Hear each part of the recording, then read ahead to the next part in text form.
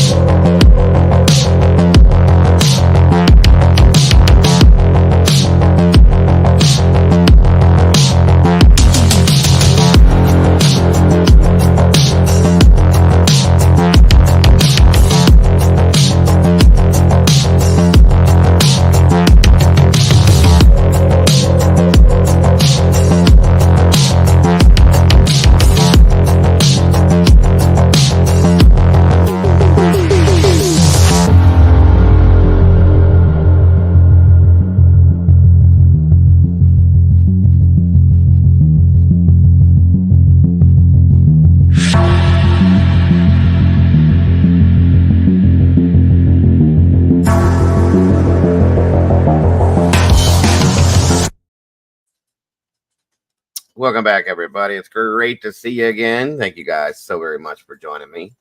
I hope you guys, again, are all having an amazing weekend. Sunday night, September 22nd. We're almost in my favorite month of the year, October, guys. This is right around the corner. I cannot wait. This is the best time of year all the way around. Football season, Thanksgiving season. The leaves are turning colors. The air is getting crisp. Things are getting haunted, and I love every bit of it. Hey, hey, hey. Yes, yes, yes. Thank you guys again for joining me. I really do appreciate you all so very much. Please share this out if you will. And please, if you can, hit that like button as you come through the door. I really appreciate that so very much. Come on in, everybody. Grab a seat. Get yourselves comfortable. And let's do this thing like we do. What we do. Just.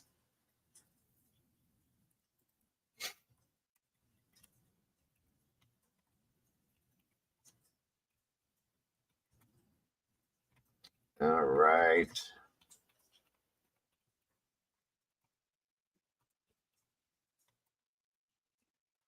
Let's see. Let's see. Come on in, everybody. Grab a seat, hit the like button, share it out. There's got to be someone out there that can pretend like they like me for a little while. Come on now, share it to somebody, please. Let's have a get together if we can.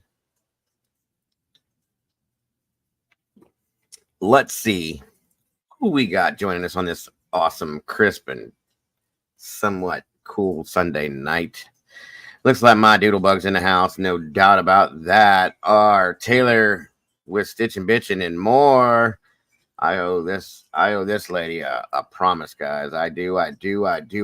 Miss Taylor, thank you so much for coming back even after that. I am so sorry for that. I promise you. I promise you. And I love the work you do too, Miss Taylor. Thank you for that. We appreciate you for that very much. Been a member here for a month, a meatball for a month. So thank you so much, Miss Taylor. We appreciate you. Looks like also Miss Zelda's in the house. Cal, welcome back to you. Great to have you, my brother, and your friend Arctic Fox, True Crime in the house. Great to have you here, brother. Thank you for joining us. Let me see. Slow Southern Style. Hello, dear. Welcome. Good to see you. Great to have you back. Great to see you tonight. Miss Victoria and Angel Winston in the house. Welcome back to you. Good to see ya. Unknown caller, hello and welcome. Good to see you tonight. Miss Wisdom Speaks. Miss Sherry, good to see you tonight. Always blessed to have you here. Blue Eyes, welcome back to you. Great to have you. Miss Alicia J. SRB, hello, ladies. Thank you for jumping in here. Walt Harris, my brother, good to see you tonight. Good to have you here, as always. Steven's Adventure, same to you. Thank you for joining us.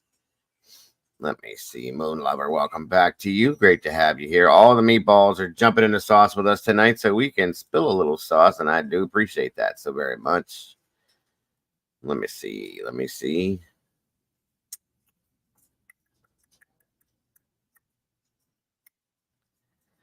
Come on in and grab a seat, if you will. Miss Paige, hello and welcome. Great to have you here tonight. Yes, thank you there, Arctic. If you can, please check out little Miss Taylor's channel. We would appreciate that so very much. There's the link right there. I promise you will not be disappointed. As you can see, our brother Arctic is sharing that out as well. We do support and appreciate Miss Taylor for what she does. We will be joining her here soon to do another show because I made a mistake and messed it all up. But we will be there. We will be there to support Miss Taylor. That's a fact. Thank you, Arctic.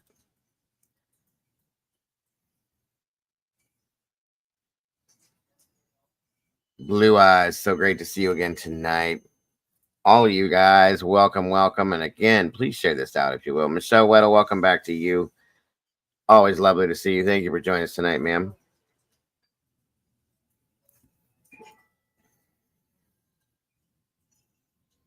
See if we got anybody else.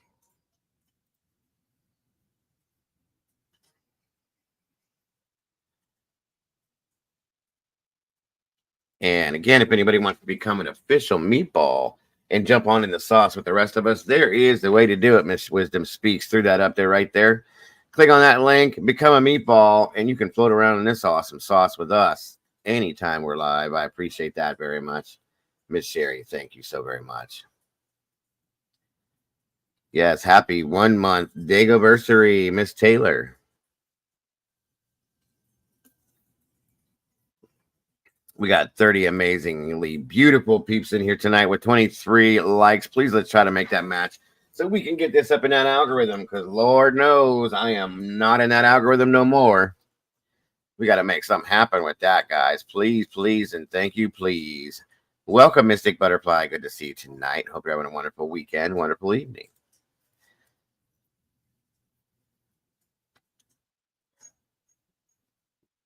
Please hit that like button. Yes, just like Mr. Arctic says, please leave some DNA on that like button, guys. That way we can come and find you next time we're live and you don't miss a thing.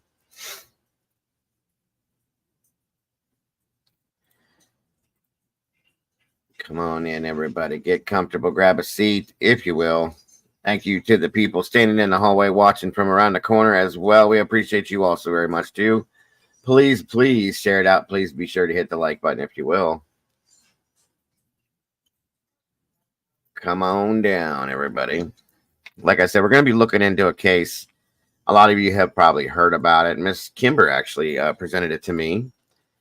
And I was kind of floored. I mean, we know these things happen, you guys. It's very sad, but it's just, it's really sad. So that being said, I wanted to bring some awareness to it.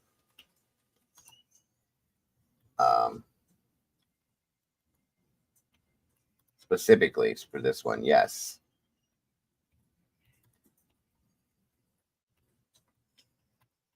Again, thank you to this awesome community for being here tonight, for supporting this channel the way you all do. I appreciate you. God knows I love you all so very much for that. You guys are the best community on YouTube, as far as I'm concerned. And I don't care what anybody tells you. So it's officially started, everybody. The beard is growing.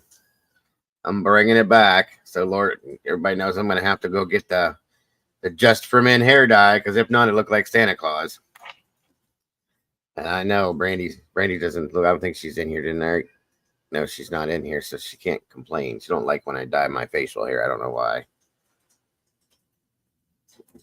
SRB's in the house. Great to see you tonight, SRB. How are you feeling tonight, my dear? I hope you're feeling better. I pray you're feeling better. Amen to that one, Arctic. Amen to that one. You'll see, guys, that corruption at its best, in my opinion. Memphis police. Something else. Something. Always something in Tennessee, guys. So we got to look at it. The mind boggles. Oh, welcome. It's great to see you. Yeah, it's a little too distinguished, bro. I just, and it's still not all white. You see this? It looks patchy when it does it. The colors are all weird, so that's why I just try to make it one. I don't know. I don't think I look distinguished with it. I didn't like it, so either way. That's why I always keep like gel or something in my hair, because if I don't, my hair looks like this too, and I just don't like it. Miss Paula's in the house. What's going on, Miss Paula? Thank you for joining us tonight. Great to have you. Great to see you. All of you guys are saying it. Well, we'll see. We'll see. I got to ask the most important person in the world about it before I listen to what you guys are saying. But if she agrees with you guys, then it will be what it is. It'll stay that color. I don't know. We'll see. Maybe I'll just make it all that way. If I can dye it all gray and get the rest of the dark stuff out. I don't know. Mine has a white stripe. Pippi Le Pew. I get it. Silver fox. That's what my wife says too, Alicia. That's weird. She likes the gray too. I don't know why. I love hers. I guess it goes round and round. Like, she gets this little streak right here. It's so sexy. I love it. It really is. It's beautiful. I mean, she's beautiful regardless, but that little streak, and it just, because her hair is naturally curly, she's just, everything about her is beautiful. But that little streak, it's just amazing. I love it on her.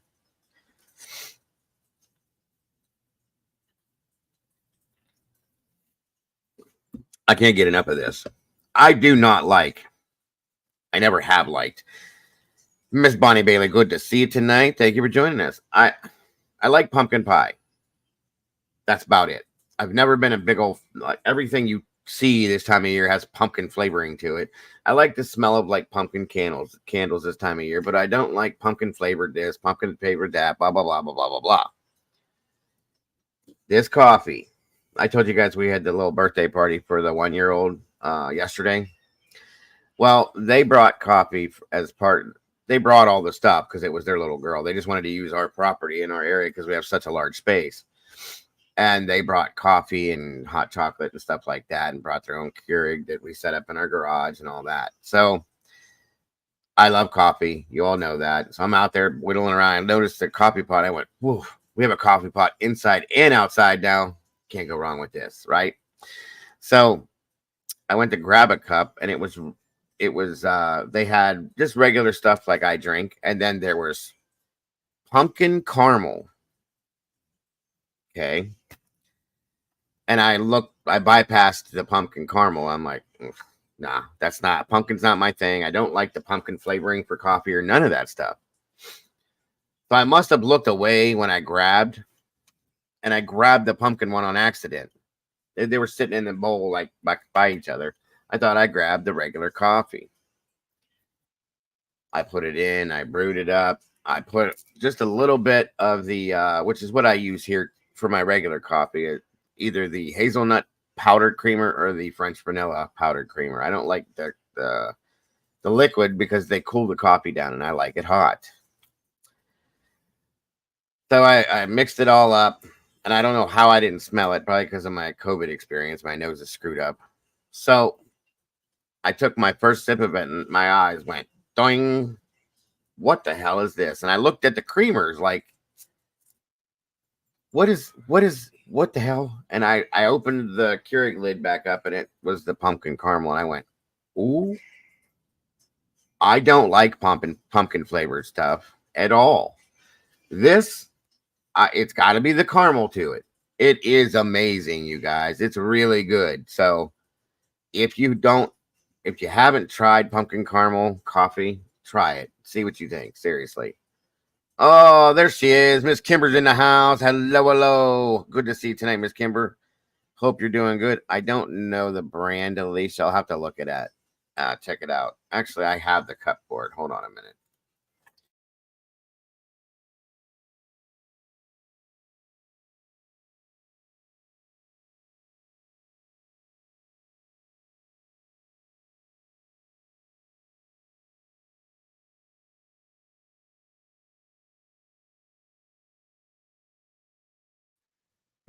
It is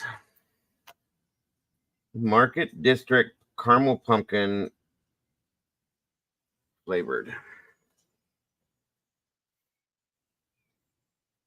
Light roast, which typically I'm not a big fan of the light. I like the medium, if nothing. But that's it. Market District. I'm telling you what, you guys, this stuff's the bomb. I would. Amelia Nelson, hello and welcome. Okay. Thank you for that info. I like my pumpkin spice Dago Mel thong. Oh, okay then. Cap, welcome, bro. Thank you for that info, and I appreciate you joining us. Walt Harris says Giant Eagle. Yeah, I think it is. Dragonflies in the house. Welcome, everybody. Thank you so much for drinking. Miss Kimber, iced coffee. Miss Kimber is actually the one that referred me to this case, you guys. So thank you, Miss Kimber, for that. And you're welcome to join us tonight, Miss Kimber. If you'd like, let me know, and I will drop you a link, my dear. Naomi V, welcome to you. Good to see you tonight. Dragonfly, like I said, welcome. Mystery, what a mystery. I love your name. I always have. It's in the house. Good to see you tonight, Mystery. Siggy, Moon Lover. Where is Miss Cassie at? Miss Cassie's been playing hooky lately. Let me see here. No, she's probably busy with the kids.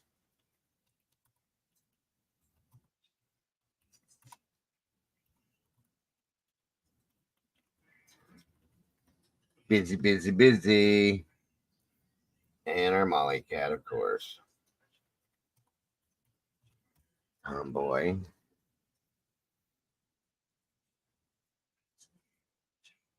Ah, okay. Thank you, Lisa. Mikey! There is my brother, Mikey. Good to see you, bro. Thank you for joining us. I hope you're having a good weekend, brother. And I appreciate you joining us tonight.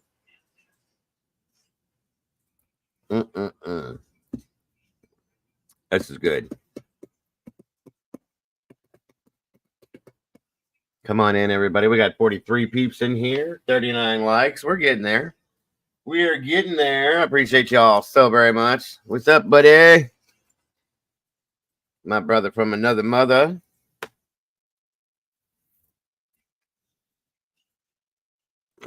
Walt Harris doing roll call. Thank you, Walt. Thank you.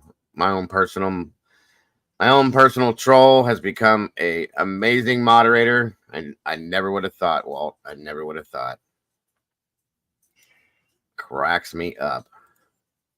But you've been doing amazing, Walt. We appreciate you very much, bro. I hope you know that. I sent Mom a link as well. I hope she's doing okay. I haven't seen her in a couple days.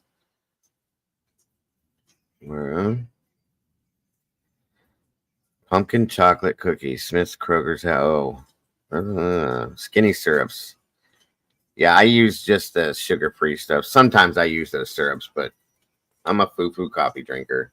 Believe it or not, I used to drink nothing but straight black coffee. You got a link already, hon. Link me.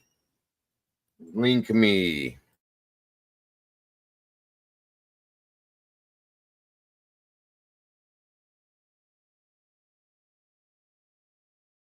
Yeah, I did see that. Kimber, the link should be in Discord, hon.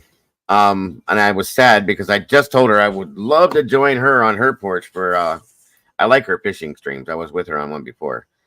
And I missed it because it's football Sunday here at my house and the kids are all here.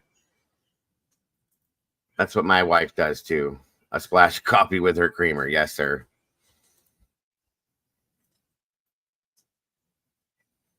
It's an honor to be a mod here. I appreciate the opportunity. Lots of great people here. And you are one of them, my brother. And there she is, the one and only Miss Kimber. Hello. Hey. How are you? I'm good. The skinny syrups are sugar-free, Dago. That's what I was saying. Yeah, they come in those clear bottles and they have the different. Yeah, I think And Brandon got a couple of those. And they're absolutely amazing. The white chocolate is wonderful. The English toffee is wonderful. The caramel's wonderful. Yeah. Uh-huh. Mm-hmm. They have a coconut flavor too. It's really good and nice coffee. I've had the coconut flavored. Yes, that is one my wife bought, and we did have it. And I like coconut. She hates it, but I do. So a lot of people don't like coconut, but I love it. I love coconut. I don't know what it is. I love the what the hell are them Girl Scout cookies called that have the coconut all over them and the chocolate stripes? Yes, those are my favorite. I love them. I like Almond Joy candy bars.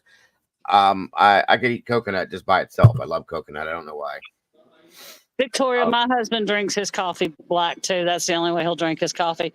Diddle, I like my coffee like I like my men ground up and in the freezer. Do we need to do a show about you, my dear? Not yet. Not yet. I might be on an episode of Snapped. Wait a minute now. Wait a minute. Where's Don at? Let me hear his voice real quick. Say hi to Dago. Hi, Dago. All right, he's good. We're safe now. Thank God. Just making sure he's still around. How's he feeling today, by the way? He's good. He's good. Good to hear. Glad to hear. He said he's doing all right. He celebrates 64 years next Saturday. All right. You have to remind me. I'll throw up my little birthday thing for him when we're in here. We're going to my we're going over to some friends' houses to play some cornhole and stuff like that next Saturday. Love cornhole. I suck at it, but I like playing it, trying to play. It's like we're gonna go play some cornhole. They're gonna grill some burgers and brats, and we're gonna drink a little beer. Mm-hmm. Sounds like a good old time. End of the summer type. Well, you guys, you're in the South, so it don't really matter. But we do that. It's only gonna be 79, so that's a nice break. Yeah, we do the end of summer type cookout stuff too, right around this time of year. Actually, I cook out all year long because I like grilled food, but we usually have a couple of them things every end of the summer type stuff. So awesome stuff. Well, my friend had this is actually my best friend's sister from high school who come on over, Arctic. I'm sure she won't mind. This is my best friend's sister from high school. She was a couple of years older than we were, so she always bought our booze. She always bought our booze when we were in high school, or we used her ID because we all had blonde hair and green eyes. So, and that's when you didn't have to have your picture on the ID on your ID. So, but yeah, we're all still very good friends. We're all like family. It's a family affair. That's it. So, we all still hang out, and so but she had a hi Blue Eyes. She had a yard sale back. I think it was June when it was like 900 degrees down here, and because this was her last year, but she does a yard sale every year and donates all the proceeds to a charity for animals. Okay. So she had a yard sale this year, but I hope this was her last year. But she's having the cookout for everybody that was there because it was absolutely blazing hot. Absolutely blazing hot. Yeah, it's hard to. It's nice to have the cookouts and like be able to sit outside when the weather is acceptable. I'll put it that way. Otherwise, like when it's like 98 degrees and 100% humidity, it's kind of hard to sit out there and just enjoy yourself. You know what I mean? I don't like that. No things. So this time of year, it's really good. I like to start a fire and just sit by the fire, and I don't drink anymore, but I'll drink my coffee and enjoy the air and all that, and hope that I don't get attacked by the Mothman in my backyard, and we're good. Well, she said she'd have a chair set up for Don under the fan, and Don said, "Well, if it's going to be cool, he'll be all right. As long as he can get somewhere where he can, have some airflow, he'll be all right." Absolutely, absolutely. So we're going to take the boy said he's going to go with us. So very cool. How much screaming was going on in your house today, Miss Kimber? Or was that yesterday? That was last night. There was a lot of screaming going on, but we beat the Sooners, so that's what matters. There was a lot of screaming going on last night. We had a bye week yesterday, so we ain't got no screaming until the 28th, but we'll be screaming on the 28th, I'm sure. Well, the Titans, I think Green Bay beat the Titans today because Don turned it off. Don turned it off like, I don't know, first quarter. That's what I did with the Browns game because we came out in the first 11 seconds. There's Tomboy. Welcome, Tomboy. First 11 seconds. We kicked the ball off to them. They started to run it back, fumbled it. We got the ball back, brought Watson out, threw a hell of a pass to Amari Cooper, touchdown. 11 seconds into the game, I was like, holy shit, this is going to be a great game. That was it. That was the end of that. It was over. New York, we played the Giants. They took the game for the rest of the game pretty much, and I was so pissed off. So here we are. Yeah, again. The Titans aren't. We feel you. The Titans aren't looking good this year either. So, it's right. Yes, and Don said it's all right. He's got the balls. So I still root for Ohio State. Don still roots for Ohio State. Dago doesn't like Ohio State. So I absolutely detest Ohio State. I hate to say it out loud because I know I'm gonna get booed, but I'm a Bama fan. I love Bama. So we are not. I know. It's okay, Alicia. It's okay that Green Bay won because my brother who died in 2019 was a Green Bay fan. So I know he's up in heaven cheering because Green Bay won, because it didn't matter that we got our own sports team down here. He had probably been a Bama fan. He was 67 when he passed away, but he was a Green Bay fan probably since the time he was 7 or 8. So he loved Green Bay. So it's okay that Green Bay won. I kind of actually like Green Bay too, because when Cleveland Art Modell, the devil himself, sold Cleveland, the Browns, to the Baltimore Ravens, which is how they became the Baltimore Ravens, there was no football team here. There was no Browns. There was no nothing. And we were, oh God, Browns fans were pissed. But we had nobody to follow. Okay, and I hated Ohio State, wasn't following them, and at that time I was a Michigan fan at that point, which don't ask me why. And then I realized what I was doing and became a Bama fan. So,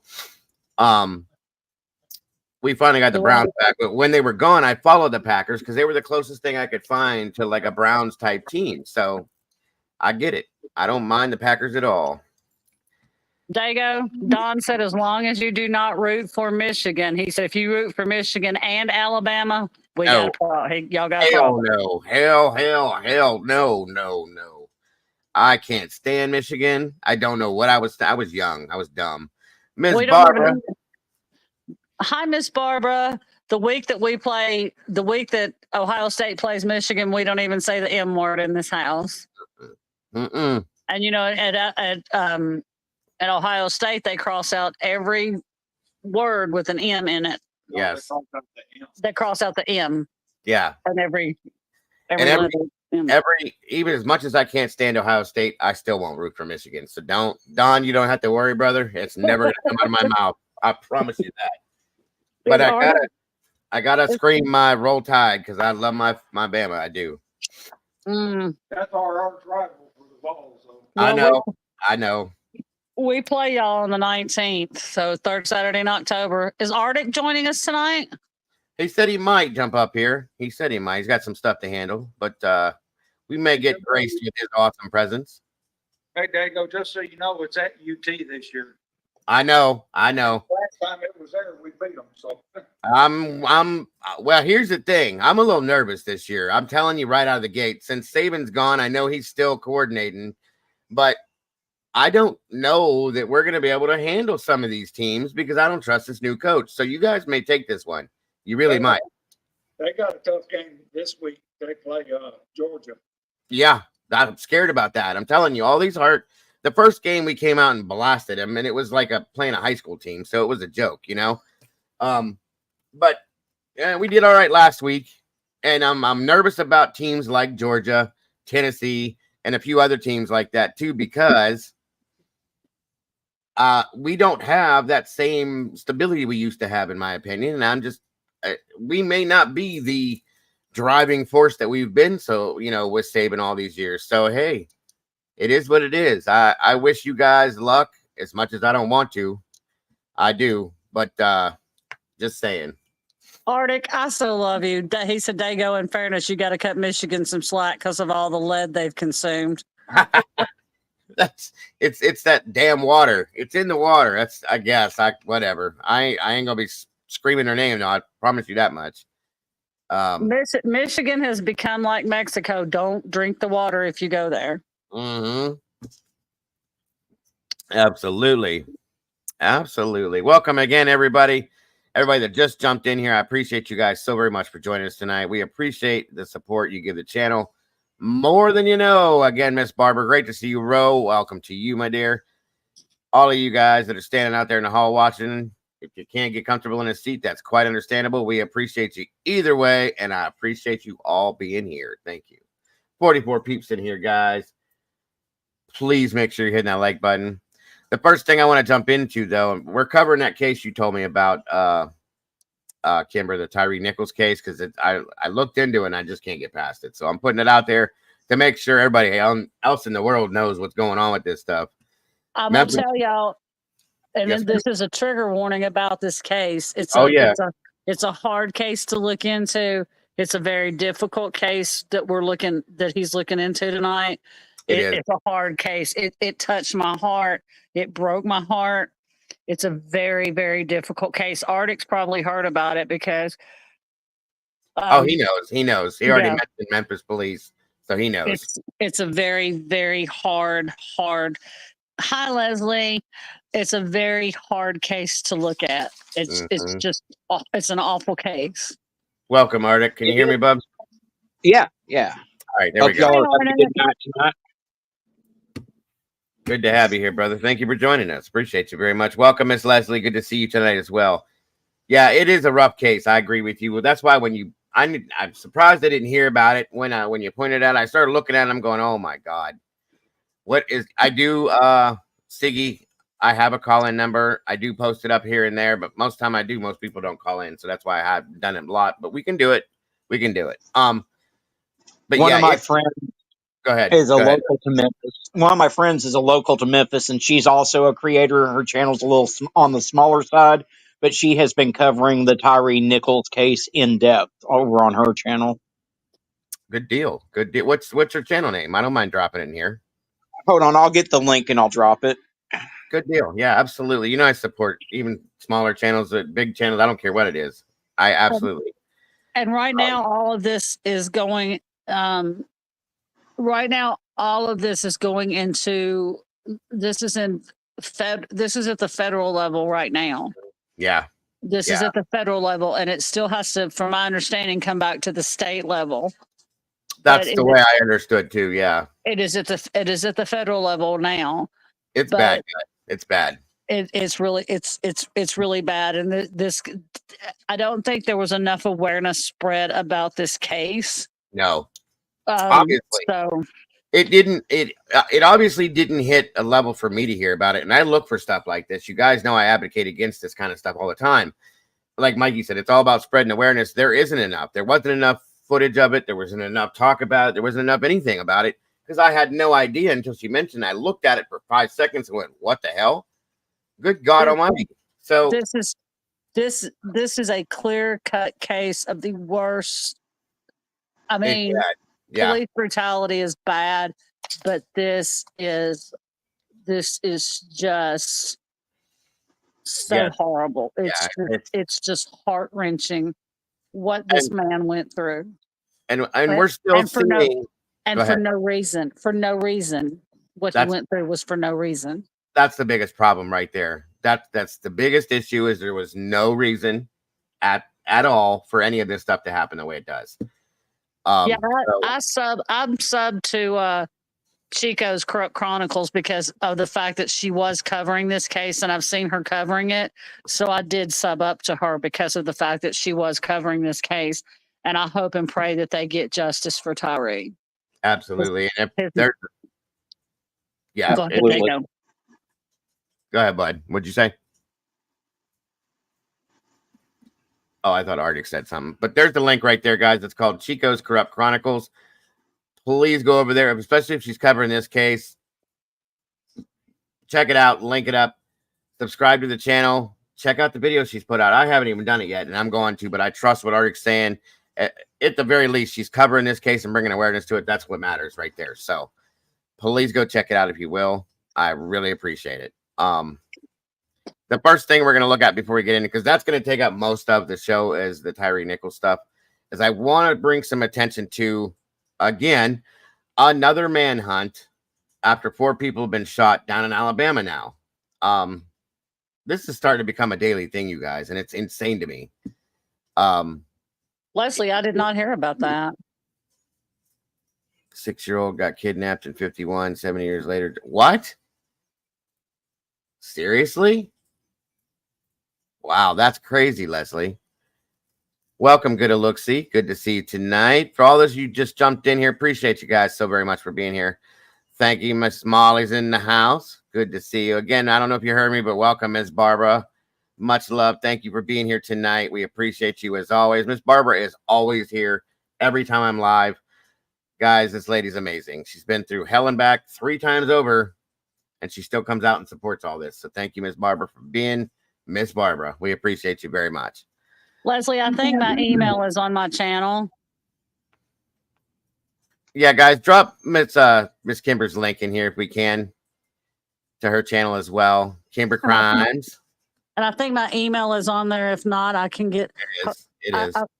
Okay. And of course, thank you, Miss Sherry. The one, the only Arctic Fox True Crime in the house. There's a link to that amazing channel as well. This man puts out more missing people than I've seen anywhere. Daily, and it's nonstop. So please go check out his channel. Subscribe if you have not yet. Like it up, guys, because he does an amazing job over there. Thank you again for putting that link out there. And Arctic, thank you for everything you do, bro. I don't want to make you blush tonight. I'm just saying. I appreciate you very much, and I know you know. Well, I appreciate it. I do what I can. You do amazing, sir. You do. I'm grateful to have you near me as part of my team. I'm grateful to have you as a friend and part of this community. We appreciate you very much, sir. So thank you again. Thank you, Miss Sherry. Again, guys, if we could, real quick for Miss Barbara, this link right here to the change.org petition is very important to the case that we covered, the case that she's been fighting for a long time, guys. The petition for her son, Timmy Dees, who unfortunately lost his life in a very bad way and has not gotten the true justice that it deserves. Please check out this link right here. Go over there, sign this petition for Miss Barbara, if you will, please. A lot of us would greatly appreciate this, and I know she would too. So thank you, all of you, for that. To hold on, Kimber just emailed you. Oh, okay. Thank you, Leslie. Thanks, Leslie. Bling's in the house. What's happening, Bling? Good to see you tonight. All right, guys. I'm excited to have you all here on a Sunday night. The best way to close out the weekend. I appreciate you all so much. Oh, let's see. I'm making sure I'm not missing anybody in here. What do we got here? Aha. Oh, thank you. That's what it is. Thanks, Arctic. Wow. That's crazy. I never heard of that. Boy abducted in Oakland in 1951 at age 6, found alive on the East Coast. Wow, what? Thanks, brother. Let me see here. No problem. Check this out, you guys. Thank you again, Miss Sherry. We'll start off with a little bit of good news before we get into the bad news that we got to cover tonight. So Always a good thing. So, Anise, Leslie, my email's not there. it's not. I thought it was on your channel. I thought my email was on my channel. Is it? You can drop it in here if you want to, Kimber, or if you want to put it in the back. Put it in the back chat, and I'll throw it in the chat for you real quick. Okay, hang on. Okay, we love you too, Miss Barbara, very much so. So it says a niece living in Oakland played a key role in finding him. Now, this man went missing at age 6 in Oakland, California, in 1951. You guys, he's more than 70-some years old. Okay, Louis Albino, right? Who was kidnapped from Oakland in 1951. Okay, hold on. Let me drop this email real fast.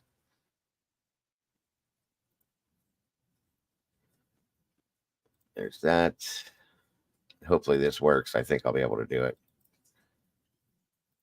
There it is. Nope. Wait a minute.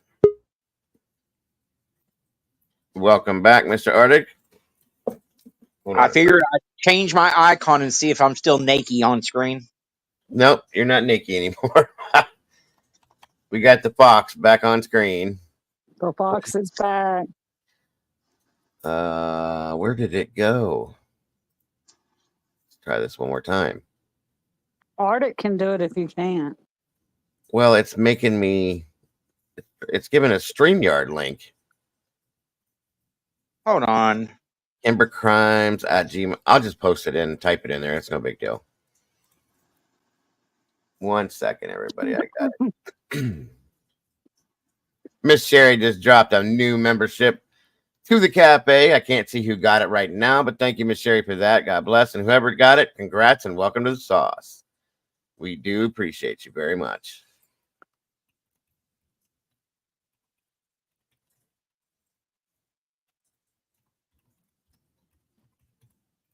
There it is. Okay. There you go. Kimbercrimes at gmail.com for anybody that needed that. There it is. It was you, Alicia. Okay. No Thank you. Yes, ma'am. So real quick here. Oh, hold on. There we go. Louis Albino Wright, who was kidnapped from Oakland in 1951, is seen in a 2024 photo reuniting with his brother Roger. Luis's family found him after more than 70 years with help from an online ancestry test. Old photos and newspaper clippings. The photo was courtesy Alida Al-Queen. Looks like the Fox dropped 5 new memberships. Again, I can't see who got them. Whoever did, congrats. Thank you, Leslie. Congrats on that. And thank you so much, brother. I appreciate that so much. Welcome to the 5 new members of the sauce, 5 new meatballs. We got 6 new meatballs tonight. Congratulations, guys. And thank you again, my brother. I appreciate that very much. I can't tell who got them, but yes, you are the best, my friend. All right. Let me see here. Thank you, Paula. Of course. Yes. All right.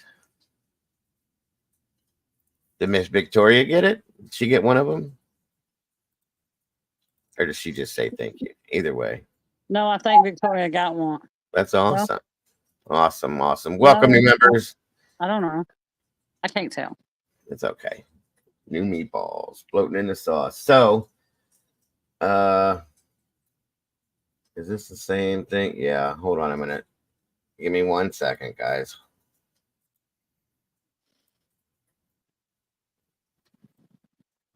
Victoria got one. Awesome. SRB said. Yeah, Victoria got one. Jimmy or Litsy got one. Let's see here. Thank you, Bill. Thank you, Leslie. Blue Eyes, Raquel, and Siggy. Sapphire. Oh, Sapphire. Sapphire. Congrats. Welcome, everybody. I think Siggy is Blue Eyes. Oh, Yes, okay. Siggy is Blue Eyes. Okay. Oh, okay. Either way, congrats, everybody. And again, thank you so very much, Arctic. We appreciate that. And now we got Doodle dropping it. Hey. Thank you so much, Doodle, for that. I appreciate it. Drop it like it's hot, Doodle. Give me some cake, girl. Meatball. You guys are a mess. Again, thank you, Doodlebug, so very much. And I can't tell who got that one, but congrats to you and welcome to the sauce. Adaz got that one. Adaz, congrats and welcome.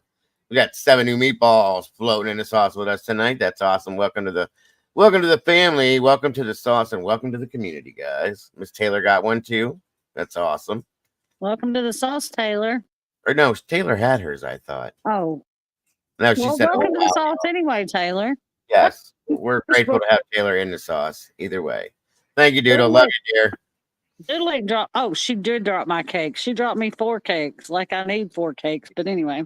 That's all good. Cake is cake is cake is cake. We love it.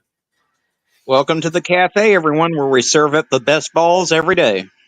Yes. Yes. Absolutely. And Miss Kel, a member for 5 months. That's awesome. Thank you so much for being part of this community and this family. We appreciate you, Kel, so much. And we're grateful to have you here. Congratulations on your Dagoversary. I thought it was longer than 5 months. Some of these, I don't think these are right sometimes. Some of these people, like Doodle had one once that popped up for 3 months and she'd been here for a year. So I don't know how that works. So they just choose and pick however they want, I guess. Yes, Miss Blue Eyes got one that Arctic dropped. That's awesome. Again, very much appreciated. All right. Congrats, Kel. Again, thank you. So let's see here. Where was I? I went way down too far. Okay. On February 21st of 1951, a woman lured Luis Armando Albino, then only 6 years old, from the West Oakland Park where he had been playing with his older brother, and promised the Puerto Rican boy in Spanish that she would buy him candy. Luis Albino Wright. I don't see him, but that's okay. I'll pull it up picture here in a minute. Who was kidnapped from Oakland in 1951, is seen in an undated photo taken before his kidnapping with his brother Roger. Luis's family found him after more than 70 years, with help from an online ancestry test and old photos and newspaper clippings, Oakland Tribune archives. Instead, the woman abducted the boy, flying him to the East Coast, where he ended up with a couple who raised him as if he were their own son. For more than 7 decades, he remained missing, but was always in the hearts and thoughts of his family. His mother died in 2005, but never gave up hope that he was alive. That's sad. That hope was fulfilled earlier this year, thanks largely to the persistence of a niece in Oakland who used DNA testing and newspaper clippings in her search. In the efforts of police, the FBI, and State Department of Justice, the kidnapped child, now a father and grandfather, was found alive and living on the East Coast. In June, Albino, or I think it's Albino, a retired firefighter, hey, good job, brother, and Marine Corps veteran who served 2 tours of duty in Vietnam, that's awesome, reunited in Oakland and another part of the state with tearful, joyous family members. His niece, Alida Aliquin, a 63-year-old Oakland resident, had been determined to find him, and she did. Oakland police acknowledged that her efforts played an integral role in finding her uncle. In an interview, she said that her uncle hugged me and said, "Thank you for finding me," and gave me a kiss on the cheek. It was a joyous bookend to that sad February in 1951. February day in February 1951, sorry. Albino, who had not yet learned English, and 5 of his siblings had been brought to Oakland by his mother from Puerto Rico the summer before. He was at Jefferson Square Park at 7th Street and what is now Martin Luther King Jr. Way, near the family's West Oakland home, with his 10-year-old brother Roger when he was abducted that afternoon, according to Oakland Tribune articles at the time. A massive 9-block search included police, soldiers from the Oakland Army Base, the Coast Guard, and other city employees. The estuary and bay also were searched.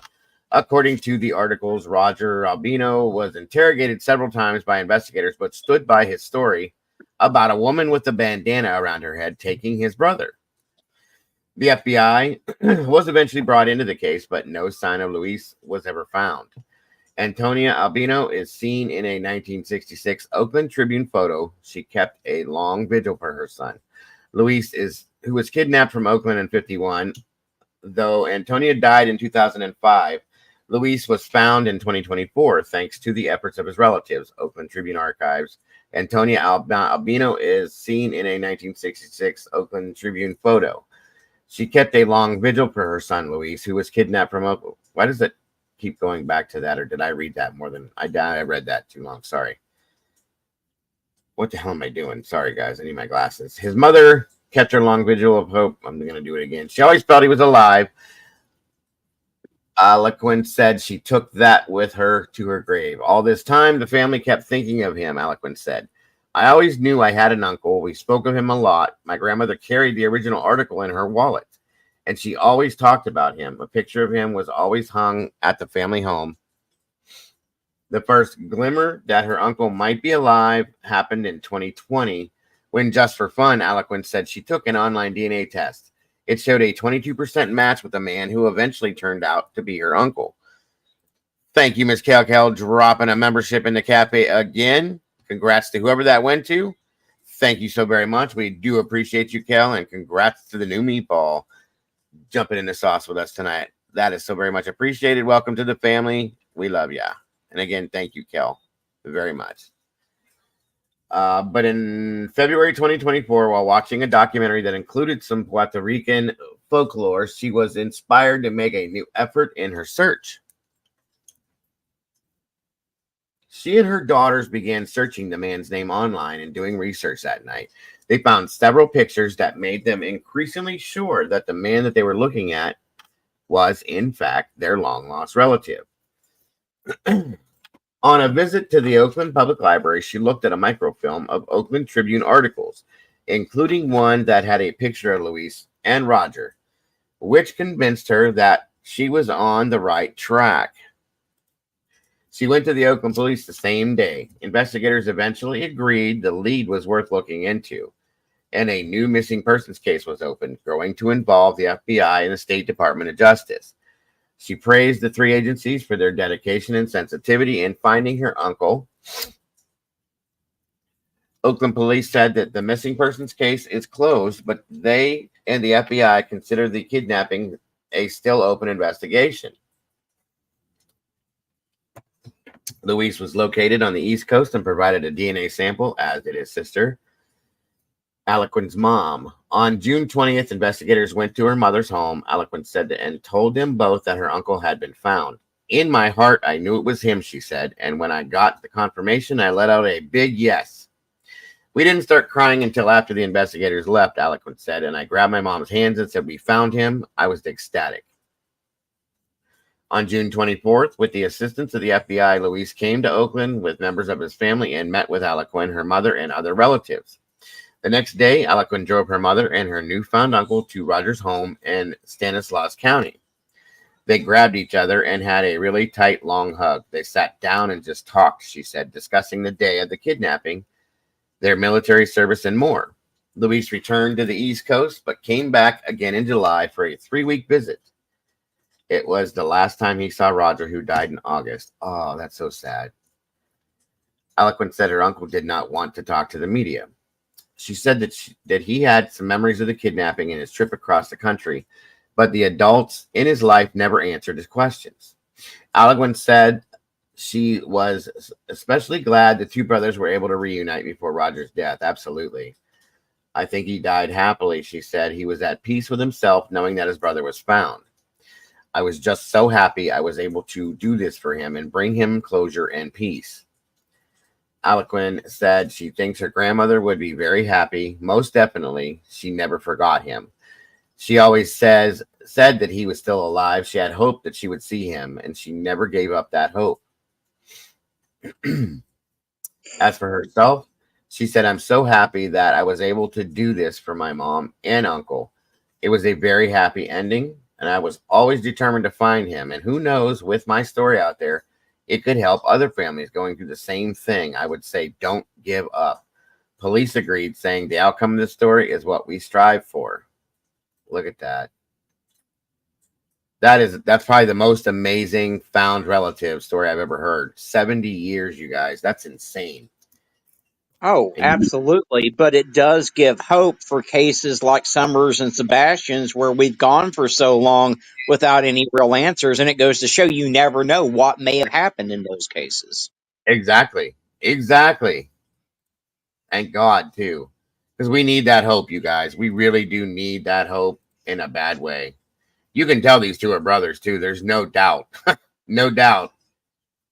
It's the eyes, I think. Good Lord, that's so awesome. That is some great news. I'm glad you said that we should do that beforehand too, because the bad stuff, it always overlays everything. So it's good to have something positive to throw out there. This is awesome. Wow. Thanks for bringing that up, Leslie. I appreciate that very much. Thank you for dropping that link, bro. I appreciate that too. Very, very positive stuff. Great stuff. Yes. Yeah, it actually brought a little sniffle to me as well, Taylor. I get it. I like hearing happy endings. I really do. Yeah, the eyes and the jawline. Exactly, mystery. Good stuff. I just can't get past it. 70 years. So, yeah, that does bring the utmost bit of positivity and hope for these cases. It really does. Sadly, yes, they lost a lifetime, but I'm grateful to know that since Roger passed away in August, that was the last thing that he did, important thing he did in his life before he passed away, which means that he, like she said, he died happily. That's awesome. That is wonderful. And this man, being 70 some years old, gets to spend the last of his years with his actual family. That's amazing too. I love it, love it. Oh, I'm sorry to hear that, Siggy. Or Blue Eyes, sorry.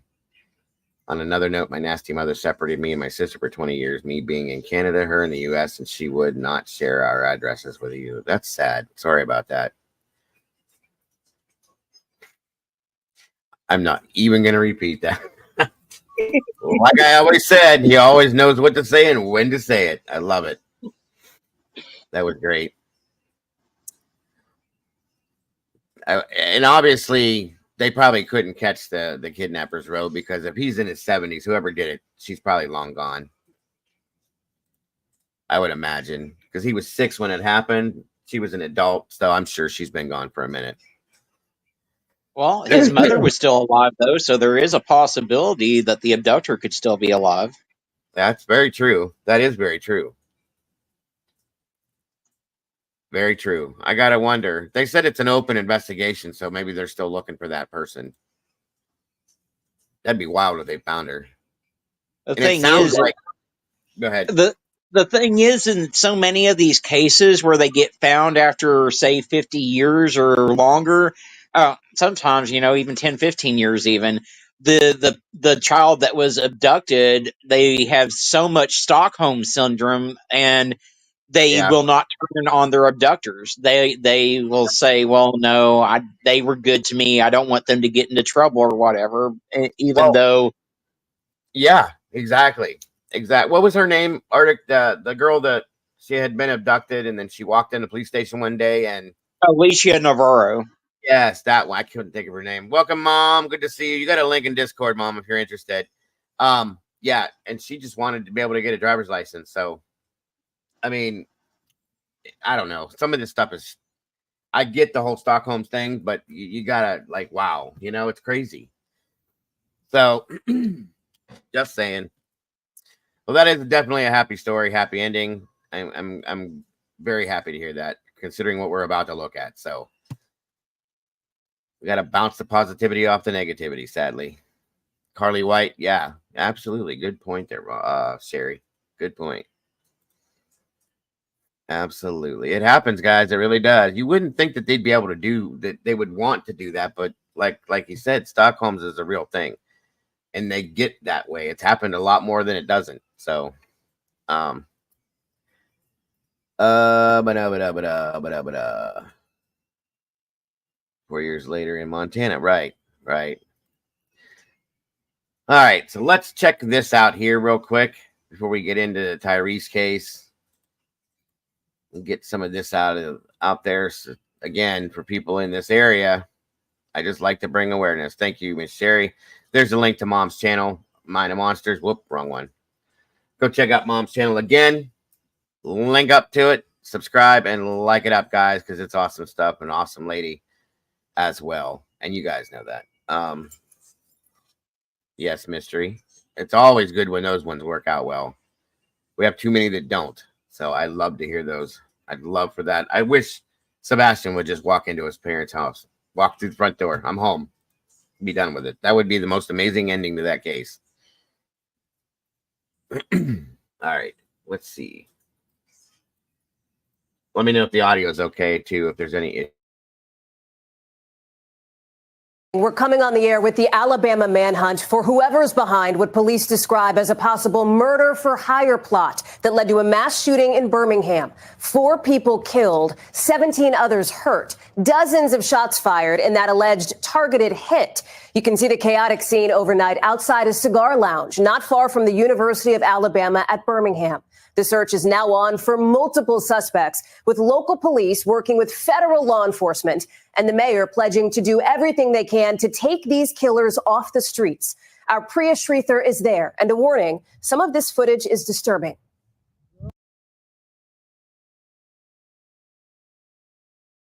Trigger warning. Trigger warning. Content may include sensitive or violent content not suitable for all viewers. Feel free to step out if needed.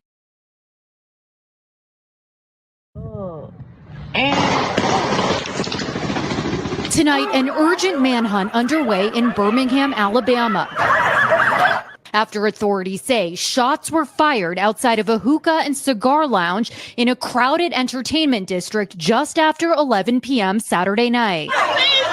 Officials say multiple suspects got out of a vehicle and opened fire, killing 4 and injuring 17 others. You got to go that way. You got to go that way. Authorities believe the attack was targeted and say a fully automatic weapon was used before the suspects fled the scene by vehicle. We believe the individual that was targeted is among the deceased. We believe that there was a hit, if you will, on that particular person, as far as, someone was willing to pay money to have that person killed. Tonight, officials relying on the community and using surveillance video in their search. We know that there are people in our community who do have information, who know who's responsible, who know what led up to this. Derek Gunn was near the scene last night. At first, we thought, what was that? A backfire or something?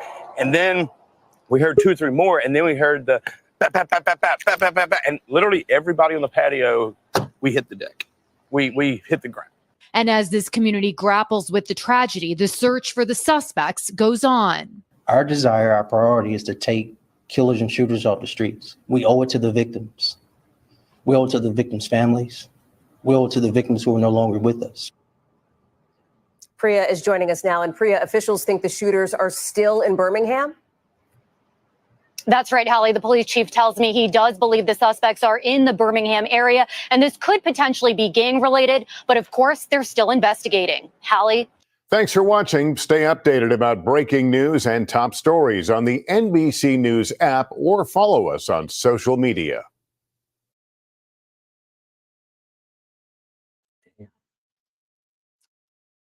Damn. Welcome, Mom. Thank you for joining us tonight, dear. Hello. Hello. How are ya? How was the fishing? It was all right. I didn't catch nothing but an attitude. Yeah. You mean you had to go fishing to catch an attitude? See what I did there? Oh, that was an evil laugh. I lost 3 of my lures and I was done with that there fishing hole. I was done with that there fishing pole. Where were you at? Where did you go fishing at, Mom? Same place you always do? No, we didn't go there this time. We went to, well, he calls it a river. Where I'm from, it's a creek or a stream in a little park on the outskirts of town. I don't care for fishing there because there's a lot of snags. Right. And I like to fish, not lose lures. Not snag, right. I got you. But next time we're going to go to the lake where we went that time using the live, where the gators stalked the lines the whole time. We're going to go there. Mm-hmm. Absolutely. Gotcha. It's always so relaxing. Love fishing. Oh, I do just too. wonder. I'm sorry, Mom. Go ahead. I didn't mean to Oh, you're fine. I just said I do too. I love fishing too.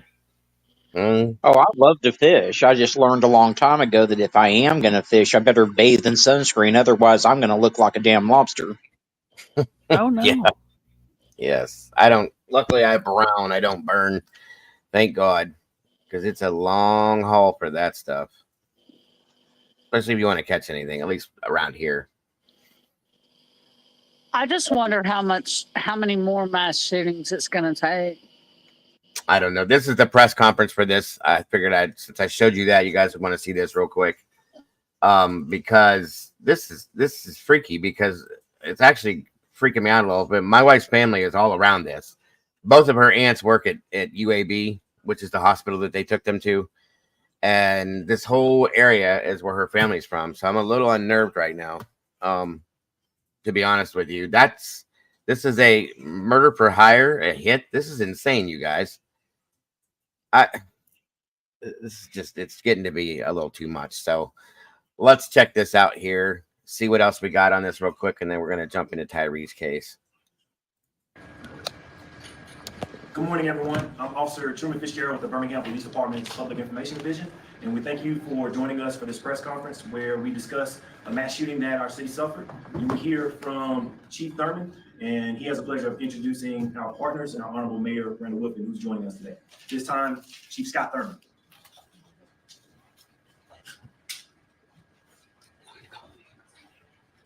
So good morning. First, I'd like to introduce the Honorable Mayor Randall Woodfin. To the right is Deputy Chief Henry Pruitt that commands our Patrol Bureau, and to his right is Deputy Chief Jeff Brown that commands our Investigative Bureau. We also have TYRE Cunningham, who is Assistant Special Agent in charge of ATF here in Birmingham, and we have Special Agent in charge for FBI, Carlton Nichols with us.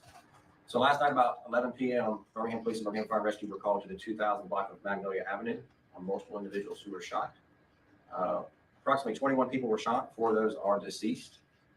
They were taken to various hospitals, and the ATF and FBI were on scene with us assisting in that investigation. We believe this was a targeted shooting. It was not something that occurred at that location, but there was an individual there who was targeted. We feel comfortable in saying that at this point in time. There's a lot of things still developing. We believe that approximately over 100 shell casings were collected, along with numerous other pieces of evidence. We're currently reviewing video surveillance and other things. We have set up a QR code that our public information office will get out to everyone so that citizens can give information to our law enforcement detectives and things so they can further this investigation. Just like to thank Birmingham Fire and Rescue, the Birmingham police officers that were there last night, as well as UAB Hospital, St. Vincent's Hospital, Princeton Hospital, and Brooklyn Hospital. Anytime, even though we're a large city, anytime when something of this magnitude occurs, it's very taxing on all of our city services and all these different medical facilities. So just really like to thank them. Also just to the victims and to the victims. They already claimed, Mystery, that this is a targeted hit. They said it was a murder for hire situation, so it was targeted. That's what makes me unnerved. I mean, the whole thing does, but hey, Virginia, welcome, brother. Last I heard, they have no one in custody. My wife's getting a hold of her uncle right now. Jody, welcome. Good to have you here. To see what he knows. Yeah, it's probably going to play out much like the one in Kentucky did, where much like many of them do, where the guy is so big a pussy that he ends up taking his own life rather than facing the consequences for what he's done. Well, my understanding, based on what they said in that news brief, that there's more than one shooter. So this is going to be a little bit harder, I think. Damn. Thank God that there was only 4 people that were, unalived, but damn, 17 hurt. It could have been way worse, but still, that's horrible. Oh, that's still horrible. Yeah, absolutely. Automatic weapons. I mean, in multiple shooters, guys, that could have been a complete disaster, which it is still, but you know what I'm saying? It could have been horrible. This is unbelievable. God. All right, I'll shut up. I'll let this play out. Family, just our heartfelt condolences go out to them. That's 21 people whose lives were forever changed. That's 21 families that were 21. Oh, in total with, okay, sorry about that. Some were destroyed and some were just altered, and just our hearts go out to them. as we work through this. But this is going to take some time for us, but we have the full support of our federal partners. I've spoken with District Attorney Danny Carr. Everybody's on board assisting us. It's just going to take some time to work through this. And if the public has any information, we ask them to please either call Crime Stoppers at 205-254-7777. Call Birmingham Police Homicide Unit 205-254-1764. Please, or utilize the QR code that we'll release shortly, because it's going to take everyone to work together to get these individuals off the streets who inflicted this carnage on our city last night. And no one in this city wants these people on our streets. So I now turn it over to the Honorable Mayor Randall Woodson for comment. Welcome, Brutally. As stated last night, what happened in our community was extremely unfortunate. In the 2200 block of Magnolia Avenue, I think there are many things we can do. The first thing, and the priority, is to get these shooters, find these shooters and get them off our streets. That will require the assistance of community members, not just from last night, but anyone who would have any information related to the whereabouts of these shooters. I think it's critically important for us to be in a position to best solve this case, for community members to step forward.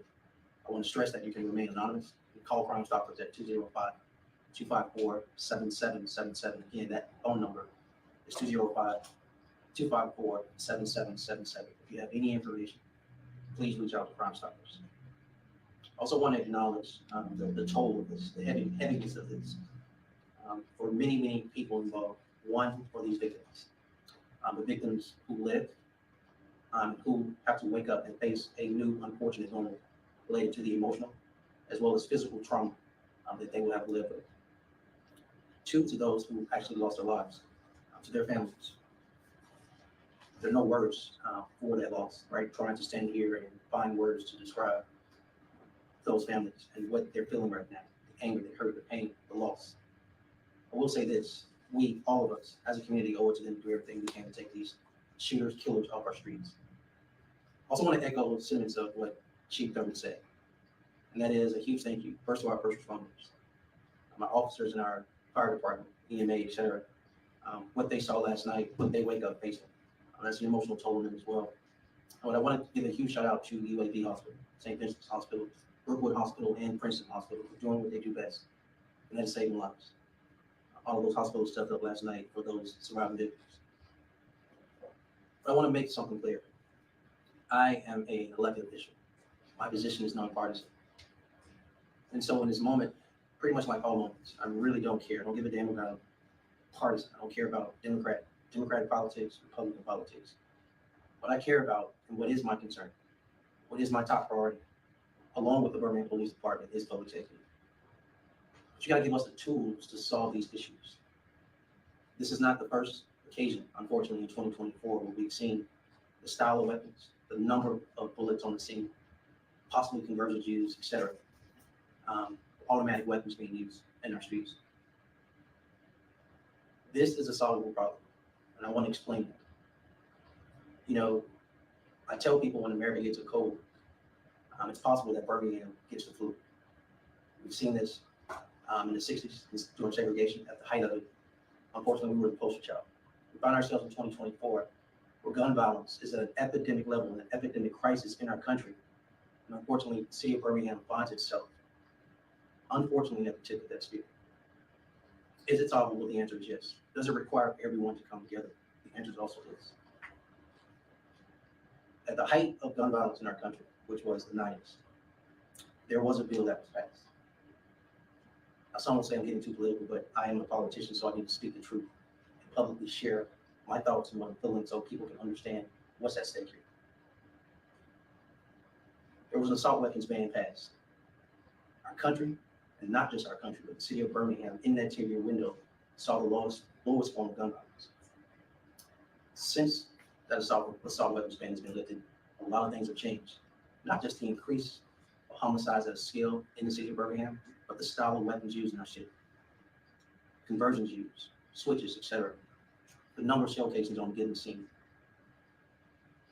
That requires laws to be changed to give the necessary tools for police to enforce. That is my desire. That is our desire. Our desire, our priority is to take killers and shooters off the streets. We don't have any interest in this whole debate about Second Amendment rights.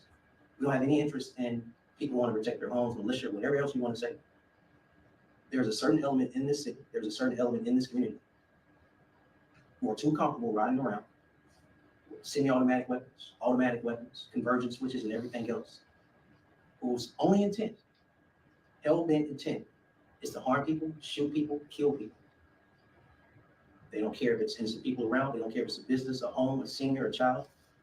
That is their interest. We need the necessary tools. We don't have home rule. And so I want to work with the state. I want to work with the state to solve this problem. I'm not here pointing fingers. Real quick, the ramen issue is fake news. It's not. It happened over in other countries. It didn't happen here. There is nothing listed on it. They're saying in there. I read the article real quick, and there's nothing about anything that we have here. It happened in different countries, so they kind of turned it into something that it's not, I guess. So, just saying. But at an epidemic level that it is right now, can we make an exception for the city of Birmingham and allow the necessary resources, allow the necessary tools, allow the necessary laws to address this? Because this is not the first quadruple homicide we've had in 2024. But the same set of circumstances exist with the style of weapon, the number of bullets, the conversions, etc. This is solvable. We owe it to the victims. We owe it to the victims' families. We owe it to the victims who are no longer with us. We owe it to the victims who have to live with this trauma. We owe it to our innocent children, our innocent seniors. We owe it to every citizen in Birmingham. We owe it to small business owners and community members. We owe it to everyone. You know, lock switches, conversions are federally outlawed. It was. It's not Leslie's fault. It was. I read the article, and then down below it in the comments, it posted that the truth about the whole thing. So no worries. But thank you, Leslie, for the info. Things like that are important to know because my grandkids love them too, and Caden does. So either way, thank you, Leslie, very much. And while they're outlawed on my left hand, you also have Congress not giving ATF the actual organization designed to enforce and take them off the street. You're cutting their resources at the federal level. You have to give people the tools they need to address and solve this issue. You see, we are prepared to be overly aggressive, dogmatic, if you will. Morning, Mark and Betty. Thank you for joining us. But as it stands, they can ride around with no permit. They can ride around with any type of gun. Again, if you want to protect your home, cool. What are you going to do for us, people who you say are responsible for public safety? You take this hand and you put it behind our back. You take this hand and you put it behind our back. No worries, I got it, bro. You take this hand and you put it behind our back. Then you put a blindfold over our eyes and tell us, well, you're responsible for solving this issue. So yeah, there are a lot of emotions that I have, but they pale in comparison to the family members who are waking up to their loved one not being beside them this morning. My emotions pale in comparison to the victims who are still at these hospitals I named, who have to figure out what's next in life, who have to live with this trauma. Do not tell me this is not solvable. At the same time, do not tell me this is only on the police to solve. Elected officials, locally, statewide, and nationally have a duty to solve this American crisis, this American epidemic of gun violence. We should not allow people to just ride around with any style type of weapon that doesn't even belong on domestic streets. It should not be allowable, period. I don't care what your politics are. So, I said a lot, probably said too much. If you're offended by it, I don't care. We have a job to do. We want to get these shooters and killers off the street. And if you have information, it is incumbent upon you to call 205-254-7777 and give that information to us. You can remain anonymous. We'll continue to provide every resource available to these victims. Paula, are you on your phone or on a computer? Sometimes that makes a difference. And their families. And our office will continue to lend every resource we can. We want to thank our federal partners, ATF and FBI, for being here with us, standing in the gaps, assisting with this investigation, and always being with us. Thank you. Questions? You said at the beginning of the press conference you believe this was targeted at an individual. Can you tell us how you've come to find that out already and why the individual was targeted and if the individual targeted is among the deceased? We believe the individual that was targeted is among the deceased. We believe that there was a hit, if you will, on that particular person, as far as, someone was willing to pay money to have that person killed. We just have that information from some of the information we've garnered in the last few hours of investigation. I mean, that could change, but that's where we're at right now. But so there wasn't anything that occurred, any of the businesses nearby, there wasn't any altercation that occurred there on the sidewalk. So with the information we have, that's really where we're at right now as of today. We have the unsolved mass shooting from July at the adult birthday party. Do you have more information at this point in the investigation on this case than you did at that? Because there's been no arrest there, but you seem to be moving pretty quickly on this one. No, I'd say we probably have more on the other one just because time has passed. We've had a lot more time to garner more information and get things in place. Some of the things that we do just require time. Testing of evidence and other things just requires time. And so, but as the mayor said, it really, and y'all, the public has seen it this year. When the public comes forward and shares information. Leslie, don't ever apologize, hon, for stuff like that. That kind of stuff is important to know. It's not your fault that it was put out the way it was. You did absolutely everything I would want you to do, so please don't apologize. You did an amazing thing, so thank you very much. From law enforcement, and I hats off to welcome, Perry. The men and women work day and night tirelessly to get those cases solved and get those individuals off the street. We've proven that multiple times in 2024. As quickly as we get information, we act extremely swiftly. We pull whatever resources we need from our partners, and we get those individuals off the streets of Birmingham. So we'll do that and continue to do that. That'll never stop. That's why we're here. But there again, public sharing that information a lot of times is what makes those cases move much faster. We like to move very swiftly in this case and in all of our cases. If we don't have information, it makes it just a little bit harder for us. Not that we can't get there, but it just takes more time and makes it harder. Whereas if we can extract these individuals from our society today, we can make the city of Birmingham much safer. So is there any connection known between those two shootings? No. And that's one thing we look at, and not just those shootings, but any other shootings or any other situations. Is there a commonality between what occurred last night? So how I'm taking this, you guys, is that this was a hit put out, like they stated, on a specific person that they knew was at that specific place. In turn, it does sound possibly gang related if there was multiple shooters, okay? And there are some gangs in and outside of Birmingham that I know for a fact, but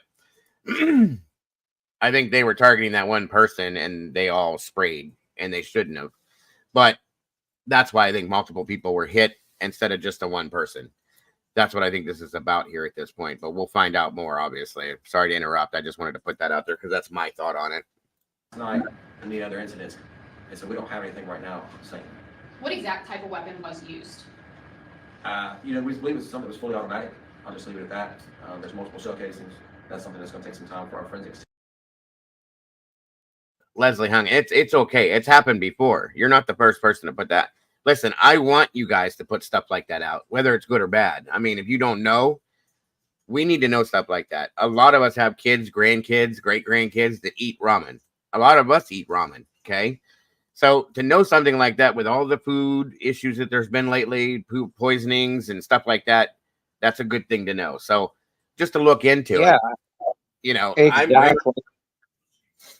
My husband eats ramen every night. He could live off that stuff. So when you said something about people dying from eating ramen, I was like, yeah, we need to look into this. And like I said, it was AI generated. The story was it could have fooled any one of us here up on panel. So yes, absolutely. So take it easy on yourself, Leslie. We appreciate you for even putting it out there. I absolutely would want to know that. Like I said, Caden eats them almost every night as well. Before he goes to bed, he wants something to eat. That's what we have. And my grandkids. AI is a scary thing. It is. It very much is. So that ain't your fault at all, Leslie. I read the beginning of it. I would have been fooled as well. Till you get down into it from the people that are responding to it. That's where it comes in. But it's okay. I want you to continue doing stuff like that so we know these things, because I'd have never known that. Had no idea, never heard anything like that until you said it. So thank you, and I appreciate that very much. Actually, I like ramen. I'll be honest with you guys. The shrimp and the pork are my favorites. I would eat those anytime you put them in front of me. So, just saying. So, yeah, no worries, Leslie. Don't be so hard on yourself. We really do appreciate hearing stuff like that because you never know. That could have been a real deal thing. You know what I mean? We've had just listeria recently. There's been multiple issues going on with different things. So, who knows? It could have very... Now, I will say this much. They're not good for you. That is true. At all, but they're not killing people here like I said, it was in other countries where they don't take that stuff seriously, is what it stated. So it is Millions of college students and prisoners are still alive after eating tons of ramen noodles, so they can't be that bad. Yeah, the waxy coating on the noodles isn't that great for you, but I'll tell you what, I survived for 4 years of university off of those things. So I still, when fire department, that's all we had in there, were either the cup of noodles or ramen noodles, because it's quick and it's there and it's cheap. It's very cheap, and they don't taste bad either. Plus, you can do things with them that are kind of fun. So, yeah, right, the lunch meat thing. There was a lunch meat issue going around. They didn't even know who the hell it was or what it was at first. So that was Boar's. That was Boar's Head. Boar's Head. Yeah, it came out afterwards that it was Boar's Head. But hey, PJ, good to see you tonight. So yeah, but thank you, Leslie. Absolutely, thank you, and don't stop doing stuff like that, please, because that is very helpful to a lot of us. Honestly, wasn't your fault. You did what you were supposed to do. That's what I would have done too. So you're perfectly fine, and we appreciate it. Hi, PJ. Great to see you tonight, PJ. Thanks for joining us, hon. Yeah, Leslie, AI generates so much right now. It's kind of dangerous. It really is, in my opinion. AI is a scary thing, and it generates so much right now. It's going to get worse. Scary. You just got to be able to read between the lines. That's all. Well, and the sad thing is more and more companies and stuff are trying to integrate AI into how they handle their customer service and stuff. And I'm like, why? I trust AI about as much as I trust a condom made out of cheesecloth. It's not time to try to put everything on AI right now.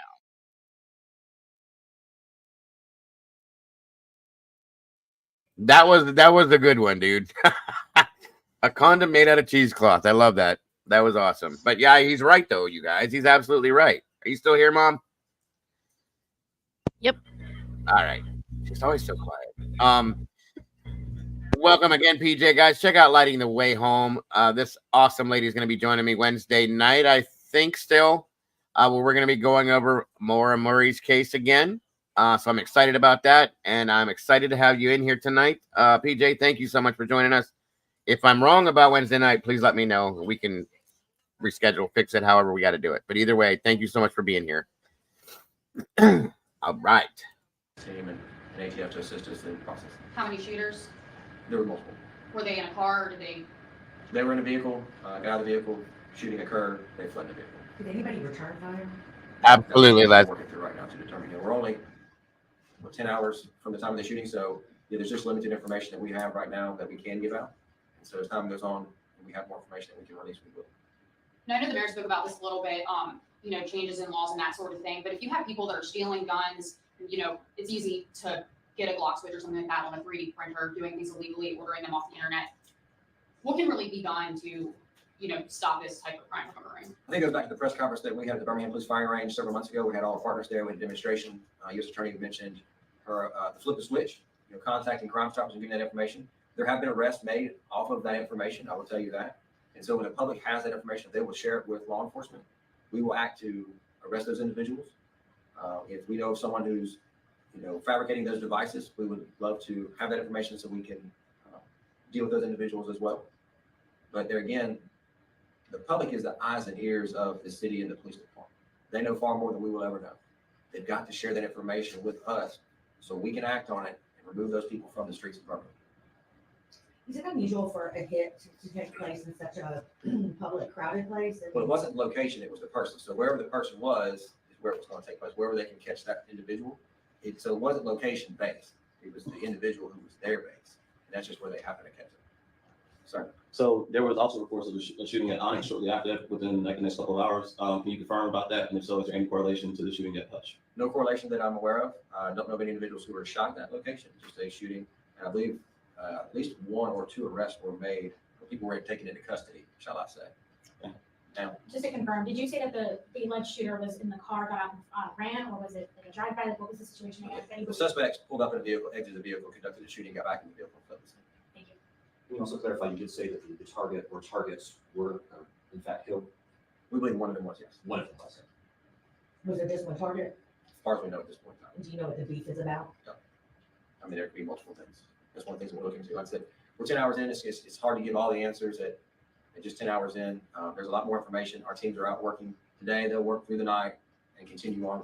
We've pulled all of our resources. We have our federal partners who were there with us last night when we were working.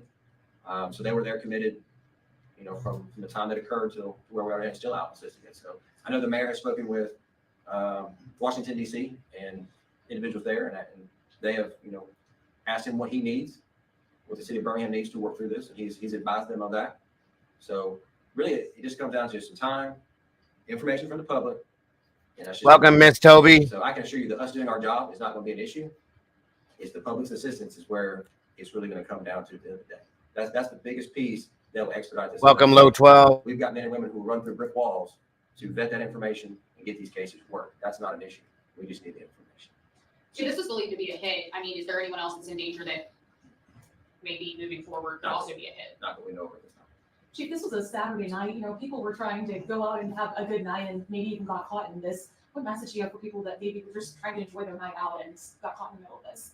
As the mayor and I both said, this is a very tragic situation. That's one thing that we were discussing and we're discussing last night is just there was individuals there who were just trying to enjoy themselves, who just want to have a nice evening. And this occurred, and now they're injured. They've got injuries that they'll have to live with the rest of their life, the trauma, the mental anguish that they've had to go through. And so it's difficult, for the first responders, whether it be at the hospitals, BFRS, DPD staff. I mean, you can see it in some of their faces. And so it's difficult for everyone that this touches. And so, our plea is for our hearts are for the community, so it's difficult. I wish I had answers or something I could say to make it better, but I just don't, unfortunately. It's just a tragic situation. And I know our men and women are working hard every day to prevent these things. I mean, if you look at, we've taken almost 1,100 guns off the streets of Birmingham this year. So it's not that the police department is working hard to combat this issue. And I like my hats off to the men and women of Birmingham Police Department and our federal partners. They're always asking, what can we do to help? And they're right there with us. So we're doing everything we can at this point. All right, thank you, everyone. Appreciate it. So my wife is on the phone with her uncle right now, and they live right like Gardendale, Fultondale, Hayden. They live in Hayden. They're not that far from Alabama or from Birmingham. Sorry, they're in Alabama, obviously.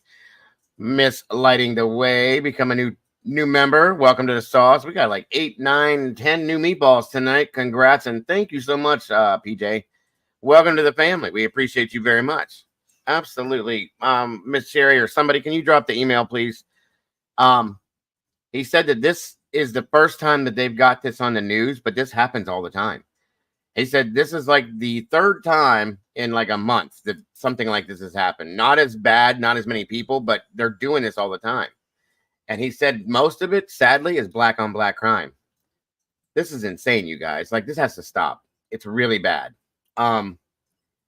It's enough. It's too many people are losing their lives for no reasons. One person was targeted and 24 people.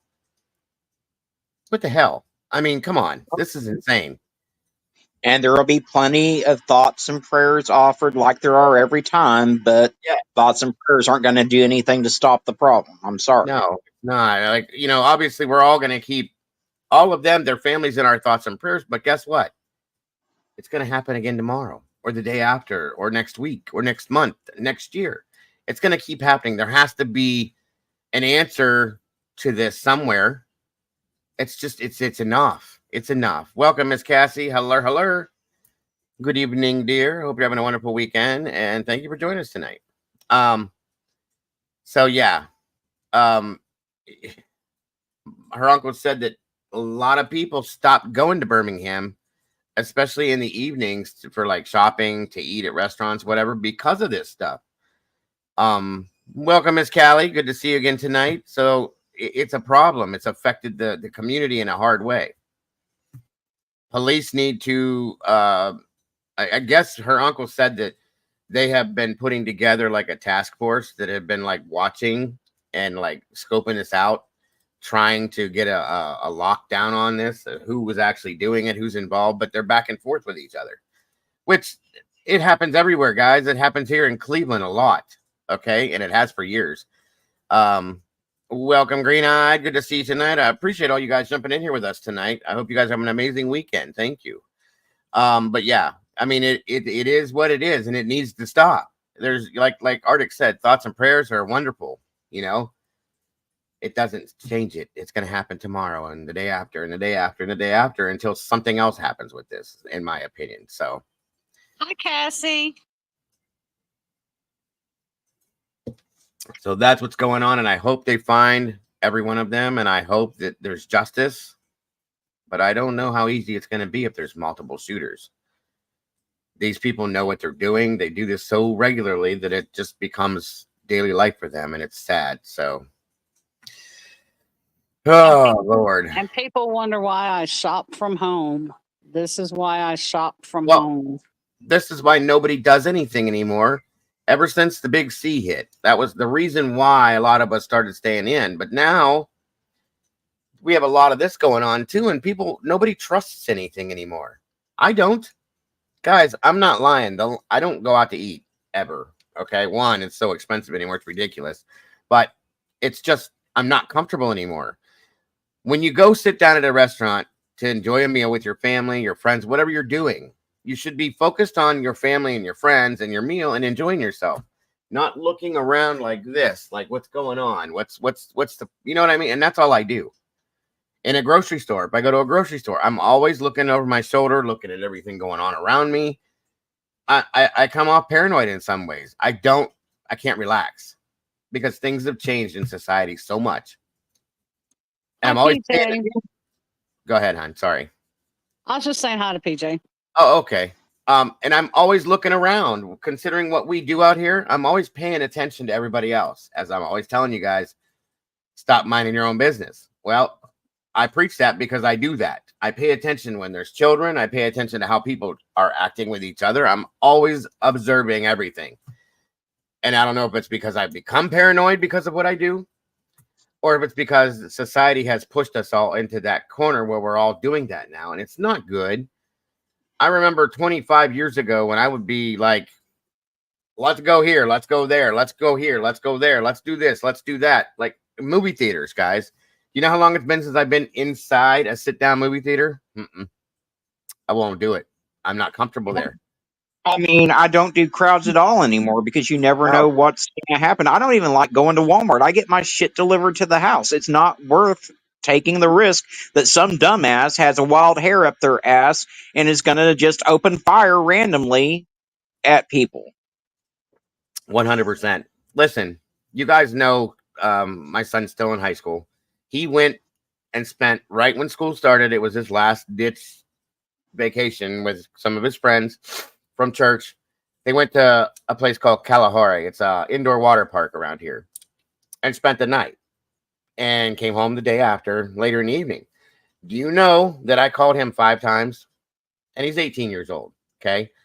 I was paranoid the whole time, scared to death. Why? Society has done that to a lot of us, guys. I'm petrified when this kid goes anywhere without me.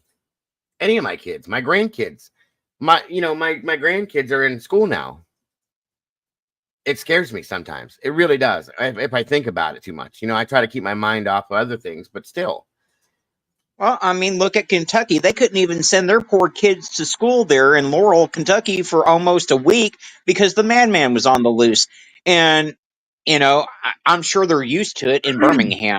It's almost an everyday thing there, just like Memphis. They're used to the crime there. It's almost an everyday happening in Memphis that these types of crimes take place. But it shouldn't be that we get so accustomed to it that we literally become numb to it. Because it's just another day in America. Every day we get up and there's another shooting. Absolutely. Every day. Guys, this was, Arik, you know this. You remember this. This was like a once a year thing, once every couple years thing when we were younger, a few years back.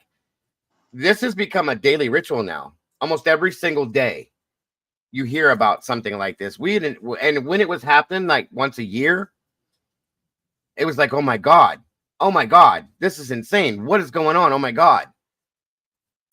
Every single day almost, or every other day, or at least once a week, once a month now.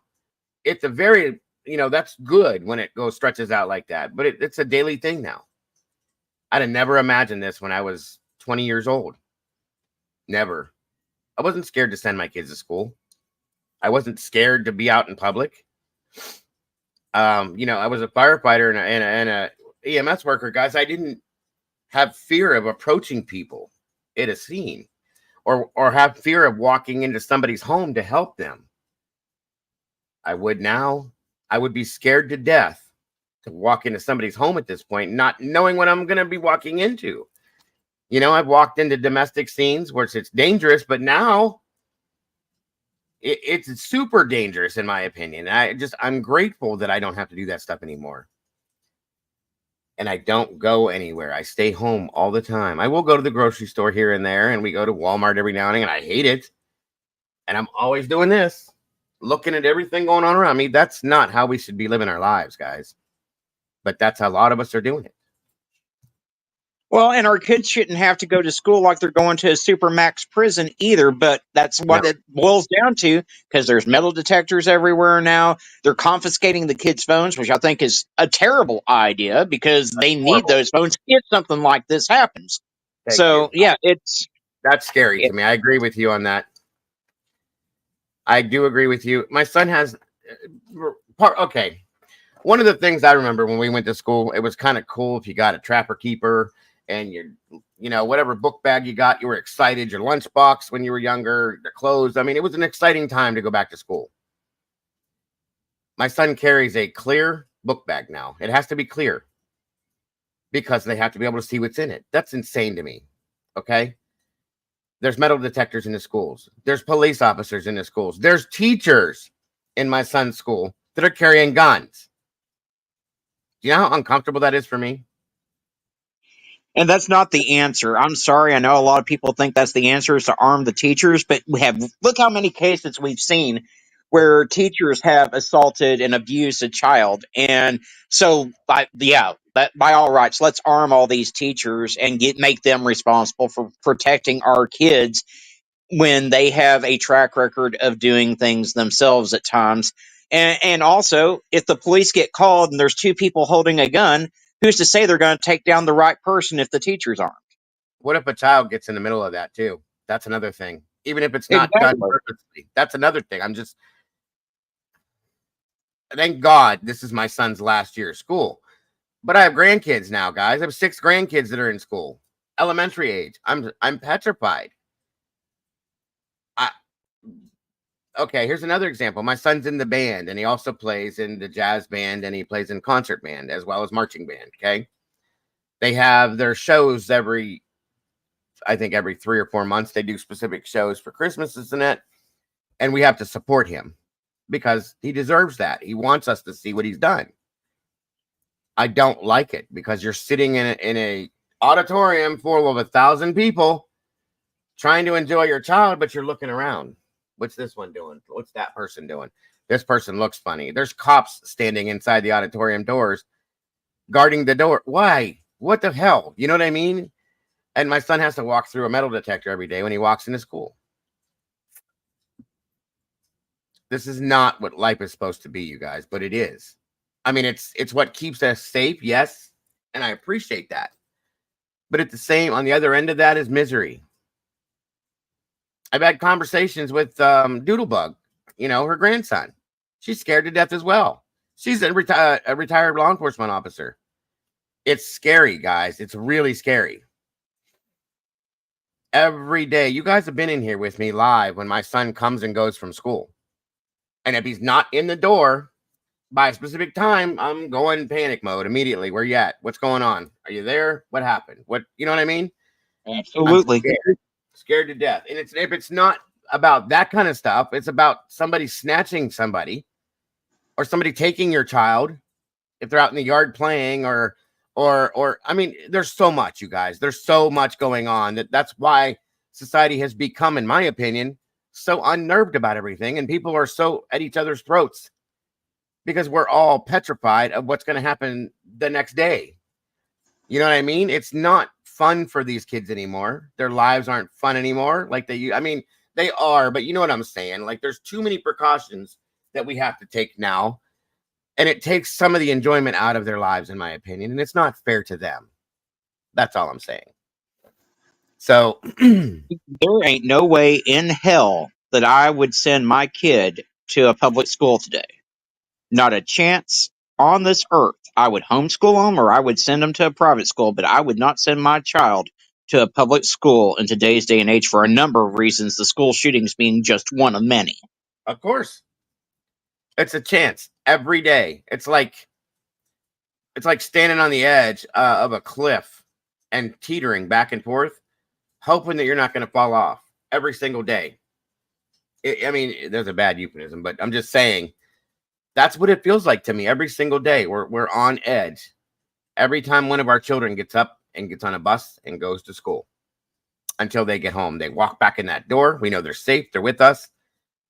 8 hours of misery all day long because you don't know if that's going to be a phone call. We're on lockdown again.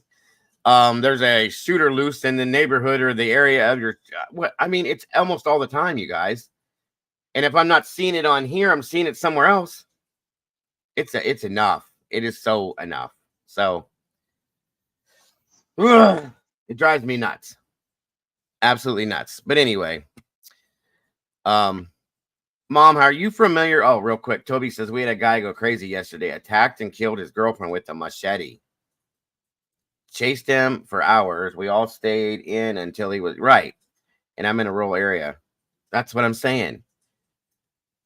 We have to lock ourselves down a lot of times so that these people can be handled. And it goes to show the mental health crisis that we have in this country, because mental health, well, health in general in this country isn't necessarily available to everyone. And then you take these school shootings, a lot of those are directly related to the fact that the teachers and the principals and shit don't do anything about the goddamn bullying that takes place at these schools. So you have kids that are either killing themselves or they're getting so frustrated that they can't get any help from the adults that they get a hold of their parents' guns and go to school and end all the suffering. And I'm not saying it's right. I'm just saying it is directly related to the fact that these schools aren't doing what they should to end the bullying, and that there is not the mental health help out there that's needed for most of these individuals. 100%.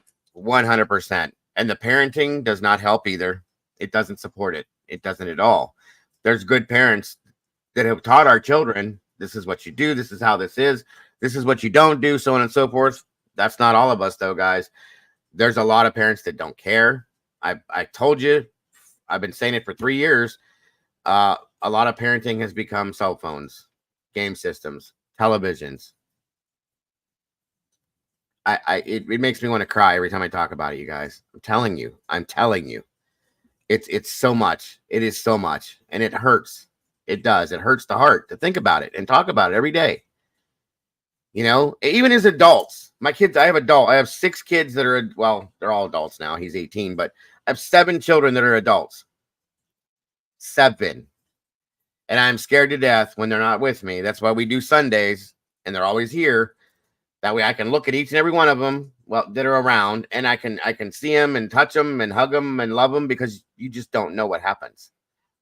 They could be out somewhere. They could be doing something. You know, they go to bars and stuff now and they do their things. You never know. You know, how many different clubs? My wife's uncle was just talking about that Club Quest that him and her cousin Tommy used to go to, that was all shot up like that, and all them people passed away from. They used to go there all the time. They're both gay men. They used to go hang out there, and that has become a thing sometimes in some of these cases. And it's not, you don't know. Nobody wants to get that call. You never know what's going to happen. I mean, we've had it happen at concert events where people go nuts and start shooting at concert events. So, I mean, you're not even safe going out on a date anymore, literally, because you never know what's going to happen. And, you know, these dangers have always been there. Yes, it seems worse now than it was when we were kids, but we also have every one of them thrust in our face on a daily basis on the internet because of Facebook and YouTube. It's just like we've always had a problem with children going missing. It's just more pronounced now because you see it every day. Yes. When I was in high school, I left to go do a gifted and talented project. Okay. And I was gone for like 12 hours. Told my dad where I was going to be, but this is the days before cell phones. So I didn't have a phone to call him and let him know why I was running late. Let me tell you something. My daddy was waiting for me at that door when I showed back up. He's like, "You give me those goddamn keys, boy. You ain't going nowhere for 2 months. You've had me and your mama worried sick." And, I can only imagine if I had done that in today's day and age where this is so prevalent, I may not have gone anywhere for a year.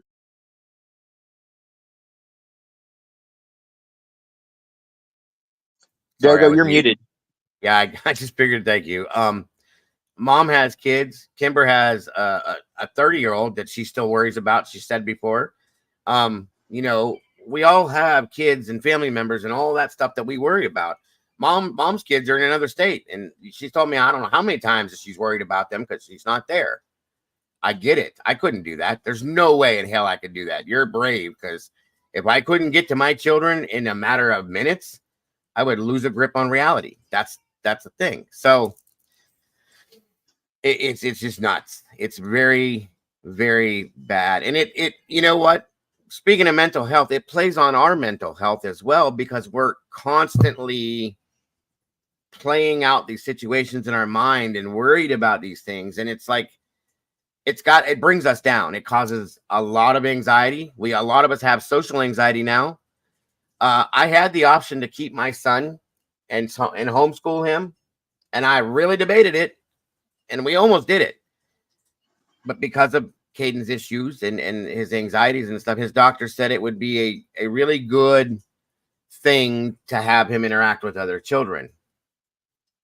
That was hard, guys. It was right there in front of us. We had everything set up. We could have done it, and it could have been through his school. Okay. Well, and I agree with you, brutally honest. Yeah, there needs to be a line for claiming mental illness, and mental illness can't be blamed on everything. There's plenty of people out there in this world who suffer from mental illness that have never gone around just shooting people down. But the difference is they are probably some of the ones that were fortunate enough to be able to afford to get the mental health help that they needed.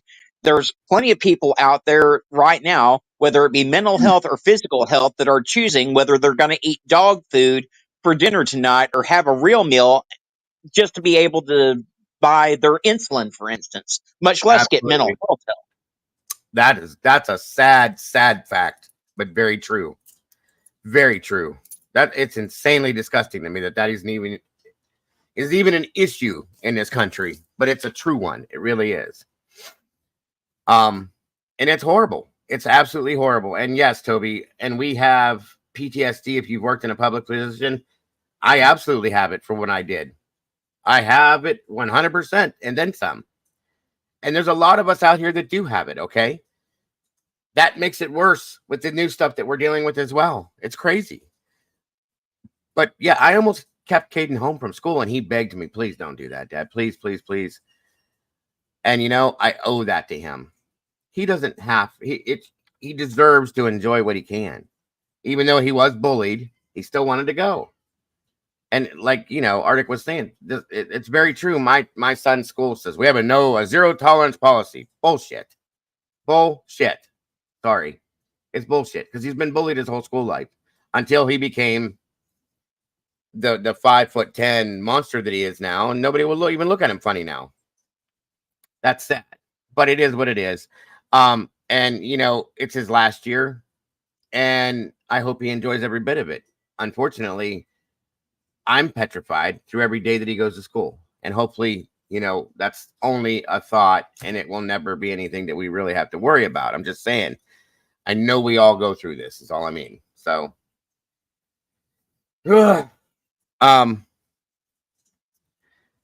Express, don't make me hungry. I love Chinese food. God, I love it. Mom, are you familiar with the TYRE Nichols case at all? Yep. Okay. Yeah, and then Kimber brought it up the night we were live. She brought it up again and had jarred my memory. Right. That's what we're going to be looking at tonight. I had never heard of it, like I was explaining earlier on, and it floored me. I mean, I wasn't overly surprised, but at the same time, I was at the same time, if that makes any sense. I had did a video whenever it happened about police brutality. Mm-hmm. Yeah, it's definitely a real thing. It really is, and it's I'm showing this stuff because it happens every which way. It's not just whites on blacks, blacks on whites. It's black on black, white on white, whatever. It's all of it, guys. And it's sad. It's very sad. These are the people that we look up to protect us, to go to when we need them for something. And this is what they're doing. So we're going to get into this real quick here. And trying to find the right one that I have here. Thank you again, Mom, Arctic, Kimber. Thank you so much for joining me up here tonight. I really appreciate it. I You're appreciate all welcome. the comments. We should get you in a Always, anytime. I really appreciate you guys being up here with me. I don't mind doing it alone, but it's always nice to have a little, especially from you guys. It's an amazing panel tonight, and I'm very grateful.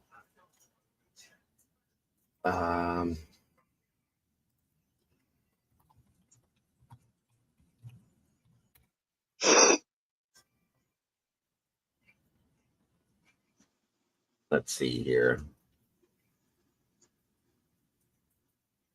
Trying to find which one I want to start this with. 1 second.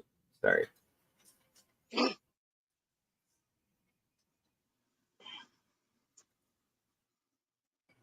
I'm just going to start with this, and then we'll get into the other stuff. Hey, Mom, can you put up a trigger warning? Yeah, that's what I was about to do that too. Thank you for reminding me. Yeah, this is definitely something I'm going to tell you guys right out front. Some of this stuff is a little rough. Thank you, Mom. And if you need to step out, if you're not comfortable, I completely understand. Trigger warning. Content may include sensitive or violent content not suitable for all viewers. Feel free to step out if needed.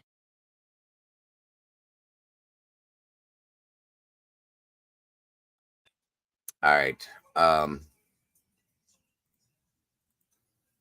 Yeah, this is a little rough to take, so. And again, guys, please make sure to hit the like button on your way in, or don't forget at the end on the way out. Share this out to anybody you think would be interested. Hit that subscribe and ring that ding-a-ling. Thank you. Yes, thank you very much. And again, thank you guys for being here with us tonight. We appreciate it. Welcome, Daniela. Good to see you tonight. Great. Thanks for covering this, Dago.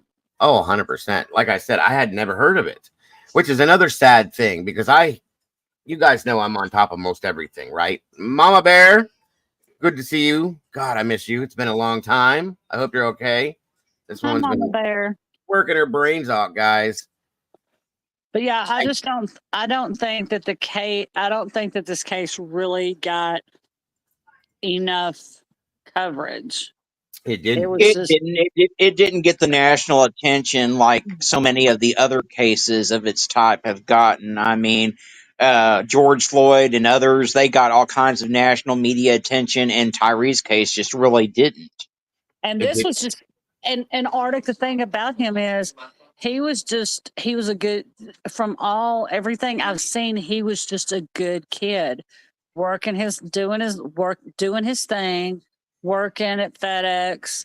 He loved skateboarding. From my understanding, he was an artist. Yes.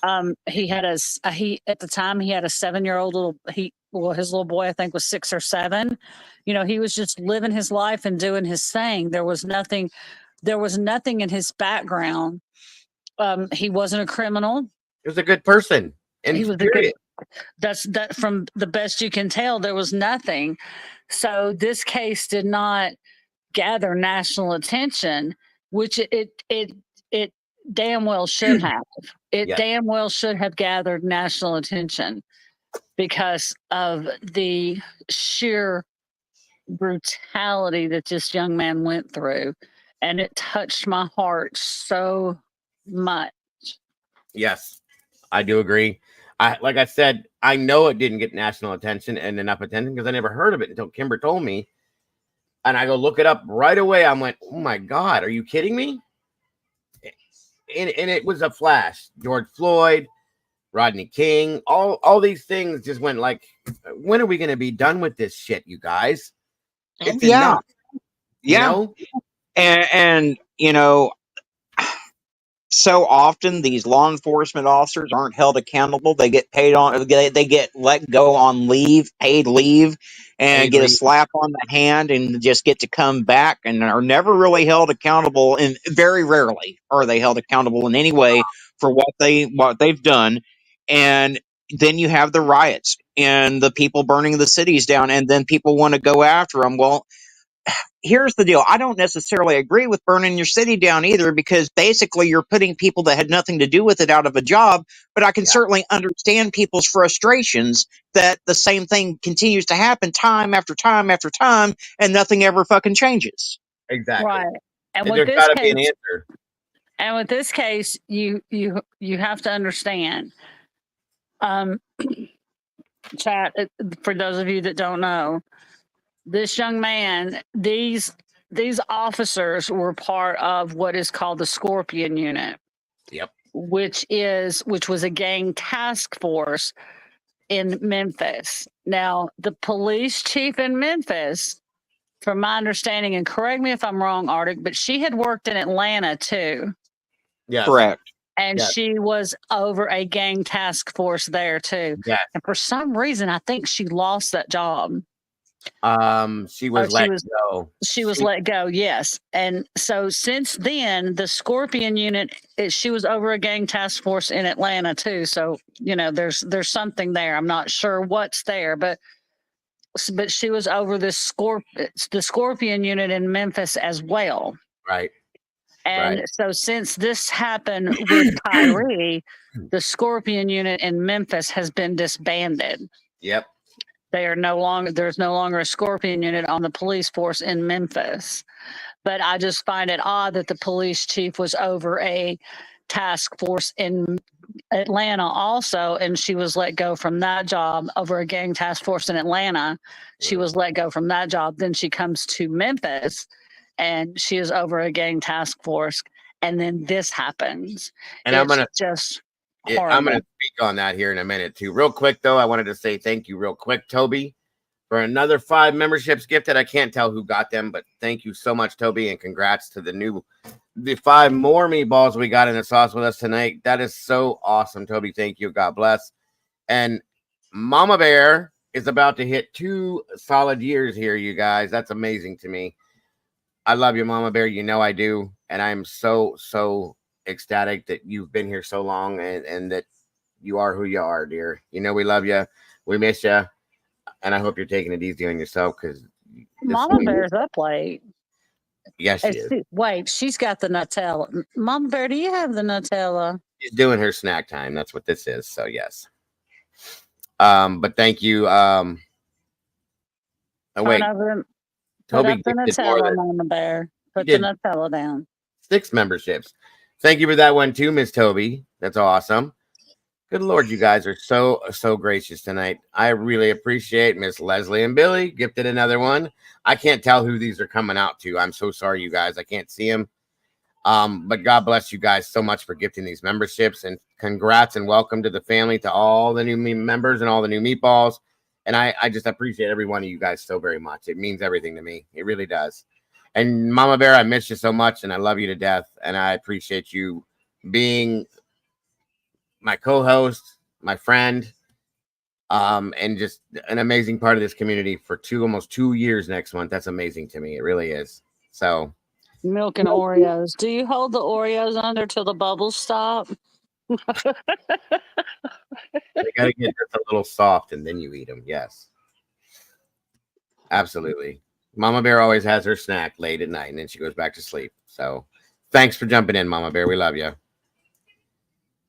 I don't do Nutella. I don't know how you guys do. Dane Crawford's in the house. Good to see you tonight, Dane. Oh, good Lord almighty, you guys. Miss Paula, thank you so much for that $10 super chat. Great content tonight. Thanks. And panel. We love you, Miss Paula. Thank you so much for everything you do as well. To the rest of the Blue Crew as well. But thank you so much, Paula. God bless. I appreciate that very much. I really do. You guys are amazing tonight. This is the best community in YouTube. I'm telling you. I will fight to the death with anybody that says they're not. Oh, you guys are killing me. I love it. All right, guys. Let's get into this again. Trigger warning. I'm going to start off with the video, okay? And then we're going to get into the other stuff that goes along with it. And let me know how the audio and stuff is, please, as always. So thank you very much.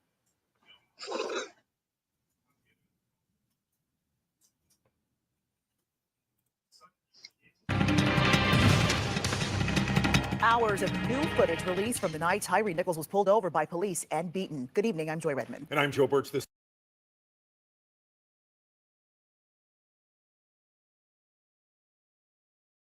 city of Memphis released more than 21 hours of body camera, dash cam, and traffic camera video, all coming from the night of January 7th, 2023.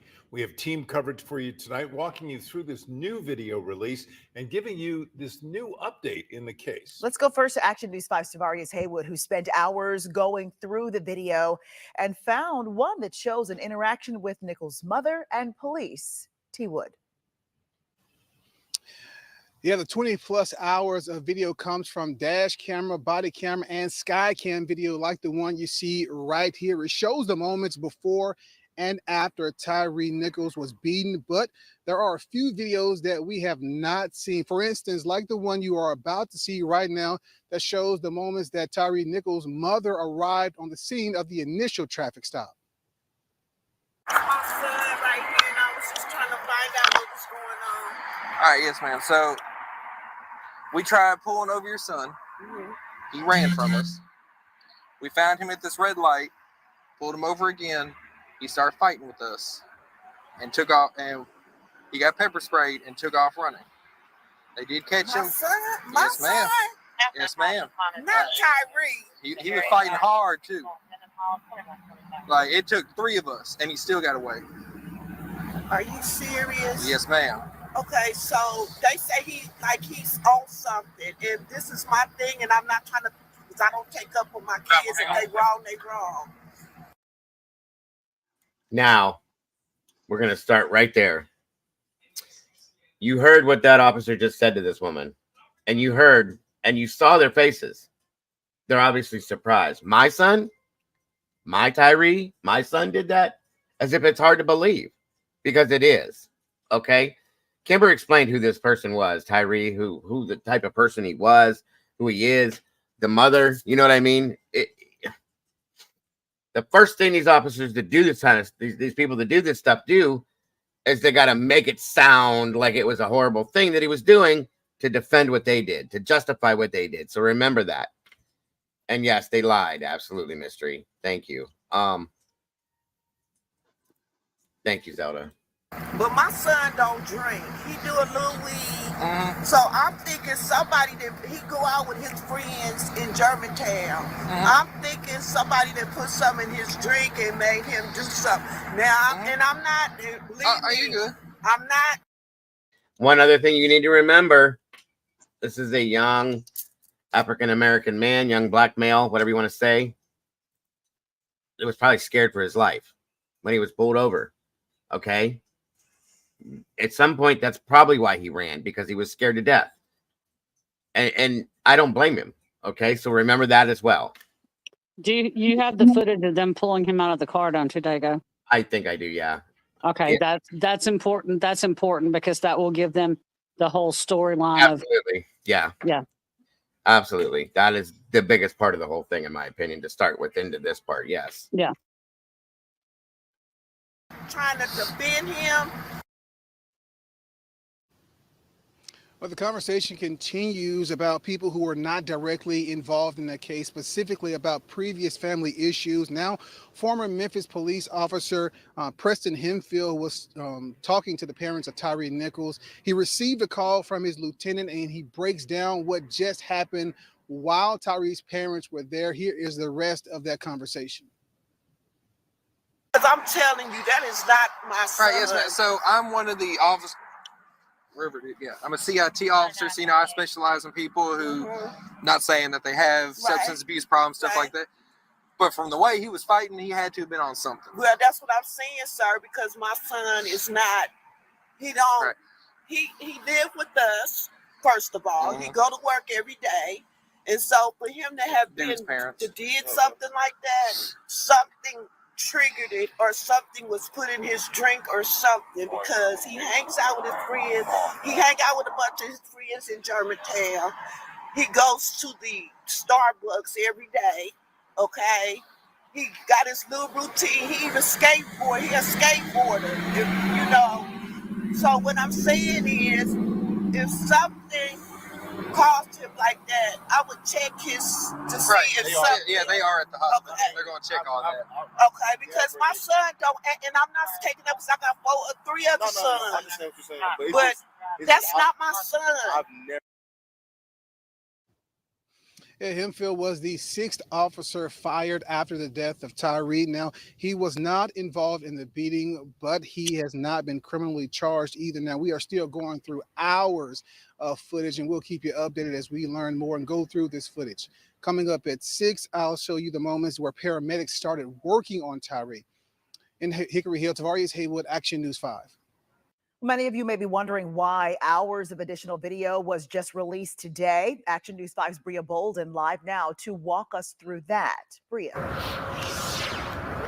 Yeah, we asked the city of Memphis that question too. We're wondering, why this video came out today and why we're expecting hundreds of documents to be released by the city in the next 2 weeks. Now, back in March 2023, defense attorneys for the former Memphis police officers filed a motion to stop the release of additional footage related to TYRE Nichols' death investigation. A group of news organizations known as the Media Coalition, including Action News 5, filed a petition last summer to release all those materials to the public, including additional video footage and 2,500 documents associated with this case. Criminal Court Judge James Jones granted that order last March, asking attorneys to file reasons for their objections by June 23rd. Now, at the time, attorneys for the former officers argued that their rights to a fair trial must be recognized and protected pending trial and not have opinions formed by potential jurors. Prosecutors and defense attorneys agreed that most police personnel records before TYRE Nichols' beating could be released, but the Associated Press reports both agreed the media cannot get statements from investigative interviews given by the officers to MPD administrators after Nichols' beating. Now, the Reporters Committee for Freedom of the Press Defense Fund's legal initiative attorney Paul McAdoo tells us, in part, we urge the court to rescind the closure orders in this case to ensure that the body-worn camera videos and other records previously kept from the public can be used as effective tools for transparency and police accountability. Now, those statements we talked about before regarding the ones that will not be released to the public are called Garrity statements. Legally, they cannot be used in any kind of trial against defendants. Reporting live from Memphis City Hall, Bria Bolden, Action News 5. Multiple ongoing legal cases are tied to the death of TYRE Nichols. There are 2 federal cases, an investigation by the Justice Department, and a state criminal case. Action News 5's Imani Williams joins us now live downtown. Imani. Hey, Joe, I want to start off with that today a document was filed in response to former MPD officer Demetrius Haley's motion to change the video of his federal trial in the death of TYRE Nichols. Now, the document denied a change of venue outside of Shelby County. Haley originally filed the motion and cited that, quote, the nature of the pre-trial coverage has been heavily against the 5 officers charged in this case, end quote. The document filed today noted that Haley failed to meet his heavy burden to demonstrate presumptuous pretrial prejudice on any basis, including negative publicity. No dates have been set for the federal and state cases. The state trial against 4 of the 5 former MPD officers, Demetrius Haley, Justin Smith, Emmett Martin, and Tadarius Bean, is set for August 12th. The federal trial against those same officers is set for May 6th. Now, the 5th former officer, Desmond Mills Jr., entered a plea deal on state and federal charges. I reached out to all of their attorneys. Some said they don't have a comment on the videos released today by the city of Memphis, and some have not responded to my request on a comment yet. Now, the Department of Justice also launched an investigation into the Memphis Police Department soon after TYRE Nichols' death. Now, that investigation is ongoing. I'll have more tonight at 6. Live in downtown Memphis, Imani Williams, Action News 5. We're also hearing from city leaders on the release of this additional video. Action News 5's Kim Clark in studio now with what they have to say. Kim.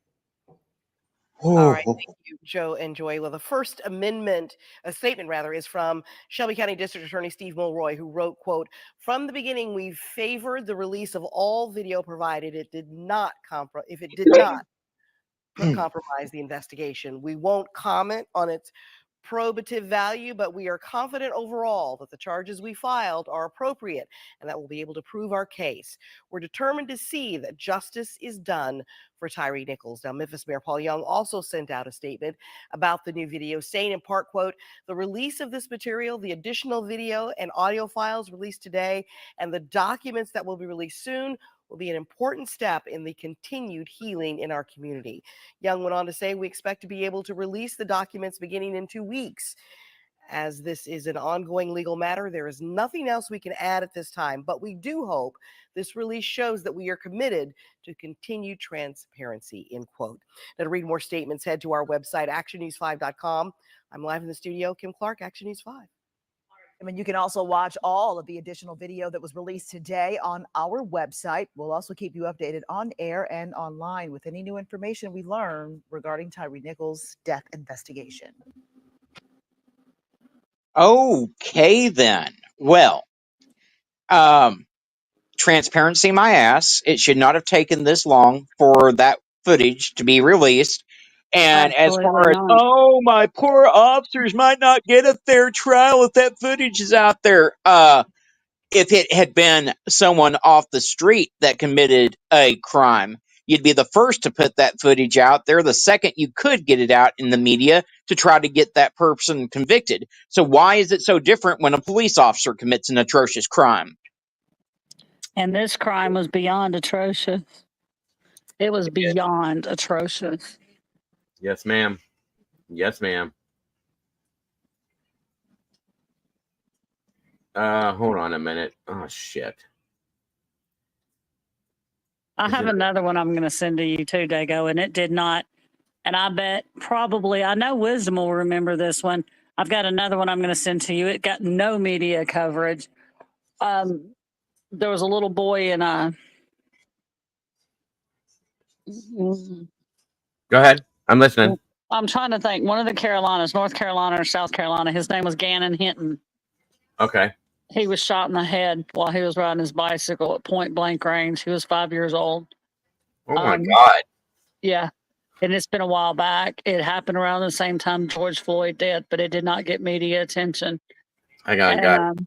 Hold on one second, Kimber. I have to adjust this. This is so bad that I can't even play it without specifying and hitting a specific button to allow it to play. That's how bad this is. It goes against guidelines in some senses. I might get hit for this. I don't care. It's worth putting out to show you guys. Are you how disgusting? No, I let me start it, so hopefully it'll let it run through. I don't care. It's worth it to me to get whatever copyright. I don't care what it is. It's that important, guys. The awareness needs to be seen. This is absolutely disgusting. Are you paying the traffic stop first? This is the first one, yeah. Okay. Yeah. And then I have the secondary one where he was pepper sprayed too. It's the second part of it. So hopefully, just again, guys, trigger warning for sure. If you guys are not able to watch hardcore violence and stuff like that, you might want to step out. I'm just giving you forewarning. That's all.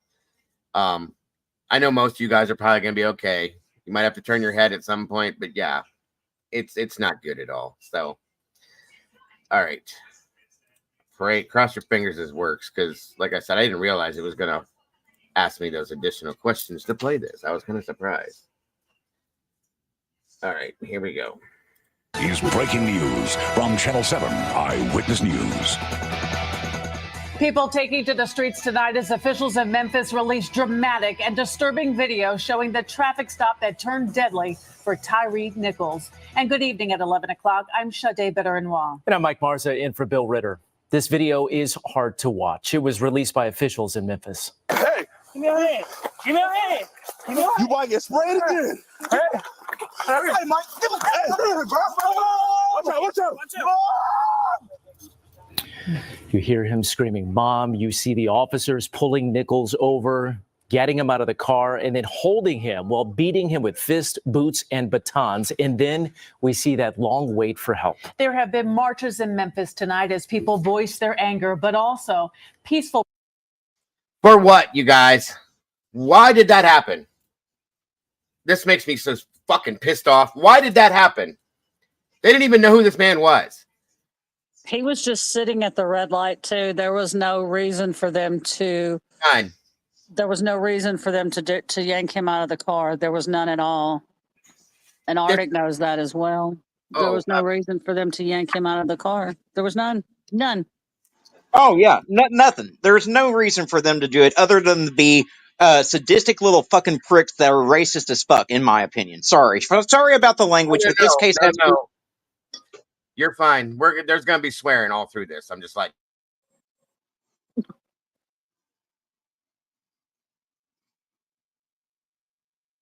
Sorry, my wife was talking to me. This makes me absolutely sick to my stomach. It's disgusting. This was a human being, black, white, yellow, orange. I don't give a fuck what color he is. There is no call for human beings to treat each other this way. This group of people, this stupid scorpion, whatever bullshit that it is, it got to their heads, and they felt that they had some fucking power that they could do this to another human being. It makes me sick. Makes me sick. It's called the Scorpion Unit, and they have been disbanded in Memphis because of this right here.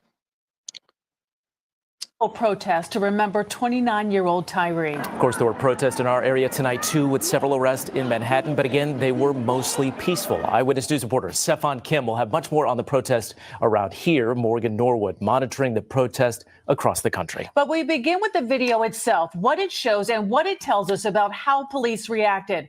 Eyewitness News reporter Josh Einiger begins our coverage. Josh?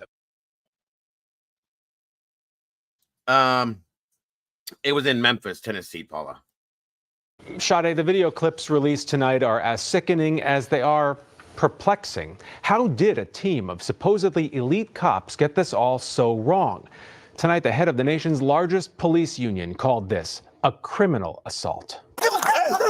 The cruelty is clear from 4 different camera angles. An hour of video showing how a platoon of officers pounced on TYRE Nichols steps from his home. For me to find out that my son was calling my name and I was only feet away, did not even hear him.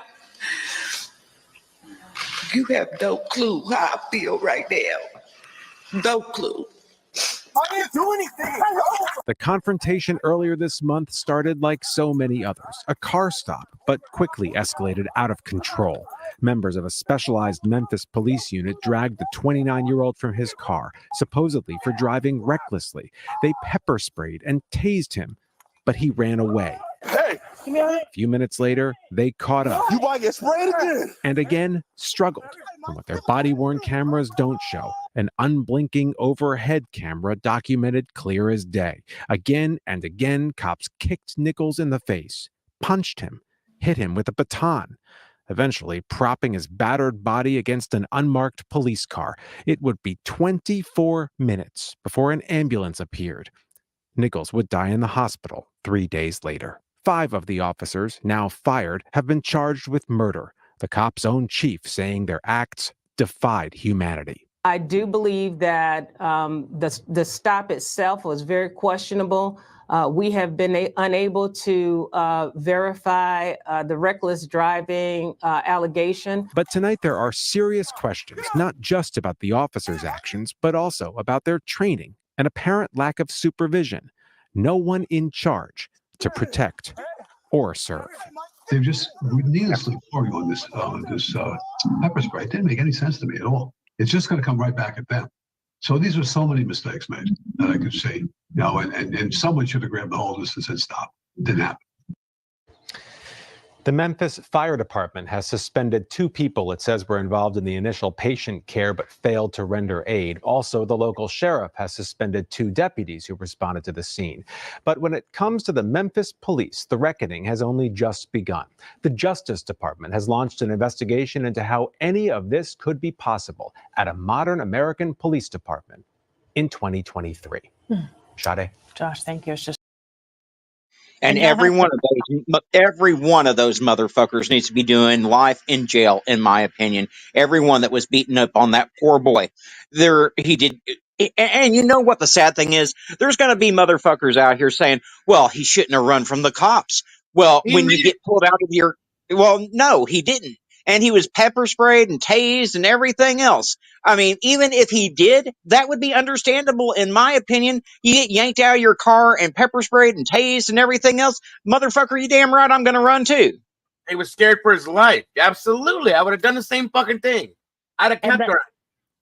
They didn't treat that like, okay, you were driving recklessly. We saw you driving recklessly. We pulled you over. Hey, what's going on? They pulled that man out of his car. One thing that they did not count on was that street camera. But there is video. Thank God it was there. Thank God it was there. But there is actual video somewhere on that video that one of those cops, when they prop him up beside that car, they take a picture of him. Mm-hmm. They take a picture of him. But when the paramedics showed up, they didn't render aid is because the police officers that were there would not let him. That's right. When he ran, he was trying to run to his mother's. He was a block from his mother's home when they caught up with him. He was a block from his mother's home. His mother said when she went to, they went to her house and told her about it. And they told her that she couldn't go to the hospital right then. But when she went, she said his head was the size of a watermelon where they beat him so bad. He was kicked in the head and the face, you guys, so many times that there was so much swelling on his brain. That's why his head swelled like it did. It was nonstop. And like Sherry just said it, they leaned him up against the car, took a picture of him and sent it to somebody else. What the fuck? Yes, Paula, they beat him like that for an hour. An hour. They beat him an hour. And he was so scared for his life, but they beat him like that for an hour.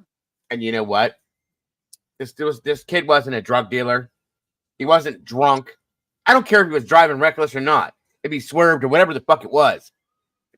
It's not worth a human life. Okay? From my understanding, he was, I think, Arctic, wasn't he on his lunch break going to his mother's because he worked for FedEx? I think he was on his lunch break going to his mother's for dinner. I believe that is the case, absolutely. And I mean, and can you imagine? Just, you're on your lunch break, you think you're going to go have dinner with your mom, and this is what happens to you. And the mother, a mother's instinct is very rarely wrong.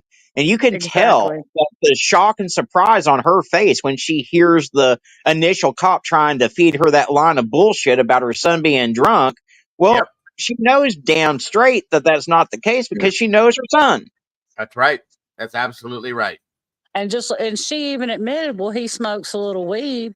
That would be like that would be like a cop coming to me and telling me, your son was drunk. My son may drink a beer or two, but my son does not get drunk. And I would be like, and regardless of whether he was drunk or not, he was a human, just like Miss Barbara said, he was a human being. That's right. That's right. And I bet you every one of those cops smoke weed too. Every one of them, I bet you. That has no bearing on any of this. It's not worth somebody's life. No, it's not. No. And that was not, they did not, like I said, they did not treat that like a traffic stop. But there were rumors flying around that he was dating or had dated one of the cops' ex-girlfriends. Yep. And she worked at FedEx too. Whether that is true or not, I do not know. So that's just allegedly. That's alleged, but that could be part. But I'm gonna tell you right now, if this was me or Arctic that they pulled over, I bet your fucking ass it wouldn't have happened to either one of us. Bet you. Oh, yeah. But you know that it mm-mm.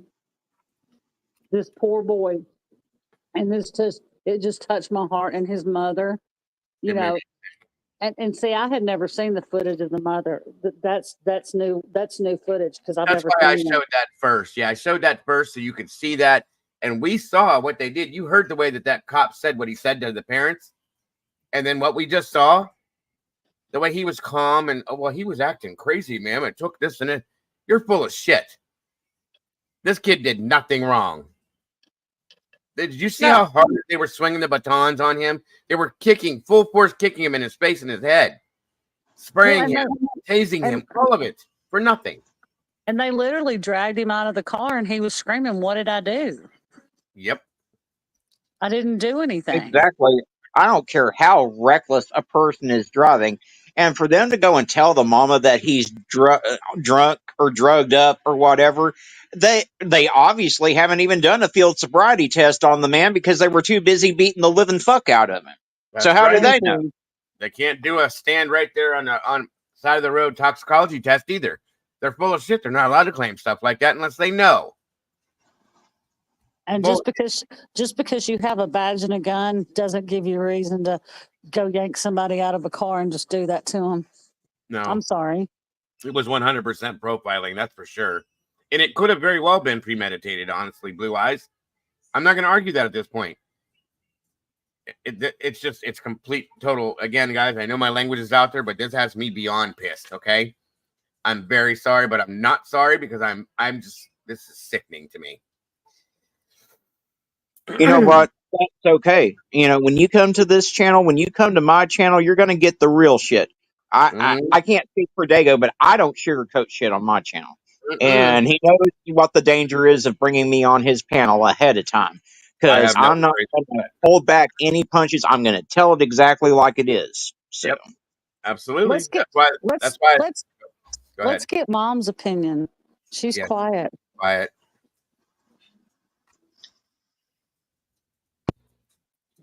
My opinion is that it was bullshit. It was disgusting. It just shows the corruption, and it just further shows the corruption in the whole state of Tennessee. It's not just Memphis.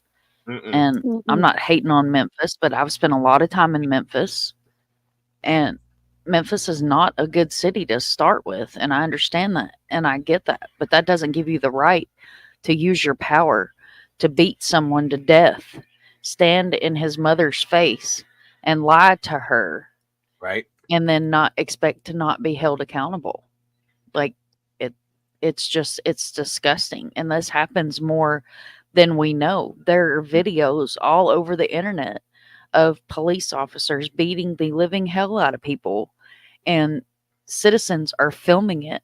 There's one video where I believe it was a homeless couple, and the cop was beating the shit out of the guy, and some lady was standing there filming it, and the cop walks over to her and snatches her phone out of her hand, and that's when you see the video end. I'm assuming he threw her phone on the ground.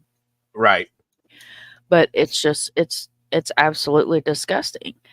And we've got enough of these monsters in the world today and in the United States that cops are supposed to be the ones to take accountability and protect and serve. But we haven't seen protect and serve in many years in many cities. Long time. If you go to my hometown, their cars no longer say protect and serve on them. They removed that from their cars.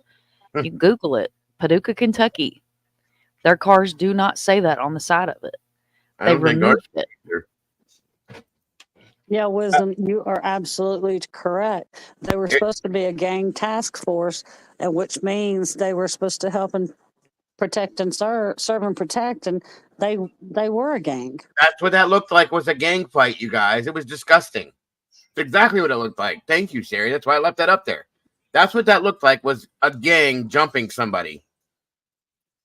But they were all wearing badges. That's the difference, you guys. I don't give a damn if you're wearing a badge or a robe. Exactly. And these cops, they all too often think they can hide behind their badge. And I hope to God that every last one of them, like I said, They need to all be facing some serious consequences. If I had my way, they'd all be getting life sentences for the rest of their lives. You know, this I'm going to suspend you with pay bullshit has got to stop. As soon as we start showing and making an example out of these rogue cops, I guarantee a lot of this shit's going to stop. Mm-hmm. And if he was indeed, if TYRE was indeed dating that guy's ex-girlfriend, he could have been. They could have actually targeted him. 100%. That's a Him and his motive. buddies. That's a motive. Yep, definitely motive. And it's Oh, disgusting. yeah. And it would not surprise me in the least if that's the case. I mean, we can't verify it right now, but it certainly wouldn't come as a shock to me at all. No, because again, law enforcement, fire, EMS, we're all brothers in arms. Okay? Those 6 officers are brothers in arms. One of them has a problem with this kid. Guess what happens? Just like a gang. They all jump in and they do their part. That's our brother. We're going to stick up for him. It's bullshit. Absolute bullshit. And Mom's right. It's not just Memphis. It's the entire state of Tennessee. I mean, yeah, the corruption everywhere. We have seen it. So many of the cases that we cover, both on my channel and on your channel, on Mom's channel, and all our channels. You know, there's so much corruption, and I will say that Memphis in particular, they've got a big problem with kids going missing in Memphis right now. And they need to take some of the energy that these cops had on beating the living shit out of an innocent little boy and put that energy towards trying to find some of these missing kids that are out there all over the place that have been missing for months on end. Amen to that. Yes, sir. Absolutely. Yeah, this is one of the worst situations I've ever seen in this sense like this. I'll be honest. You want to talk about overkill? There didn't need to be all of those officers there for that. No way in hell. I mean, first off, this kid he's real skinny.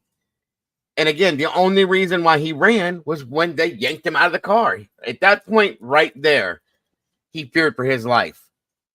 And he couldn't get away until he did. And I pray to God, I wish he would have gotten to his mother's house. I do, because he'd still be with us today, I think. So, well, this video... He'd either still be with us, or the cops would have killed the mama, too. One of the two. That's very true, too. It could have been that way, too. Because the parents could have stepped in, and they would have been taken down. That's very sad. Very sad. Oh, yeah, it's definitely Rodney King caliber. I agree with that 100%. Rodney King's is probably the worst I saw, the worst beating. But this is right in line. It runs hand in hand with it. I'm telling you, it was bad. Difference is Rodney King survived that. This kid didn't. That's the sad part. Unbelievable. And it is overkill. There's too much of that where they come together and it takes 12 officers to take one person down, and each one of them have to put their hands on him. No. It's bullshit. Okay, thank you, Toby. I'll check that out too. This is another video, guys. Again, trigger warning still, that has more of it in it. I just wanted to show you. So here we go.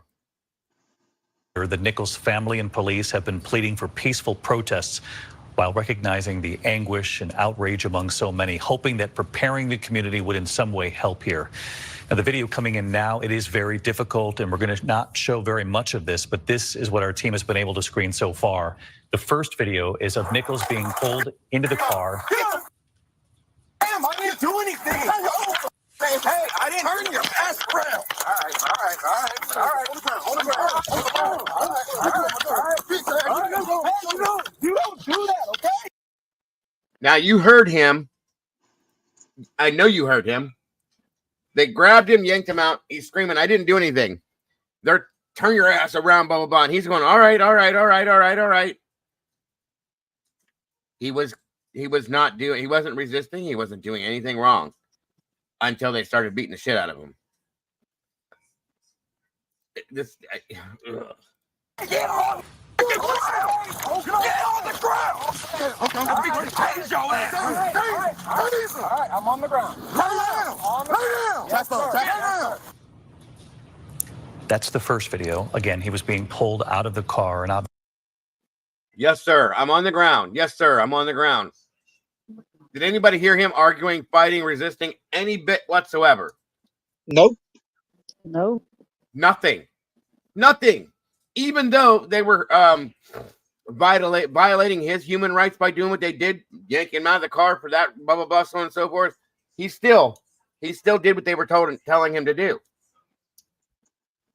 Once again, and you can hear, yes, Dane, in their voices, you hear the hate. You hear it. It was personal. I absolutely, I've watched it 3 or 4 different times, Kimber, and I believe 100% that it was. I absolutely do. Ugh. All right, onward and upward. obviously we had to bleep some of the audio there, but that was the moment he got pulled from the car initially after the stop. Now the next video is of Nichols on the ground being pepper sprayed, calling out for his mother. Here it is. Hey, give me a hand. Give me a hand. You might get sprayed again. Hey, Mike, give me a hand, bro. Watch out, watch out. Watch out.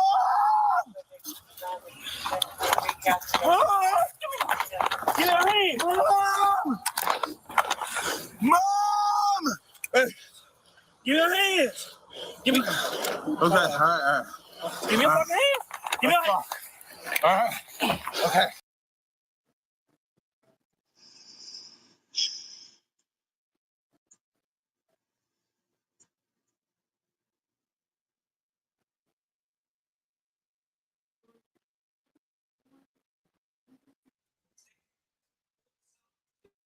Damn, 11:22. Hold on. Damn it, every night. Sorry, can you guys all hear me okay? Yeah. Yes. I don't ever look at the clock either. I'm gonna have to do what Mystery said and set my clock an hour or a minute different and see if it changes it. Okay. All right, let's go back to it. This is an ABC News special report. Now reporting, David Muir.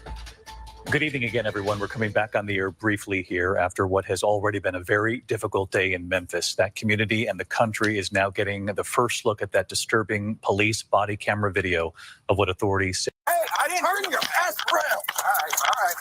All right. You don't do that, okay? Get on the ground. Get on the ground. Okay.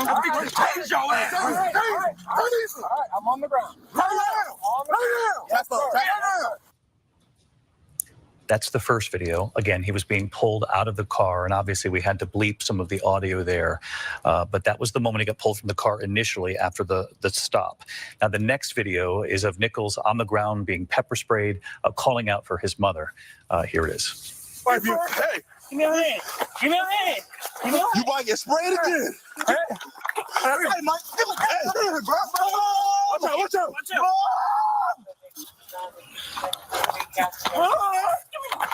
Give me a hand. Mom! Hey. Give me a hand. Give me. Okay, all right. Give me a fucking hand. Give me a hand. All right. Okay. All right. We should note that there is more than an hour of video, 67 minutes worth, multiple police body cameras. TYRE Nichols' family has already viewed the images earlier this week, saying that it showed the officers brutally beating their son. His mother was unable to watch. She had to leave the room. The officers fired, now charged with second-degree murder, among other charges as well. And they had claimed that he was initially pulled over for alleged reckless driving before running from the car. The police chief, though, saying so far they have found no proof that he should have been stopped. FBI Director Christopher Wray saying he watched the video and was, quote, appalled by it. Those 5 former police officers now facing several charges, including murder: Justin Smith, Desmond Mills Jr., Emmett Martin III, Demetrius Haley, and Tadarius Bean. Attorneys for Mills and for Martin have said they will plead not guilty. The White House says President Biden has not yet seen the video, but he did speak to the family. He offered his condolences, commending their, quote, courage and strength. I want to bring in Stephanie Ramos. She's live in Memphis tonight. Stephanie, they have been urging calm. We're getting reports of some protests already, which, of course, was expected. Absolutely, David. The people here in Memphis are upset. They're upset over this video. This 29-year-old man, unarmed, stopped by police. And then, as we can see in that video, beaten on the ground until he's unconscious, as you said, dying 3 days later. And we heard from TYRE Nichols' family earlier today, his mother, understandably emotional, wiping away tears and urging for peace, saying that if there are protests here in Memphis or across the country, she was asking for them to be peaceful. Again, we are seeing them here tonight. So far, not violent. But as you mentioned, TYRE Nichols' mother saying that she hasn't been able to watch that video, says she hasn't been able to grieve the loss of her son. What parent could watch that? Honest to God. And what parent should have to watch that? None. Nobody. I wouldn't. I couldn't. It would take everything in. There's no way. If I watched that, it would take the whole police force to hold me back from going after each one of them. I'm telling you right now. No way in hell. 100%. Be worth giving my life for what they did to my kid. Yes, 100% I would. Absolutely. And you know what these officers deserve, in my opinion? They need to sit them in prison, and they need to go through exactly, each one of them, what that kid went through for an hour. Non-stop beating by everybody that's in that cell. And it could happen. They're cops. You never know. We'll see. I think they need, I have always believed in an eye for an eye. And you abuse the power that was given to you by wearing that badge. You deserve exactly the same thing you did to that child. Well, he's 30 years old, but still, that man. Every one of those cops, in my opinion, needs to be put in a cell with one of the most hardened criminals that hasn't had sex in about 30 years, and their ass needs to be tossed around that cell block like the greatest thing since a honey bun. Just saying. I can agree. I can agree. This is insane to me. Second degree. I don't think second. I think second degree murder is. It's worse than first. Huh? Isn't it worse than first? No, it is not. The charge, it's not? No. Oh, no, you're right. You're right. I knew that. What am I doing? Okay. But this, I think this was premeditated. I think they targeted him. I think this was premeditated. I think this was premeditated. They said that they found that there's no reason for the stop, so it has to be, in my opinion. Well, it's very likely, especially if the rumors about him having dated one of the cops' daughters in the past is true. It very well could have been premeditated and a complete revenge thing. So why are they going for second? I yell first. Yeah, I don't understand. Probably because they're police officers. They got to protect them a little bit, you know. Well, I don't. Yeah, who protected TYRE? Nobody. That's the whole thing. I don't give a fuck if they have families and they have their own families. I don't care. You didn't care about him and his family. I'm sorry, but I'm cold to this. Seeing this makes me so cold-hearted right now. I don't care what I'm saying about this because it's enough, you guys. It's enough. These are human beings doing this to other human beings. I don't get it. And the woman, like you were saying, Kimber, I believe from the story that I read the other day about this, I think the woman that was the leader of this group that they disbanded, I think that they had issues in Atlanta with the same type thing. It was the same. It wasn't this bad, obviously, but it was the same type abuse of power. Brutality. Yes. Yeah. On that gang unit that she was in charge of. Yes. Yes. I think that's why she was let go. And I think she's been let go in Memphis, if I'm not mistaken. Isn't that correct, Artie? I'm not sure on that one. I haven't seen that, but I haven't been keeping up with it the past few days either. So I haven't either, but I can't remember if she was let go in Memphis or not. I think they're working on that. Is what I think is the new. But part. she was let go because that's what it was. There was police brutality on the gang unit that she was in charge of in Atlanta. I think Blue Eyes. That's absolutely correct. They need to check any messaging that was done between the officers within the unit, phone calls, any of that stuff. I think needs to be reviewed because in turn that will prove if conversations were had. The premeditation. That's And first and secondly, how do you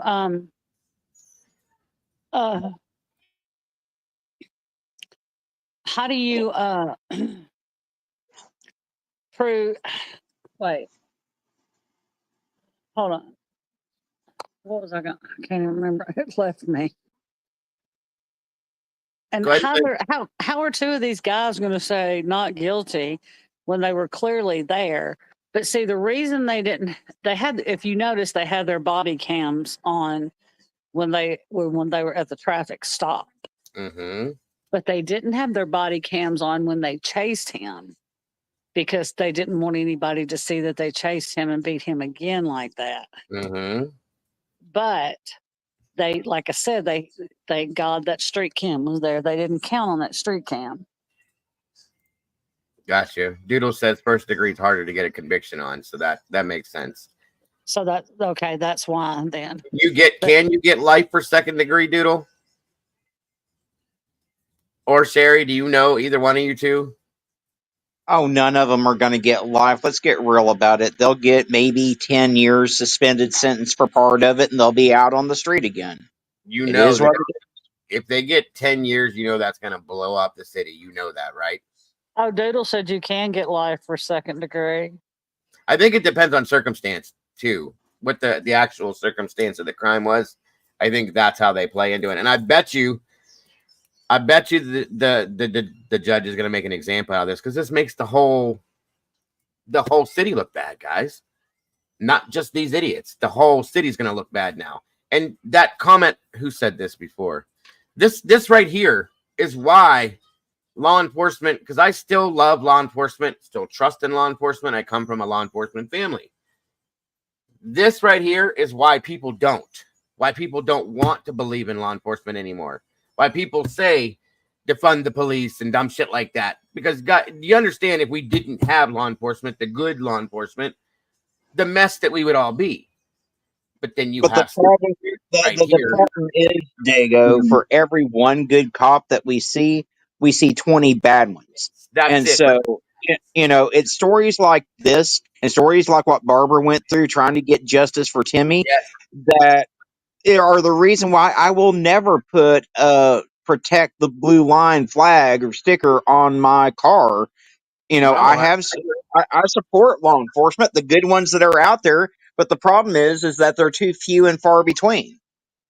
Yeah, and it ain't just Miss Barbara, by the way. You know that too. The whole damn state. Okay, Yeah, that whole state is a mess. It really is. No offense, Doodle. I love you, dude. You know that, but you told me yourself. So, History, there is a see something, say something, but you also have to understand, and Mom will probably back me on this. Memphis is there are areas of Memphis it's bad. that are really bad, and there are probably people there that were scared to say something because of maybe retaliation. There's stories that I've read over the past 5 years about Memphis police being involved in criminal activity besides this type of stuff. And it might not have just been from the police though. They might have been, because there are areas in Memphis that are not good at all. You don't want to get lost in Memphis in certain areas. So well, and the corruption in Memphis is nothing new. It goes back for over a century. When Prohibition was a thing, some of the biggest bootleggers were the law enforcement officers in the town of Memphis. So that's what I'm saying. They still go through there. I've read stories about the possibility of Memphis police being involved in drug dealing, things like that. It's not far-fetched, you guys. It's not that out there. The city of Memphis is deep within the darkness. I'll just put it that way. Okay. and I can guarantee you that is why when those when the first responders showed up, when those cops told them not to render aid, that's why they didn't render aid. That's exactly, because they didn't want them getting themselves put in that mix either. I'm not saying it was right. It wasn't right at all. I would have been like, get out of my way. As a first responder, that's what I would have done too. I mean, you do what you got to do, but I'm doing my job. And this is my job. I'm not going to let this person die. We'll deal with the circumstances later on if that's what you got to do. But no, move. That's not your job. That's not your call. So some of the it tells you though that these people within the city, even fire and EMS responders, have a fear of people like this. That's not normal, folks. It's not good. Okay, and the whole area is obviously depressed because of this. I'm just saying. I can tell you right now, if these police officers if they don't go to jail, they will literally burn Memphis down. Oh, I It agree. will not Oh, be good, and I absolutely. don't blame them. I We've don't seen blame it them. already before. On lesser, well, let's go backwards. Rodney King. What happened with Rodney King? LA was burnt to the ground, basically. Okay. George Floyd. The riots were all over the United States, not just in LA, or not just in New York. I'm sorry. And it's going to be just as bad with this scenario. If anybody, and that's probably why. Think about that for a minute. That's probably why there has not been as much national coverage on this, because they don't want people to know about this. Because if it doesn't play out the way it's supposed to, they know what's going to happen. They know what's going to happen. Well, it just irritates me that they held on to that footage for so long before releasing it, saying, Yes. oh, the cops can't get a fair trial. What difference does it make? It's going to come out in discovery, and any person sitting on that damn jury that has any shred of decency to them is going to find these cops guilty as hell. Yes. Yeah. Thank you, Paula, for correcting. I don't know why I said New York. What the hell am I? I'm all over the place tonight with Well, state. what town was it in Missouri that young kid got killed by a police officer and they burnt the town? They literally burnt the town down. What town was that, Doodle? I know she'll remember. I don't remember the name of the town. Who did this happen with in New York? That I was thinking New York. There was a case like this that happened in New York too, and I was Ferguson. thinking Thank you, Doodle. Ferguson, Missouri. Oh, yeah, that's right. I remember hearing about that Thank too. you, Paula. And thank you Yeah. for correcting me, Paula.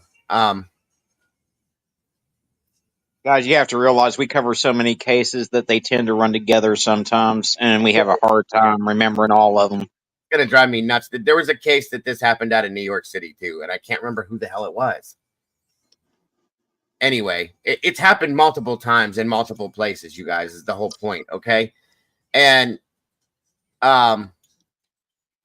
was that the one that, yes, Alicia, that's exactly it. Thank you.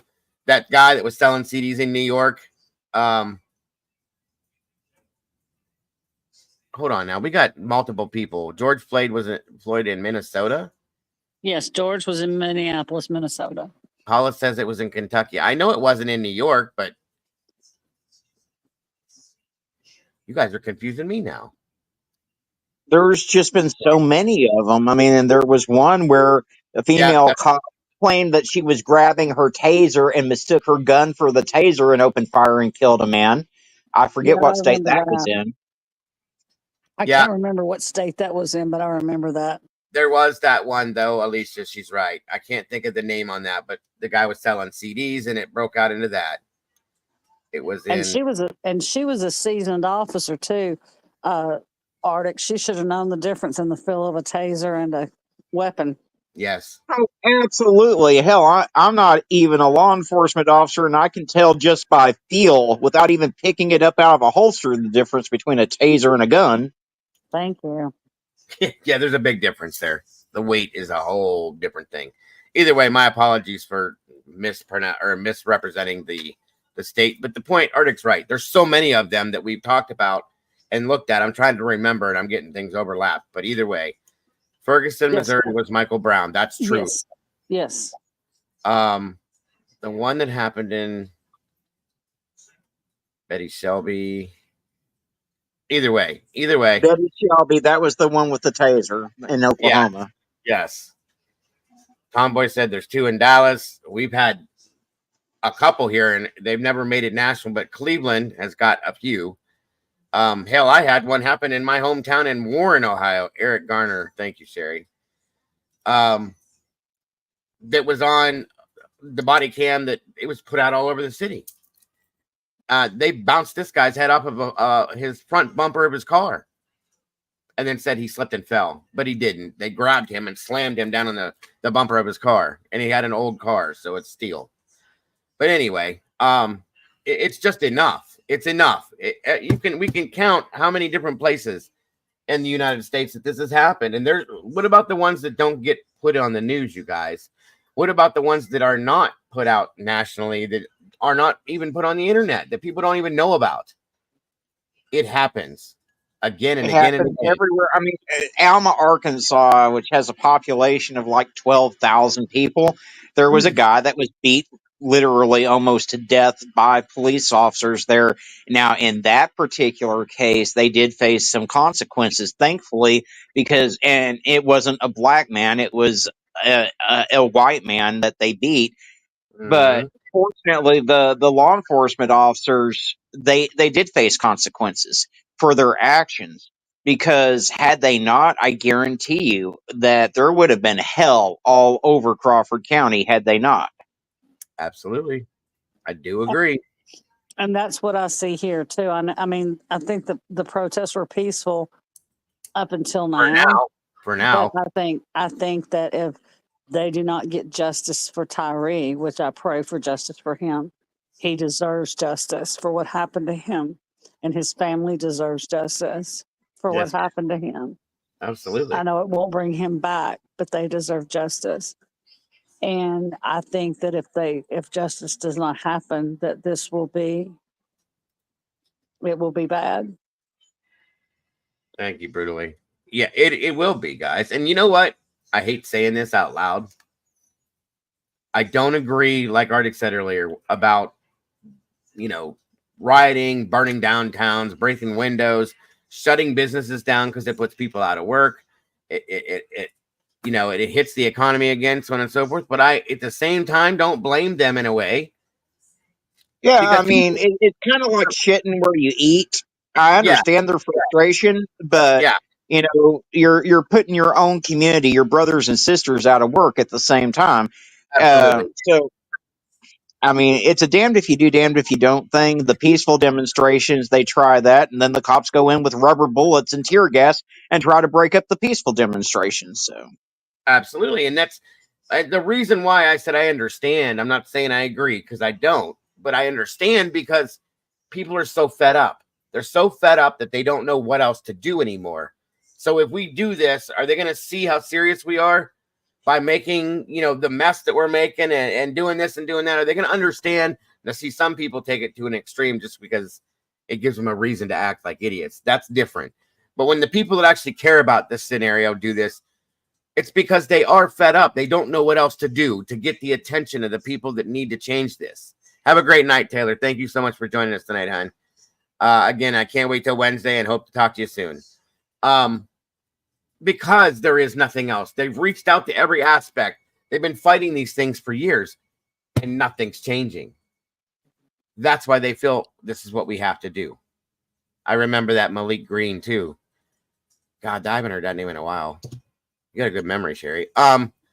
So again, that's why I think these people do this. Some people do take advantage of the situation just so they can loot or act stupid or do whatever. That doesn't count as far as I'm concerned. But the people that try to go out and, like Arctic said, protest peacefully, and then you get the officers that come in with the rubber bullets and the tear gas and all that bullshit that is uncalled for. These people aren't hurting anything. They're making a statement. It needs to stop. There's no other way to do it, you guys. There's nothing. We can sit here and talk about it all day. Nobody cares. They don't care. We care. That's it. It's not changing anything. So let me finish this video out here. And it's just devastating for her to know that he was calling out for her just a few yards away from their home. David. Stephanie Ramos from Memphis at this hour. Stephanie, thank you. We should point out that Ben Crump, the attorney for the family, earlier today, as you look at the peaceful protests out of Memphis at this hour, earlier today, Ben Crump said it doesn't matter if the officer is a black officer, a Hispanic officer, or a white officer. It is the culture that allows them to think they can do this to TYRE. Those words from Ben Crump. I want to bring in our Chief Justice correspondent, Pierre Thomas, for his thoughts on what you've seen, Pierre, play out here in Memphis tonight. David, I've had the opportunity to be out with police on numerous law enforcement actions. It's clear that this is not police work. This is brutal. And law enforcement officials today in charging these men with second-degree murder and also kidnapping. Think about that, kidnapping. They're essentially saying they took this man against his own will. And to see him punched and beaten and tased repeatedly, again, this does not resemble anything that is legitimate law enforcement work. And I can tell you tonight, law enforcement across this country in cities, major cities across this country, are hoping that the pain that the people in Memphis are feeling and in cities across this country, that they can use it constructively to peacefully protest for change. In many cities, police, unfortunately, are viewed as the occupying force. This will only reinforce that. David, I spoke with a very senior law enforcement official tonight who is aware of this video, and he said this could set law enforcement back for many years, that the notion that they're there to protect and serve is destroyed by images like this, David. And Pierre, you and I were talking earlier today on this notion, before we go here, on this notion of what Ben Crump said, that it does not matter the color of your skin, whether you're a black officer, Hispanic officer, white officer, that this, in their words, is brutality, this awful police beating that now is being seen by so many people. But he also said, given the speed with which authorities acted in this case, that he and the family hopes that this now will be the blueprint moving forward in other cases like this, where there exists extreme and graphic police body cam. Right. The point he's making is that in so many of the other cases, there have been weeks and months to go by before any action was taken by the part of prosecutors or the police in some cases. And he's saying when you have a video that is this clear cut, you have to, for the sake of the community, take quick action. And that we will see if that will be the standard going forward. It just remains to be seen, David. Pierre Thomas in Washington tonight. Pierre, thank you. And we're just getting word from the White House at this hour that the president is deeply pained, outraged after having had the opportunity to now view this video himself, the police video now released in Memphis. Our coverage continues on ABC News Live, abcnews.com. And of course, we'll have much more later tonight on Nightline. For many of you, World News Tonight continues. And in the West, we'll have another edition of World News Tonight for you, given the late developments here today. We'll see you in the West shortly. Good night.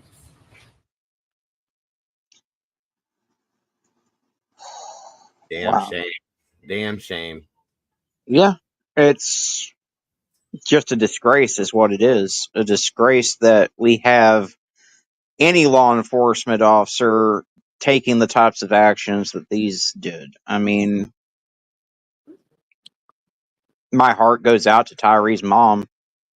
I can't imagine sitting there trying to watch that footage. I mean, I really can't.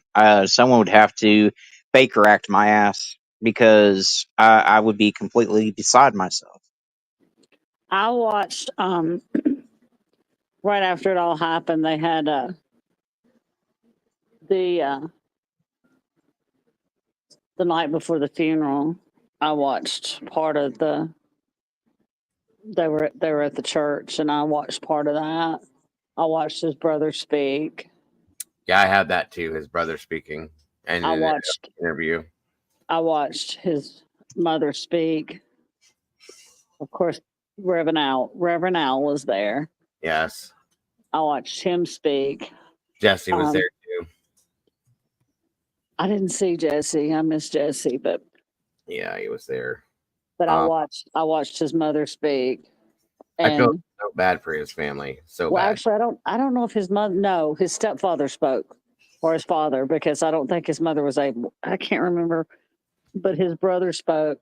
I mean, they were all just so devastated, and my heart just breaks for them. This case touched my heart so deeply, and I guess it's because I have a son close to that age, and just thinking, Yeah, absolutely. Wonder if he was coming home late at night and a cop pulled him out of the car, and right, because I mean he's been pulled over before, and he's like, "Mom, they were kind of looking in my car like they wanted to search it," and I said, "Next time they do, if they say they want to, just tell them go get a search warrant, and you'll sit there and wait." Right. Because my son ain't got nothing in his car. Well, I know, And I'm like Tyree's mom. My son don't do drugs. I know. I don't want to sound off when I say that. I have 4 boys, 5 total, but 4 that are close to this age. Okay. But I'm not as worried about it happening to them. You know why? Because they're white. And I'm sorry to say that out loud, you guys, but that's fact. You don't see it happening as often to white people or anybody other than, and that's not Caucasian. I'm sorry. I hate sounding like that, but it is a fact that it's way more happens to somebody that is not Caucasian, I should say. It's and that's disgusting to me because it's very disgusting. There's no reason for that separation. There's no reason for that profiling. None at all. It's 2024 for fuck's sakes, you guys. Are you serious? It's not 1935. It's not 1956. It's 2024. It's enough already. Thank you, Cap. Very good for the. Thank you. Good stream, and thank you for the super chat. Racism. There's no room for racism anymore. No. In this day and time, there's no room for it. It should have. We have so many other things to worry about than that at this point. So many other. Okay. Right. There's a lot more to worry about than racism. It should have. It should have been. It should have been left behind a long time ago. It should have never been. No, and racial profiling is a joke nowadays, in my opinion. I'm sorry, but it is. Take care, Mom. Thank you so much for joining us tonight. I hope you have a wonderful rest of your night, and I hope to talk to you tomorrow. Get some sleep. But there's just no room for it, and it's ridiculous that it's still happening. Mm-hmm. Absolutely. Absolutely. In this day and age, when you think that we've crawled out of those times, and we haven't. And it's just that, and just like Tom Boy said, ignorance breeds hate, hate breeds violence, and violence breeds death. And yes, it's the truth. Absolutely. I was not raised that way. My mother was not raised that way. My parents did not raise us that way. I did not raise my son that way. Nope. You don't. It's just not how it happened. Love you, Mom. It's just not how it's done. Yeah, Mom. And there's so many other things we could spend our time worrying about and working on doing. And instead, we have to waste time to try to change this situation when we should be worried about so many other things in our lives. This is very important, though. So now we have to work on this. And other things get left behind because we have to take the time to change this. Because there's these are 5 of the idiots that have this mindset, that are given power. And look at them. Look at them. They're no different. I will never, ever judge somebody on the color of their skin. I'll judge somebody on their character every time. Their character, how they it's supposed to be. That's it. How they treat me, how they treat animals. Good night, Zelda. How you treat an animal. Good night, Zelda. How they treat me, how they treat animals. How they treat themselves, Kimber. How they treat themselves, how they treat their mama. How they treat their mama is a big one for me, but how they treat animals, how they treat other people, how they treat themselves. But I'm not ever, it's about their character and who they are as a person. Wow. If you're a shitty person, you're a shitty person. Have a great night. Absolutely. Yeah. And that's just all there is to it. Right. And they obviously have no care in the world for themselves, let alone anybody else. They have none. They care nothing about themselves if they're able to be people like this. Have a great night, Blue Eyes. Thanks so much for joining us tonight, dear. And these 5 guys on this screen, they had no regard for that boy's life that night. They had no regard for human life that night. None whatsoever. No. And it's just any person with some common decency and morals can see what the issue is here.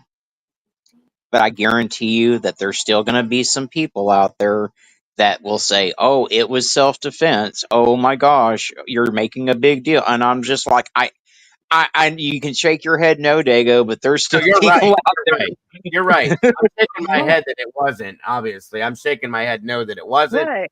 You are absolutely right, bro.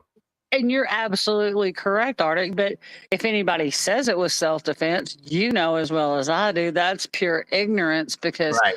there was no self-defense. The Oh, young man was not armed. they had him on the ground. They should have never even got the pepper spray out. It should have stopped once they had him on the ground and he was complying and he was like, yes, Right. sir, on the ground, sir. That's where it should have ended right there. If they wanted to cuff him and put him in the car, they had every opportunity to do that. It should have gone no further than that. He And should have but never no, been even pulled because over. when they got him out of the car, he goes, all right, I'm out of the car. Then they got him on the ground. All right, I'm on the ground. But Yes, no, sir. they Yes, had to sir. start. Yes, sir, I'm on the ground. Then they had to start kicking him and punching him. Of course he ran because he knew if they got him in cuffs, he was in even bigger trouble.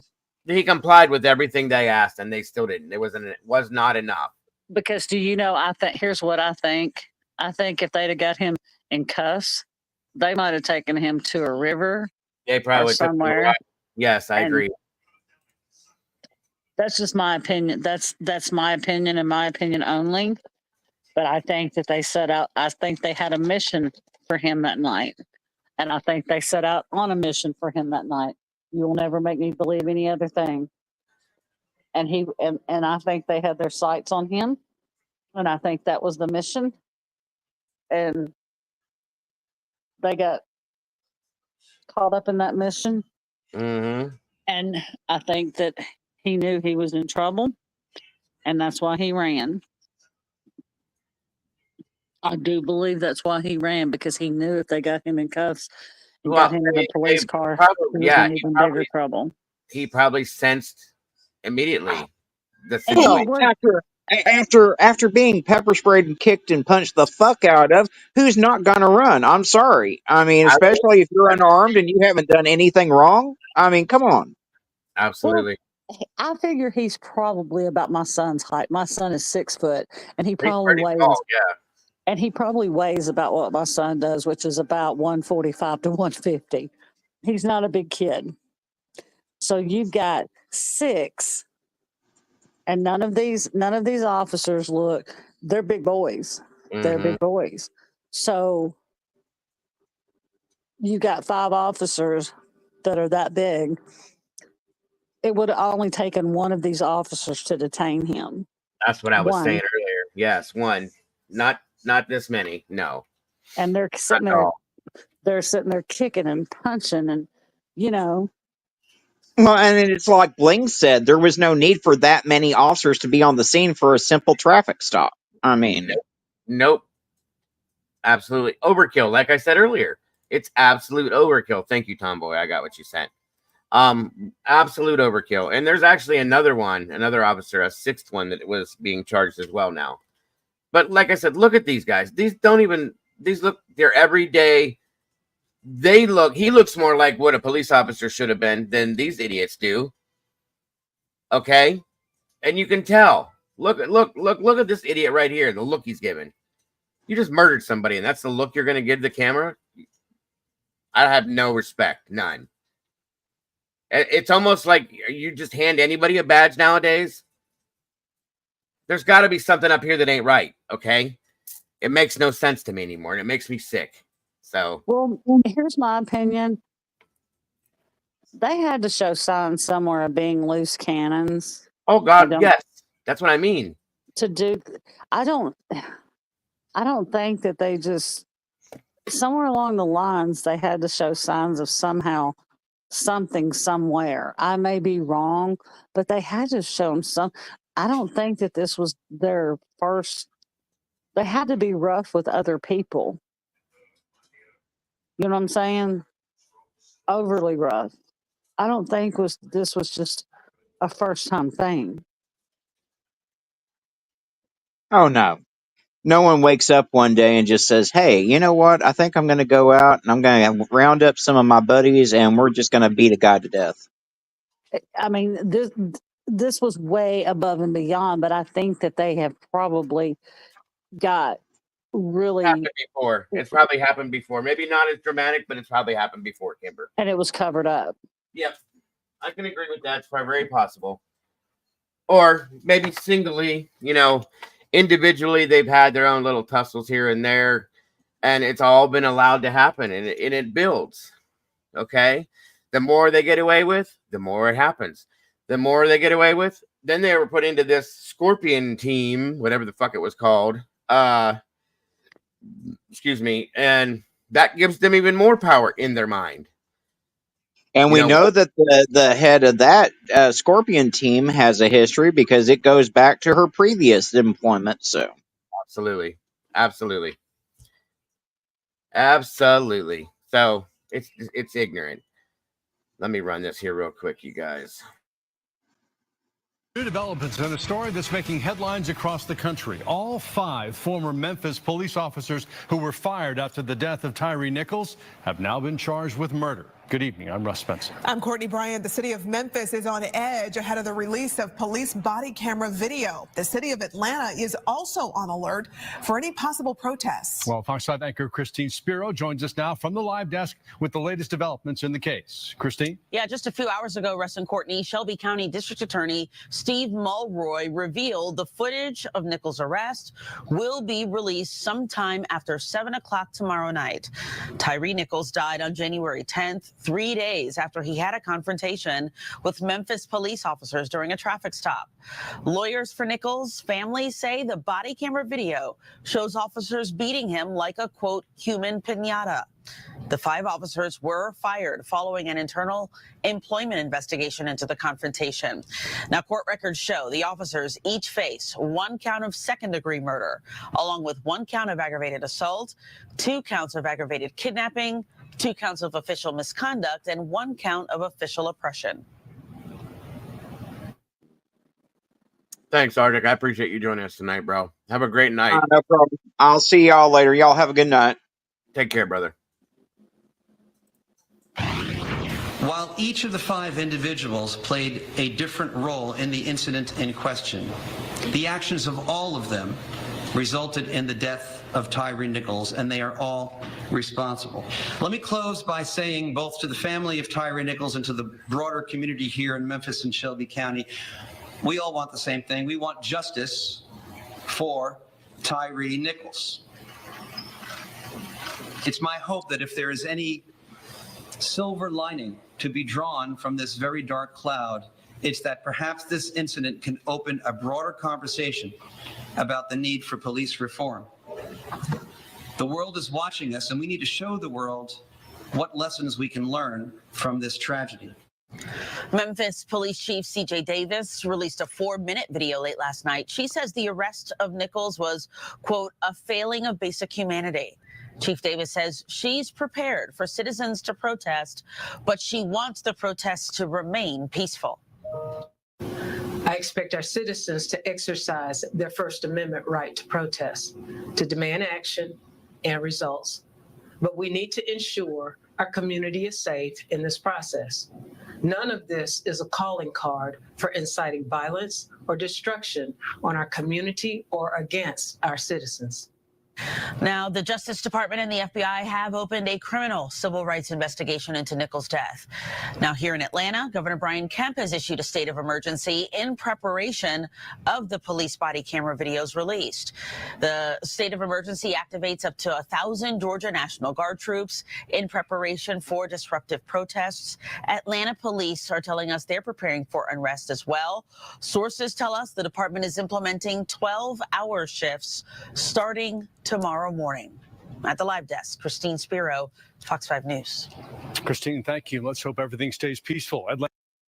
See, as 5 officers from the TYRE Nichols confrontation are in jail. Of course, we're following this very closely here on Live Now from Fox. I want to bring in our Fox associate, Charles Watson, who's on the ground in Memphis, Tennessee. Charles, thank you so much for joining us here on Live Now from Fox. What can you tell us about the latest, and what do we expect out of this 2 p.m. Central press conference? Well, Andy, I can tell you the five former Memphis police officers who were involved in the beating of 29-year-old TYRE Nichols that led to his death are now in police custody. We learned just a couple of hours ago that they all were booked inside of the Shelby County jail just up the road from where we are, and they're facing a long list of charges, all of them, and including second-degree murder, official misconduct, and aggravated kidnapping. That again with other charges. We learned that they were booked inside of the Shelby County Jail just a short while ago, and this after we had heard this morning that a grand jury convened inside of the Shelby County Courthouse here behind me to try to decide whether these officers would face charges or not. Now, we do know that they are facing charges in the beating and the death of TYRE Nichols.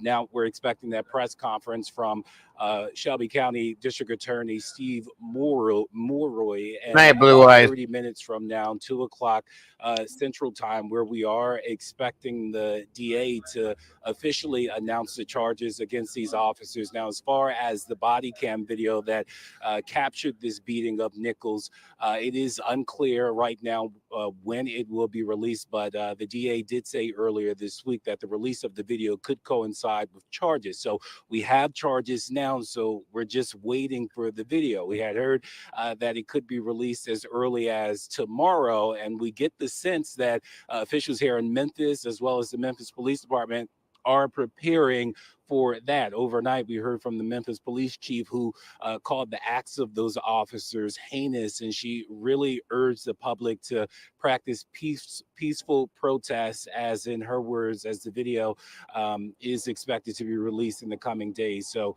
it could be as early as today, it could be tomorrow. That is unclear. We're going to press the DA on when exactly we can expect the release of that body cam video. But, earlier this week, we heard from the family of TYRE Nichols and civil rights attorney Ben Crump, who described the video as heinous and savage, a beating of a defenseless person by those officers. They said at the very least, those officers kicked, pepper sprayed, and tased Mr. Nichols, and they all. Yeah, Paul, I thanked him very much for it. I did see it. Thank you for checking with me, hon. I appreciate it. Also released some preliminary results from an independent autopsy that they had done, saying that Mr. Nichols, at the very least, suffered severe bleeding that contributed to his death. So, again, we're waiting the press conference. We're waiting the press conference from DA Steve Mulroy in just a few minutes from now. And we're also waiting for a press conference in about an hour and a half from now for one of the attorneys who are representing one of the former officers who is now in jail. Andy? Thank you so much. That is a lot of detail there, and we appreciate it, Charles. I do have a question because, like you said, the video is going to be so important for this, and the police chief also called it reckless, the death of TYRE Nichols. What is the sense in Memphis? Because she wanted to make sure that people don't react violently, that something doesn't break out following this. Kind of what's the reaction been like over the last few weeks with TYRE Nichols' death coming just a few days after his arrest? What is the reaction from just the public about all of this that's going on? Well, there's been a lot of anger from the public, certainly since the family of Mr. Nichols released that photo showing him in the hospital intubated with blood leaking onto his bed and, just bruises all over his face. Seeing that angered a lot of folks in the community. But as we heard from the family earlier this week, they asked the community, look, if you're going to protest, they ask that it be peaceful. So far, we haven't seen any troubles in terms of protests. We know there is a visual expected in the city later this evening. So we'll check that out and see how that goes. But of course, again, we haven't seen this video just yet. And from what we've heard from the family and the police chief, it is pretty hard to look at. So, of course, when people get a chance to look at that video, it could excite a lot of emotions from people, and things could turn bad. We're hoping that they don't, and officials here in Memphis are hoping that they don't. But that is the reality of what we're dealing with right now, Andy. All right. Thank you so much for your reporting. Obviously, we'll be keeping an eye on the press conferences, like you said, in Shelby County, and also potentially an attorney for one of the former Memphis police officers. We appreciate your reporting here on Live Now from Fox. Thanks again. Hey, Dago. Yes, ma'am. Bling said she sent you something. Yeah, she did. I was getting ready to pull that up next. Oh, okay. Excuse me. So, thank you, Bling. Law Enforcement Officers Bill of Rights. There we go. Hopefully that's good. It's a set of rights intended to protect American law enforcement personnel from unreasonable investigation and prosecution arising from conduct during the official performance of their duties. Through procedural safeguards, it provides them with privileges beyond those normally provided to other citizens. It was first set forth in 1974, 50 years ago, following Supreme Court rulings in the cases Garrity versus New Jersey and Gardner versus Broderick. It does not prohibit police departments from subjecting officers to drug tests. 15 states have versions of the bill written into their statutes, and an additional 11 states are considering similar legislation, and many other critics say that the Law Enforcement Officer Bill of Rights makes it impossible to discipline or remove bad officers, such as after they have been convicted of felonies in the courts. Under the LIABR, officers are judged only by other officers. It prevents the formation of independent review boards that provide independent oversight over police actions. You've got to be kidding me. Doodle, do you know anything about this by chance, hon? The Law Enforcement Officer Bill of Rights detailed by the Grand Lodge of Fraternal Order of Police as follows. Law enforcement officers, except when on duty or acting in an official capacity, have the right to engage in political activity or run for elective office.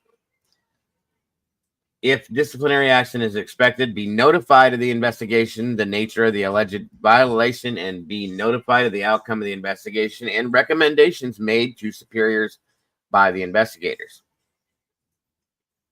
Questioning of a law enforcement officer should be conducted for a reasonable length of time, and preferably while the officer is on duty, unless exigent circumstances apply.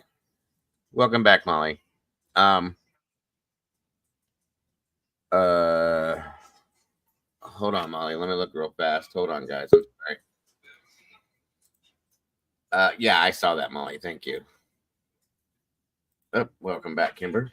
Thank you. I hit the wrong button. You're okay. Questioning. No. Law enforcement officers will be questioned by a single investigator, and he or she shall be informed of the name, rank, and command of the law. See, this is the thing that bothers me. This shouldn't exist in this form, okay? Granted, there should be special, but no, there should be nothing. If a law enforcement officer commits a crime, just as much as I do, Kimber does, or Arctic does, or anybody else does, they should be treated the same exact way that I do, or Kimber does, or anybody else, not any special because you're a police officer. That's bullshit. I'm sorry, I don't agree with that. That's wrong. So I don't know. If this is 100% real. I'll say. It doesn't look like we have it in Ohio, so that's good. But anyway, there's a lot of other pieces to this, guys. If you want to look it up and read it, I mean, they get special treatment, which we all know they do anyway. Okay. But I will say one thing, that typically, if internal affairs is involved, they don't play around. Yeah, that's very true. Police have immunity in Missouri. Absolutely, Ms. Barbara. Completely different. I can guarantee you these 5 officers will not have immunity in Tennessee. They're trying to get them for second-degree murder. They killed a man. They will go to jail.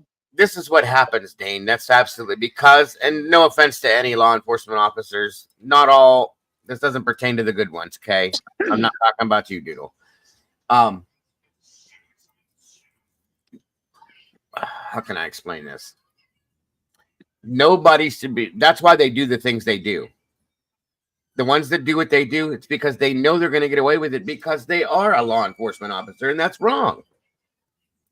Okay, dereliction of duty, abuse of power, all of those things are real, folks, and they happen all the time because of those things. That'd be like me going and setting fires to places because I'm bored and getting away with it because I'm a firefighter. Come on, that's stupid. It's dumb. Okay,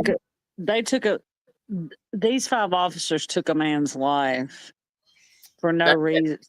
Reason. They will go to jail. There's not going to be any, oh, they're going to get off because of this, whatever was just shown. They're gonna, something's gonna happen. I mean, this is at a federal level right now, and then it's going to come back to the state. They're going to make an example. Yeah, they're going to make an example out of this. There's no getting away with this. This is what's going to happen. There's no getting away with this. They are going to get away. They're not going to. They're going to do their best to see that they don't get away with this. They will go, and if everything goes well, they will go to jail, which is exactly what they deserve.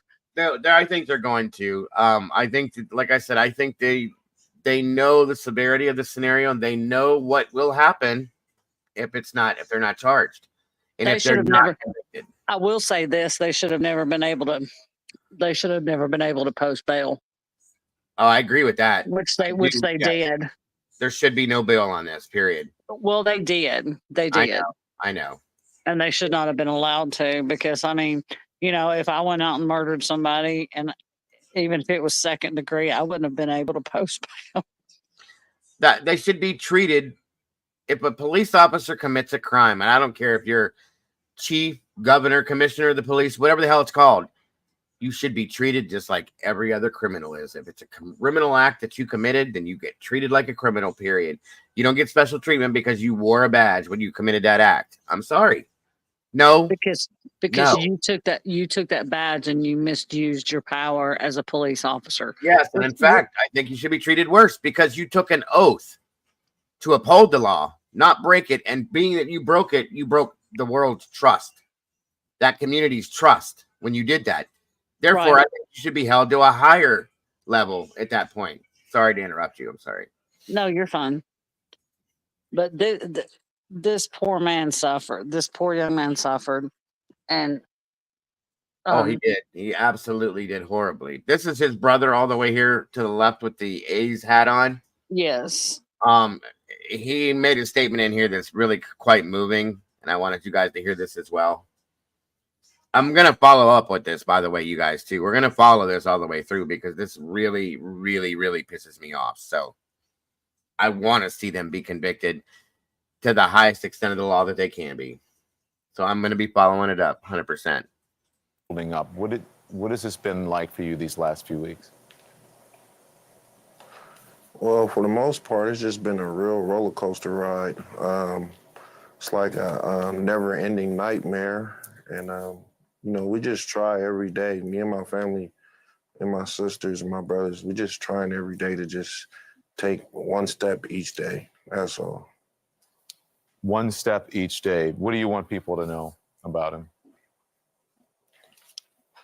I mean, what the people don't know about him. I mean, my brother's legacy is everywhere right now. Everybody knows that my brother was an innocent person.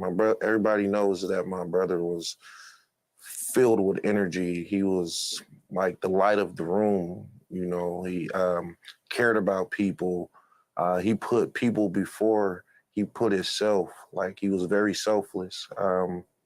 He was just all around a great person to be around. And, it sucks that this happened to him, like some people in this world, you just feel like that should never happen. It should never happen to anybody. But at the same time, it's like when you see a person like that and a person like that, it just takes a toll on you different, because he was really a people person.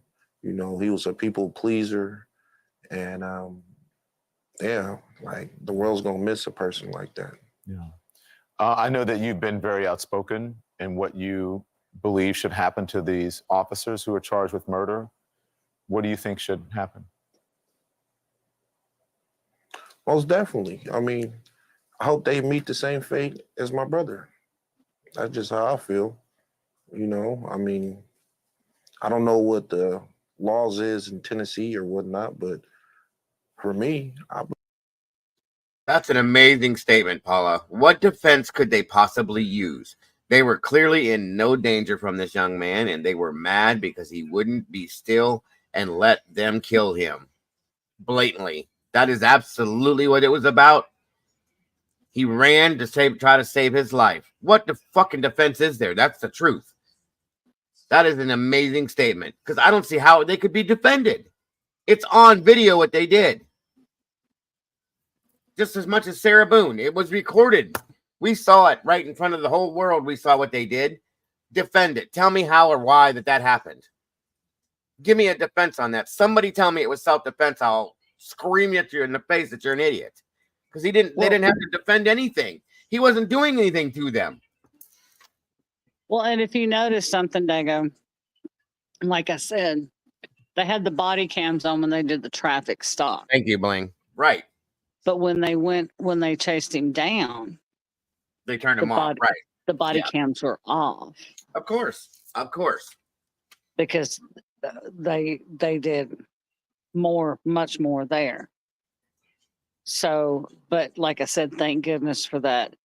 And that street cam there. And I don't think they were counting on that street cam being there. That overhead cam was perfect view of everything. You could see the force that they were swinging the batons. They were basically field goal kicking this kid as hard as they could. Those were not little guys. They were not little string bean guys. They were big, built, strong men. Okay? Yep. They were all bigger than him. Okay? Again, weight-wise, he might have been tall, but weight-wise, muscle-wise, I'm not saying he wasn't muscular. I'm saying they were huge guys, okay, compared to him. So all that body force coming on one person's body, imagine what that body went through, you guys. It's which is why his head was swelled up to the size it was. How many times did you see, and I could go through that video, we could sit and watch and count, as disgusting as it is, how many times he was kicked and hit in the head? What does your head, how is harming somebody's head and face going to keep them from resisting arrest? Explain that to me, somebody, one time. If somebody's trying to run from you, you attack the legs, right, Kimber? Yes, and there's no resisting arrest in there. No. None. Right, Paula. Even if he tried to, even if he tried to get away and ran, they were still in no danger. He had no weapon. He had been tased, pepper sprayed, beaten before he ran, and he was in no danger from those 5 huge police officers. Have a great night, Blue Eyes. Again, dear, thank you so much for joining us. We adore you as well. And I hope to see you tomorrow. And I hope you have a wonderful rest of your night. Get some sleep. And I hope, like I said, I hope to see you to start the week off right tomorrow. Thanks again. Go ahead, Kimber. It's just so sad. It's beyond. He didn't know, Captain. He didn't resist. They got him out of the car. They started yelling at him. He said, all right, I'm out of the car. Then they threw him on the ground and he said, okay, I'm on the ground. They're beating this guy and he's saying, yes, sir. While he's being beaten. I'm on the ground. And then when they got him on the ground, that's when they started kicking him, tasing him, pepper spraying him. And whoever had the pepper spray kept pepper spraying him. If you notice that every time he turned his head up, they were pepper spraying him. Yes, it was a nonstop stream. That stuff ain't no joke either. Okay. And so, the man didn't even swear and he was having the hell beat out of him. Okay. And didn't swear. What did I do? That's all he said. What did I do? What did I do? And the rest of the time he was doing exactly what he was supposed to be doing. And they were still beating the hell out of him. Overkill, screaming. And like somebody said in chat, you can hear the hate coming out in their voices. There was no reason for the screaming like that. They chose to do this. They made the decision to do this because they wanted to hurt him. They can argue till they want. as long as they want, guys, but I'm not going to sit and listen to it because it's very well evident they wanted to hurt him. I told you this case would piss you off. You knew it was going to piss me off. I knew it would. And I knew you'd follow it till the end, but I told you it'd piss you off. It brought me to tears. It still does. I'm so mad. It's bringing me to tears, you guys. They wanted to hurt this man. For what reason? Nobody knows except for them. And they did what they wanted. And now they killed him. They took his life away from him. They took him away from his mother and father and the rest of his family. They took his future away from him that he never got to have. And his son, yes, I'm sorry. For no reason. Because they were not happy that day because they believed whatever the rumor was. It's sickening. Let me finish this because there's another thing I want to show you real quick too, you guys. One of the officers, he couldn't catch him because I don't know why he couldn't catch him when he started running. And I think the other officers had gone after him, but I will have to find the video clip and send it to Dago. But one of the officers was running after him and he goes, I hope they beat his ass when they catch him. That's exactly what he said. I didn't hear that. I heard that. Yes, ma'am. And to watch his mom and dad, I can't sit here and think about what I would feel like or what I would do if somebody did this to one of my children. I don't wish harm on anybody, guys. You know I don't. I never have. Victoria, I think that was actually what it was. I think he was too fat. That's what I was going to say too, but I wonder how any one of these officers, I'm sure they have children, families, how they would feel if somebody did this to one of their children. I'm not saying that's what I want to happen, okay, because that's not fair to their families, their children, who didn't pick who their father was or whoever, but still. Makes me so sick. I believe they deserve the death penalty. What was your reaction when you saw that video? That's the thing. I haven't watched it. But I already knew from looking at my brother, I already knew how they treated him. Because I've seen it all over the world. I've seen it right here in California all the time. Police brutality is nothing new. And I already knew, as soon as I seen them photos from him in the hospital, I already knew that they treated him. That's why I think it was premeditated, Jerry. Why do you need that many officers at a traffic stop? Why do you need to call for that much backup for one skinny guy that you didn't even have out of the car yet? Right. They pulled him over, and there was how many officers there when he first got pulled over? Immediately they were there. They converged on him. 6. I think there were 6. Okay. That in itself tells me they were either watching him, followed him, or they set this whole thing up knowing his schedule. This is a complete and total thought. This is not based on fact, you guys. This is my thought.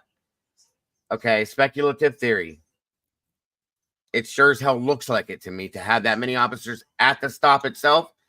They were either following him, they knew his schedule, waiting for him, and it was premeditated, in my opinion. Nope. You can't tell me any different because I've watched traffic stops happen here. If an officer and I have friends that are police officers, I have family that was police officers. If an officer pulls a car over and they feel that they need backup, they will call it. There was one person in that car that I saw. You need backup. Are you weak? Are you afraid for your life? Now, I do know at night, a lot of times if an officer pulls somebody over, one will call and have somebody else be there just in case, because I know it. Don't get me wrong. I do know being a police officer is hard and it's a dangerous job for them. But not 6, Kimber. Come on. But not 6. No. Right. there was no call for that. That's why I truly do think this is premeditated. And if that rumor, whatever that rumor was, has any truth to it, there's your motive. There's your premeditation. Unless there was an interaction at some other time with this guy and one of these officers, and they disrespected him or something stupid like that, we're gonna get him back. It's something like that, or that rumor was true. That's a motive, because there is no visual or logical reason that this happened. No, and he doesn't look like, I mean, he, like I said, he's a skinny kid. He's not, are you going to, honestly, if you're that small, are you going to like try 5 big officers like that? Are you actually going to are you going to try them? No. He didn't try anybody. He didn't do anything. No, he didn't. Yeah, absolutely. Absolutely. Again, sorry to interrupt. I want to finish it up. My brother like an animal. They beat on him like he was nothing. I don't have to watch the video to know that. So, yeah. You said on Facebook, you posted that basically saying that you were sorry that you weren't there to protect your brother. Are you feeling guilty about not being there? Most definitely. Always, always. And I think I speak for all my siblings when I say that, because my brother, I'm 99% sure my brother's never gotten into a fight before, you know? And the one time he get into an altercation with other humans, we wasn't there to protect him. You know, as growing up as kids, you know, having an older brother or older sister and you get into an altercation, your older brother, your older sister will be there to help you. And on this night, January 7th, my brother was left alone. Because if I was there, they would have to kill me too, because I would have fought all of them. My brother was trying to cooperate with them. I would have fought back with them. Ben, let me bring you into the conversation, because you know there have been many developments. They seem to come every single day. There are 3 Memphis Fire Department personnel who have been fired. There are also 2 other officers now are on leave pending an administrative hearing. What's your response to that, and what questions do you have about it? Well, Don, I think as Tyre's family and certainly Jamal have been calling for from the beginning, every last one of them should be held accountable for this this police lynching of TYRE Nichols. Everybody who was on that scene who contributed in any way should be held fully accountable. And the fact that they relieved the 2 officers weeks ago and were not transparent only brings further questions as to why the 5 Black officers were fired and charged, and why were the others not charged. And so the family wants full accountability. Did you see the original police report? And then, considering what the video shows, how does that line up, Ben? Well, it is consistent with Ms. Robine. Have a great night, Alicia. Thank you so much for everything you do. We appreciate you very much. Much love to you, and I will see you very soon. Good night, hon. Tyre's mother said from the beginning, when they told them that they could not go to the hospital because TYRE had been pepper sprayed and tased and that he was arrested, she said then, Don Lemon, and you talked with Ms. Rovine, and she's a very sincere person. She said she believed that she thought it was a conspiracy to cover it up from the beginning. Ben, I've got to ask you, there's a lot of stuff out there, and I just, in the spirit of accuracy, right, and good journalism, did TYRE have any personal connection to the officers, or do you believe that this was completely random? Don, the family knows nothing about these rumors. What we do know is that you saw multiple officers violating his civil rights. And we don't have to speculate about anything because they were operating under the color of law. And these police officers know that you cannot violate people's civil rights down limit. And this is nothing new to this Scorpion unit.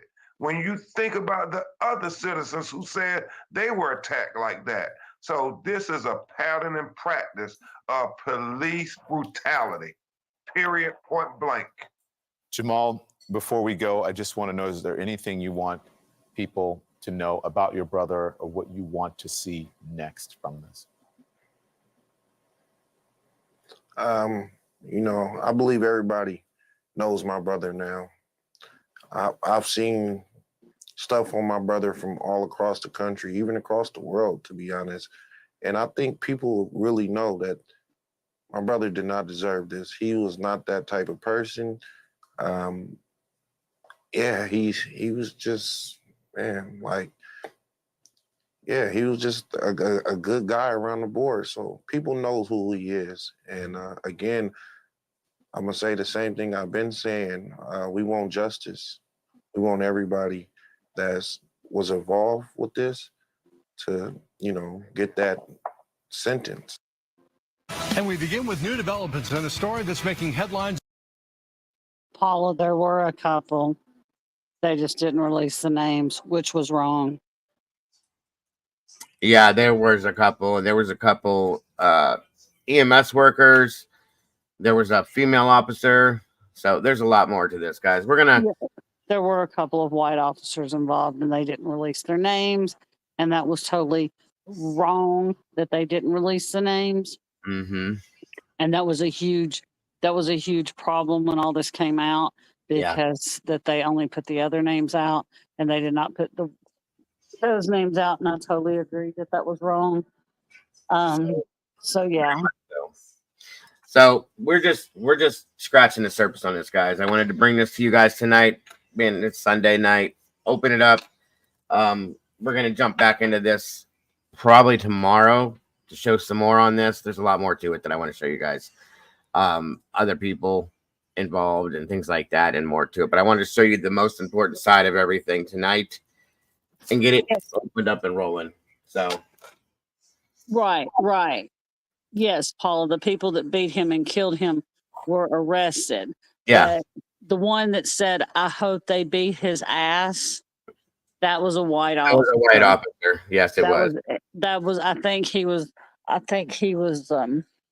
There, he was number 6, wasn't he? Yes, he was number 6, because he was the one that was pepper spraying, I think, and he was trying to chase him down, but I think he was too fat to chase anybody down. I think he was a supervising officer as well, because he showed up towards the end of the scenario. I don't think he was. I don't think he was at the actual scene. The original, no, he wasn't. It was after the fact, towards the end of it. Yeah, that's how I understood all this. I think he was at the scene where they were pepper spraying, but I don't think he was at the other scene. That's what I mean. In the very beginning. Yeah. He was at the very beginning, but not the other one. Right. Yeah, there's some other things that go along with this. There's more that I think he was let go, Paula, but I can't but I don't know if there's so much to this case. It is so deep. It's one of those, what's done in the darkness will come to light, because there is so much to this case, Paula. And like he said, we've just scratched the surface tonight, because like I said, this right now is at a federal level, and it still has to come back to the state of Tennessee. Yeah, I'm going to show you more tomorrow on it. After these guys were arrested, there was more details that came out after the fact. They started chirping like birds because they're babies, and they're scared now. They knew they did something wrong, so they started chirping about other things, pointing fingers at each other, it's a pathetic mess. Yeah, because go ahead. There's a couple, Dago, that are testifying against the others. Yes, they're all ready now, Paula, to like. They're flipping on each other to try to get out. They're flipping on each other trying to get out, and of course, they said, I don't know, the two that pled not guilty. I mean, there's really no way, like, you know, like we were saying, there's, like you said earlier, there's no way that they can plead not guilty. I mean, you know, but they're being, exactly, Paul, they're being a bunch of pussies now, because how can Thank you you. plead not guilty? Thank There, you. there's body cam footage, there's that camera, there's the street cam. There's no way that they can. It's okay, Paula, they are a bunch of pussies. No, you're But absolutely right. I didn't want but to say they're it, but I'll let you say it. but now they're flipping on each other, Paula. So they're just going every which way because they know that they're caught. They know that they're caught, and they know they're hung. They're hung because it, like I said, it's at the federal level now, and then it's got to come back to the state. And obviously, just like that video that Dago showed, they're not going to change venue on this. They're not going to change Oh, venue. hell no. Hell no. Nope. It's staying in Shelby County. So Yeah, they're not going to change venue when it comes back to the state. It's not, they're not changing venue. I'd love to be able to drive down there. It's only about 3 hours. I'd love to be able to drive down there and go to the trial, but I won't be able to because I got to work. But yeah, that's going to be an interesting trial too. Have a great night, Mystery. I'm about to shut down anyway, good guys. night, Mystery. But yeah, so are you going to do this tomorrow night, Dago? Either tomorrow night or tomorrow afternoon. I'm going to be covering it. Yeah, because I'm going to run 2 shows tomorrow. So either way, I'm going to get some more of this out because there's a lot more. I just, like I said, because we covered dual things today, I wanted to bring the most majority of this out and show it to you guys and get things rolling so you could get a sense for it. There's a lot more to come from this. So there's a lot more that's been said, shown, more proof of different things that came out after they were arrested. When they start flip-flopping on each other like the pussies, like you said that they are, because that's what they are. Because they know, guys, here it is. These are cops. They know what's going to happen when they go to jail if they don't keep them in segregation. And when it's found out what they've done and they're cops, good luck. Yeah. Good luck. They're scared now. Okay. Yeah, Wisdom, that's what they're trying to do. Plead guilty, they're trying to plead not guilty to lessen the charges. But Yeah. what I'm going to do tonight, Dago, I don't get off till 3:30, which is 4:30 your time. But I'd like to. That's okay. Be here for the rest of the some more of the TYRE Nichols. I mean, I hate to We go. could probably run it tomorrow night. Then that'll be fine. That'll be. But I'm going to look into that police chief more. Yeah. And see if I can find out some more information about her. So I'll have that. Yeah, sure. That'll work. That'll be great. As well. Because guys, we're going to cover the rest, if not, well, at least some more of it, because there is a lot. There's hearings about things. There's different other stuff that goes along with it. I just wanted to show it to you and go, guess what, guys? So yeah, that sounds good, Kimber. I appreciate it. Yeah, I'll look at what's going on with her. I'll pull up some background on her from her time in Atlanta. Yep. Yeah. I'll do that. That way you guys can get an idea for what training this woman gave these guys on top of who they already were as people, and then what they became being part of the Scorpion unit, so on and so forth. It'll give you more of an outlook as to the type of people they are. But personally, I think they already had to be loose cannons anyway. I truly believe that. I think they were thugs. They were thugs that were given power and a badge. That's what it looks like to me, because that's how they acted. So be it. Maybe she chose them for that reason. Who knows? Maybe she wanted these type of people on this unit because they were going to be more hardcore. It backfired in her face, though, because they went after somebody that was completely innocent of nothing, did nothing, absolutely nothing wrong. Well, and I'm also going to look, because I did hear, just like the attorney for the family, Don, what's his name? Lemon. Yeah, I know you're talking about, right. Said just a minute ago that I think there have been other, and I'll look this up too, but I think there have been other people come forward about this Scorpion unit too. That's what I was going to get. I was getting to is once they were arrested and it came to light who they were, I think more people stepped forward and said, hey, so there may be, you guys, there may be more charges that are going to be put forth on these officers, maybe for other situations, and that they very well may get life based on how many charges they get. Who knows?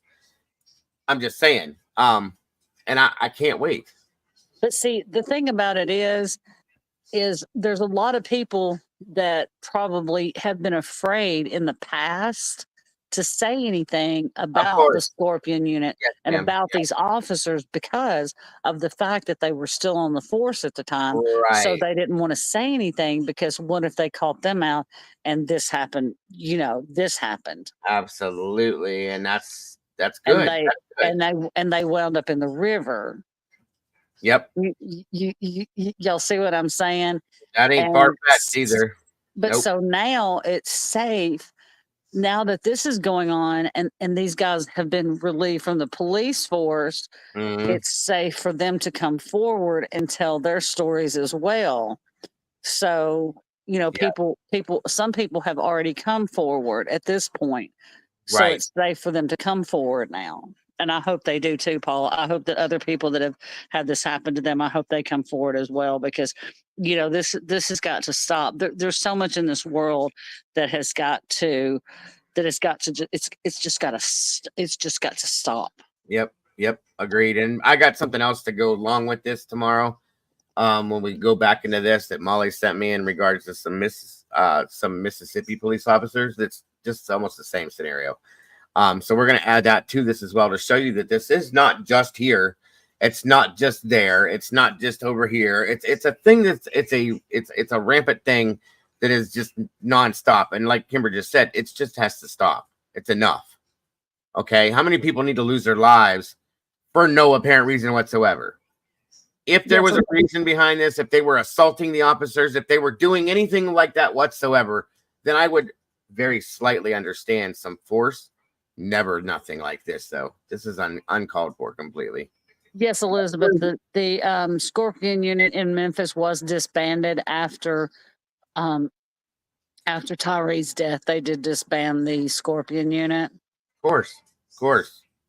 They don't want to have any kind of connection, anything like that to look at to try to say that it was because of that. They're trying to break it down to nothing to quiet it down is what they're trying to do. That's what it looks like to me, at least. So yeah, guys, we'll be back to this tomorrow evening. Since Kimber has to work, I'll definitely hold off because I know this is a very dear case to her as well.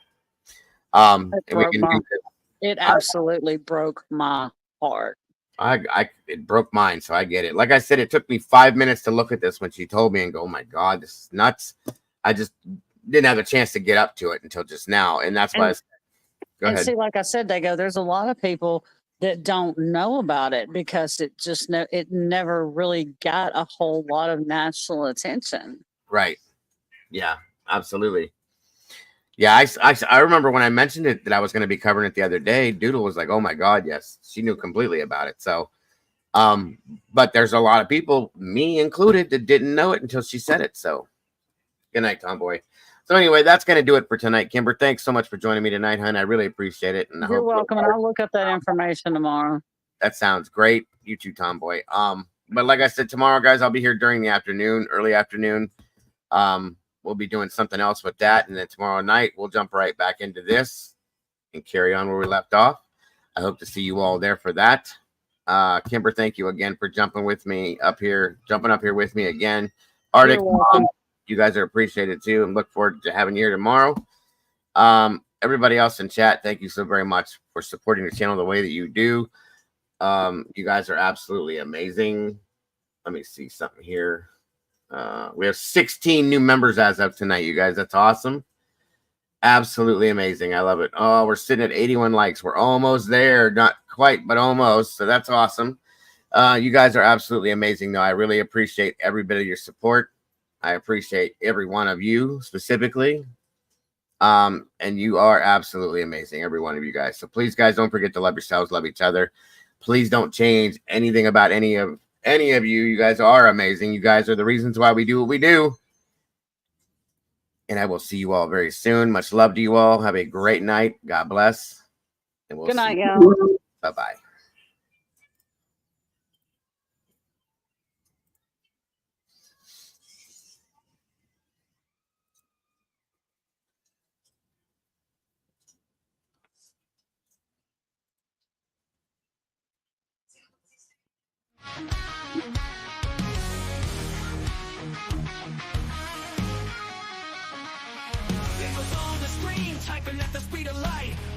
the shadows, bringing wrongs to right. Digging deep in the data, facts sharp as a knife. With every single story, he's fighting for our lives. A voice for the voiceless, he won't stay quiet. Daniel's got the fire igniting the fight. True crime revelations shining through the night. With every victim story, he pulls at the strings.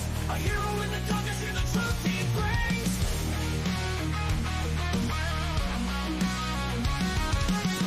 He rises, streaming loud and clear, cracking cases open, hearts filled with fear. These channels are beacon in a world gone wrong. He guides us through the chaos, a soldier so strong. The clicks and the lights, they follow his lead. With every new case, he plants a new seed. Sharing their stories, giving hope where it fades. Daniel's a warrior through the trials he waits. In a world of silence, he shouts out their names. Daniel's got the fire igniting the fight. True crime revelation shining through the night. With every victim story, he pulls at the strings. A hero in the darkness, hear the truth he brings. From the shadows he rises, streaming loud and clear. True crime revelation shining through the night. With every victim story, he pulls at the strings. A hero in the darkness, hear the truth he brings.